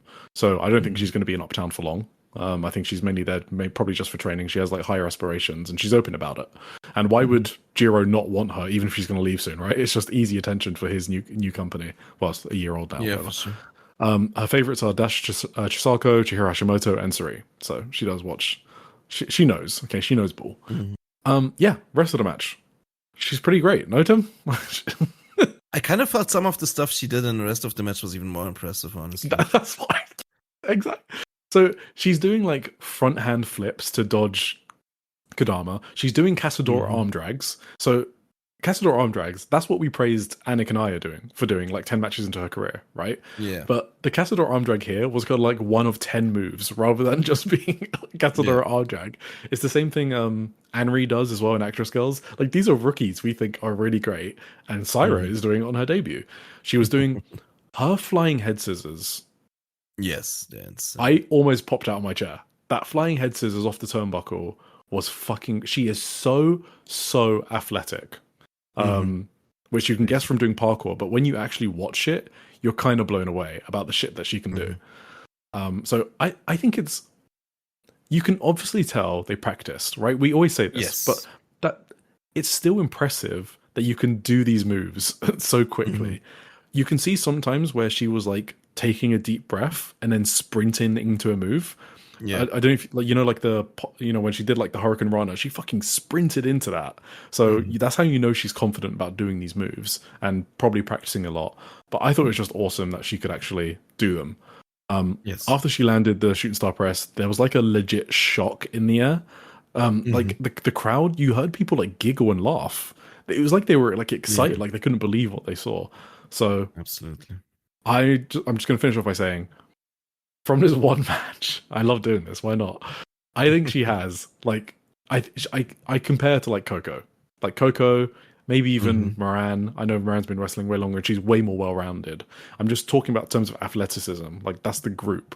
Like she's got Coco level athleticism for sure, and she fucking came out of nowhere And this is why I love Joshi Wrestling. She also passed the thud test on her forearms, which I wasn't expecting. Her selling was decent in the sense like the crowd got fully behind her, but she didn't have much of a difficult job doing that. But yeah, just out of nowhere. This is what I mean about like the Joshi independent scene. Yeah. I got like two main things on this, you know? One has to do with Yusuke Kodama. Yeah. Who I thought I confused this guy with someone else. I thought he was this one deathmatch scammer that I watched a Suzuki match with once, but he's not. I just Takeda? He does look like Takeda. Yeah, I think. Yeah. The scissors guy, maybe. I don't know. Yes. Yeah, the scissors guy. That's what. Yeah, he does look like him. You're right. So, I thought he was excellent. He was an excellent base for Syra. Syra, yeah. He was also an excellent heel. Like, he looks like this fucking just detestable swine in a way, I don't know. And he played this perfectly. Like, he was a perfect, like, really smart booking for Syra. Really smart booking. And he did great, I thought. He was actually really, really good in this match. Like, just basing for her, essentially. But always in the right spot, always the right timing. And like I said, like, real good heel heat for me, I thought, at least. And, like, my thing is kinda, obviously with a match like this, does this work against someone who isn't that great of a base for you and who you've rehearsed it with? That's the question that's gonna. No, I completely agree. Like, you decide put a her lot in for there me, with but- fucking Zonez, would she look this good? Yes. Sorry to hate on Zonez. just someone of that example, like someone who's like an average worker, right? Or if she was gonna face like Miku Kanai, who is just like even different smaller than styles. her. Yeah. But obviously this is impressive as fuck. Like, just to be able to do this stuff is crazy. And she's obviously very talented. She has like the timing down and the movements down, and she knows what to do.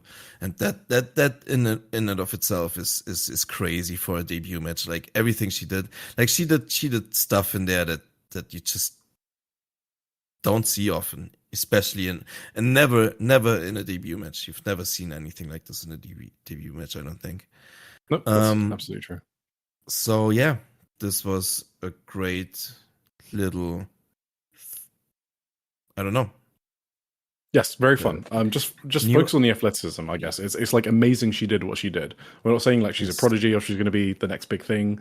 It's just incredible that she did what she did, and she's clearly very athletic, just like people were saying about Coco. That's I think the easiest comparison to make. Yes. Would you say she's an uptown girl? Uptown Girl. That song? Yes. Yeah, I do like that song. Who is that? Is that Westlife? That can't be Westlife. No, they did a cover of the original. Yes, I was gonna ask, like, because there's like an original too. Who the fuck's the original Uptown Girl? Billy Joel. Fucking Billy hell. Joel, right? Yes. I'm surprised you don't know that. I would have probably, like, if you have given me another 30 seconds or whatever. No, not allowed 30 seconds. All right, we're at the end. And of also, the... like, she doesn't have as bad of a gear than the other Uptown rookies had. She looks cool. She wrestled in like a pink tracksuit, which was very unique as well. Did you see it get caught on Kodama's head? You think that was on purpose? No, right? No, I think it was just an accident, but it worked. It's too baggy. Yeah. Yes. Yeah. Exactly. But it kind of worked to bring him down. So yes, kind of good. Fun stuff. Fun. Check it out. If you want to know where that was broadcast, it was on Gara TV. You need a VPN, and they've been very mean, and they've blocked VPN IPs. So you have to use an obfuscator VPN, so one that does obfuscation. NordVPN does it. I'm sure many others do, but you can't just use a normal VPN anymore with Gara. It will get uploaded to Wrestle Universe, but probably in a couple months based on their current upload schedule. So damn. I'm sure it's somewhere, guys. All right. I've already spoken about Momoka Hanazono versus Saito. That was also on this card. This was where Saito got a remote truck and drove it into Momoko's toy cat, and it was really funny. So, and she also launched Momoko with a German suplex. Oh, I saw the clip of that. Yeah. Yes. Yeah. So this show was good. This was like a good show from top to bottom. I watched all 5 matches, but we don't talk about men. Okay. We're done. Yeah, quick previews. Sendai Girls have 3 shows next week. Let's pick out some random ones. We've got Mira Koga is on the card in Carrier on the 30th of May. So it's going to launch on the 4th of June. It's going to broadcast. The main event, though, is Chihiro Hashimoto and Mika Iwata versus Spike and Vani. So very fun. On the 5th of June, the 31st of May show will be released on Wrestle Universe. We have Hyperactive, Anita Vaughan and Sophia Reed versus Chi-Chi and Vani. That looks fun. Mira Koga again. We got Mika Iwata versus Yurika Oka in the main event singles match. That sounds fun as well. Hell yeah. Then 7th of June, Shinjuku Face Live. Senka is on the card against Miku in a preview tag. We got Chi-Chi versus Minami singles match. Mika Iwata versus Zonez. Bob Mono Banana versus Veni and Yuna in the semi-main event. That sounds awesome. Fucking hell. Damn. Sorry, I just got stuck. Yeah, that sounds like a great match. And then the world title match in the main event. Chihiro Hashimoto versus Ryu Mizunami. Oh, right. Yeah. Yep. Let's see about that one. Oz Academy on the 7th of June in Shinjuku Face. So this is their monthly Shinjuku Face show, which I think they've only got a couple left. I'm just going to jump straight to the funniest one, which is the main event. It is Jaguar Yokota, Mayumi Ozaki, and Zap versus Kaori Onyama, Momoka Hanazono, and Ram Kaichao. So that's the Little Goblins versus the Old Grumpy Legends. That's funny. So there's an extra bit to this. So what happened was, at this, I'm just going to read it out. At the Shinjuku event on 10th of May, Little Goblins, who had been undefeated in 6-person tag matches with 5 consecutive wins since the unit's formation, made the demand: if we achieve 10 consecutive wins, create a new 6-person tag title. The Oz Academy office formally accepted this request. This is a press release. However, following a detailed review of various costs associated with creating a new title, it became clear that the total expense covering the championship belt, certificate, dedicated case, and storage and management costs would amount to 3 times the cost of a single title, far exceeding the office's initial estimates. Furthermore, when the matter was reported to President Mayumi Ozaki, she responded, "Don't agree to things on your own. I'm not paying for it." Consequently, the office has concluded that creating a new title is extremely difficult, and in the interest of sound organizational management going forward, she has officially decided to actively interfere in order to prevent the Little Goblins from extending their winning streak. We sincerely ask for the understanding of Little Goblins and all fans. Oz Academy Office. That's amazing. I mean, that's just incredible. I hope they fucking bleed. I want to see Momoko with a fucking crimson mask. That's what I want to see. Let's see. Diana have a show on the 7th of June. Don't have a card for it. Wave had a show on the 1st of June. Bunch of matches. I guess the one I'm looking forward to, Haruka Masaki versus Mirai. Fuck yeah. Then we have T-Hearts, guys. T-Hearts on the 5th of June. We don't know if it's going to make tape. When I last checked a few days ago, it was not on the T-Hearts store. Normally you watch this by buying it on the T-Hearts store, and then you get an email link with like a Vimeo link in it. But it's not on the store yet. Maybe it will go up on the last day, though. So, Chika versus Kaori Ito. Kahaku and Mika Iwata versus Misa Kagura and Veni. What? Nah. What? What the hell? You're putting my SLGs together? Fucking hell. And you're not going to make tape? You have to fucking make tape. Oh my god. Aya Sakura and Takako Inoue versus Saori Ano and Yumika Hotta. Oh my god. Sayaka Toyota versus Suri. I mean, I don't even know what to expect from that one. And then the main event is Chihiro Hashimoto and Mirai versus Miku Kanai and Rina at LPWX Rina. Oh. Yeah, against Chihiro Hashimoto and Mirai. Oh man, they gotta film this. Make fucking tape, Yumika Hotta, please. I remember No, sorry, I watched one T-Heart show once and I loved it so much. And I like every T-Heart show that makes tapes. Oh, that was the one with Miku Kanai in the main event, right? In the 6-person tag? Yes. Exactly. I think Tam Nakano was on the show. Oh yeah, she was. Because she was like on a retirement tour. Yeah, exactly. But we didn't know it. Now she's dead. Match of the week. Damn, match of the week. Well, I got Grande Americano Original against. Yeah, it's a solid 3-star match. I was gonna ask you what you thought. I thought it was pretty you good. wanna- I mean, it'd be disingenuous for me to say it was bad. Yeah. But I didn't think Wasn't it was like bad. match of the year contender. Yeah. No, absolutely not. I had quite a few problems with it. But I did watch it. No, it was obviously Mei Suruga and Balyanaki to me. Same. Any runners up you want to shout out? I don't really. You heard my other reviews for this week. I guess whatever you thought I liked best of these matches. Yeah. I guess the fucking Sendai Girls main event from the second show. Same as That me. was That's my first runner up. I've got the fucking Kobe Anakanaya Saya Kamitani match in there. I was ascending during that. All Japan, sorry, shout out Daisuke Sekimoto and Yuma Aoyagi versus Shota Kafuji and Yuma Anzai. Good stuff. DDT, Kasai Takechi and Yuki Ueno versus Kazuki Hirata and Toy. Very fun match. And Sumiki Inoga versus Yuka. Hell yeah. All right. Thank you, everyone, for listening. Oh, we did it.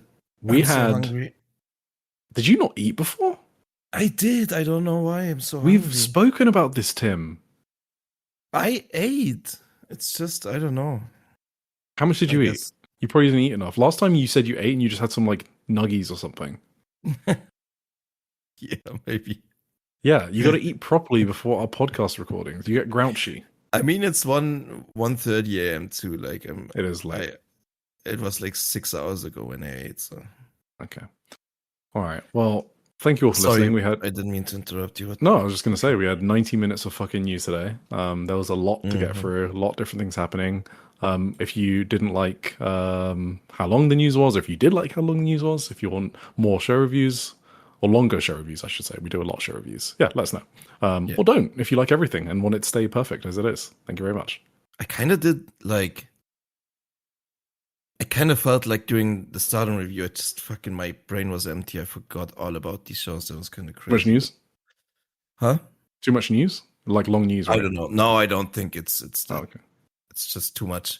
I tried to watch too many things in too short of a span of time. I think this week it was kind of everything blends together at some point, unless it's like as special as some of these match of the weeks we talked about.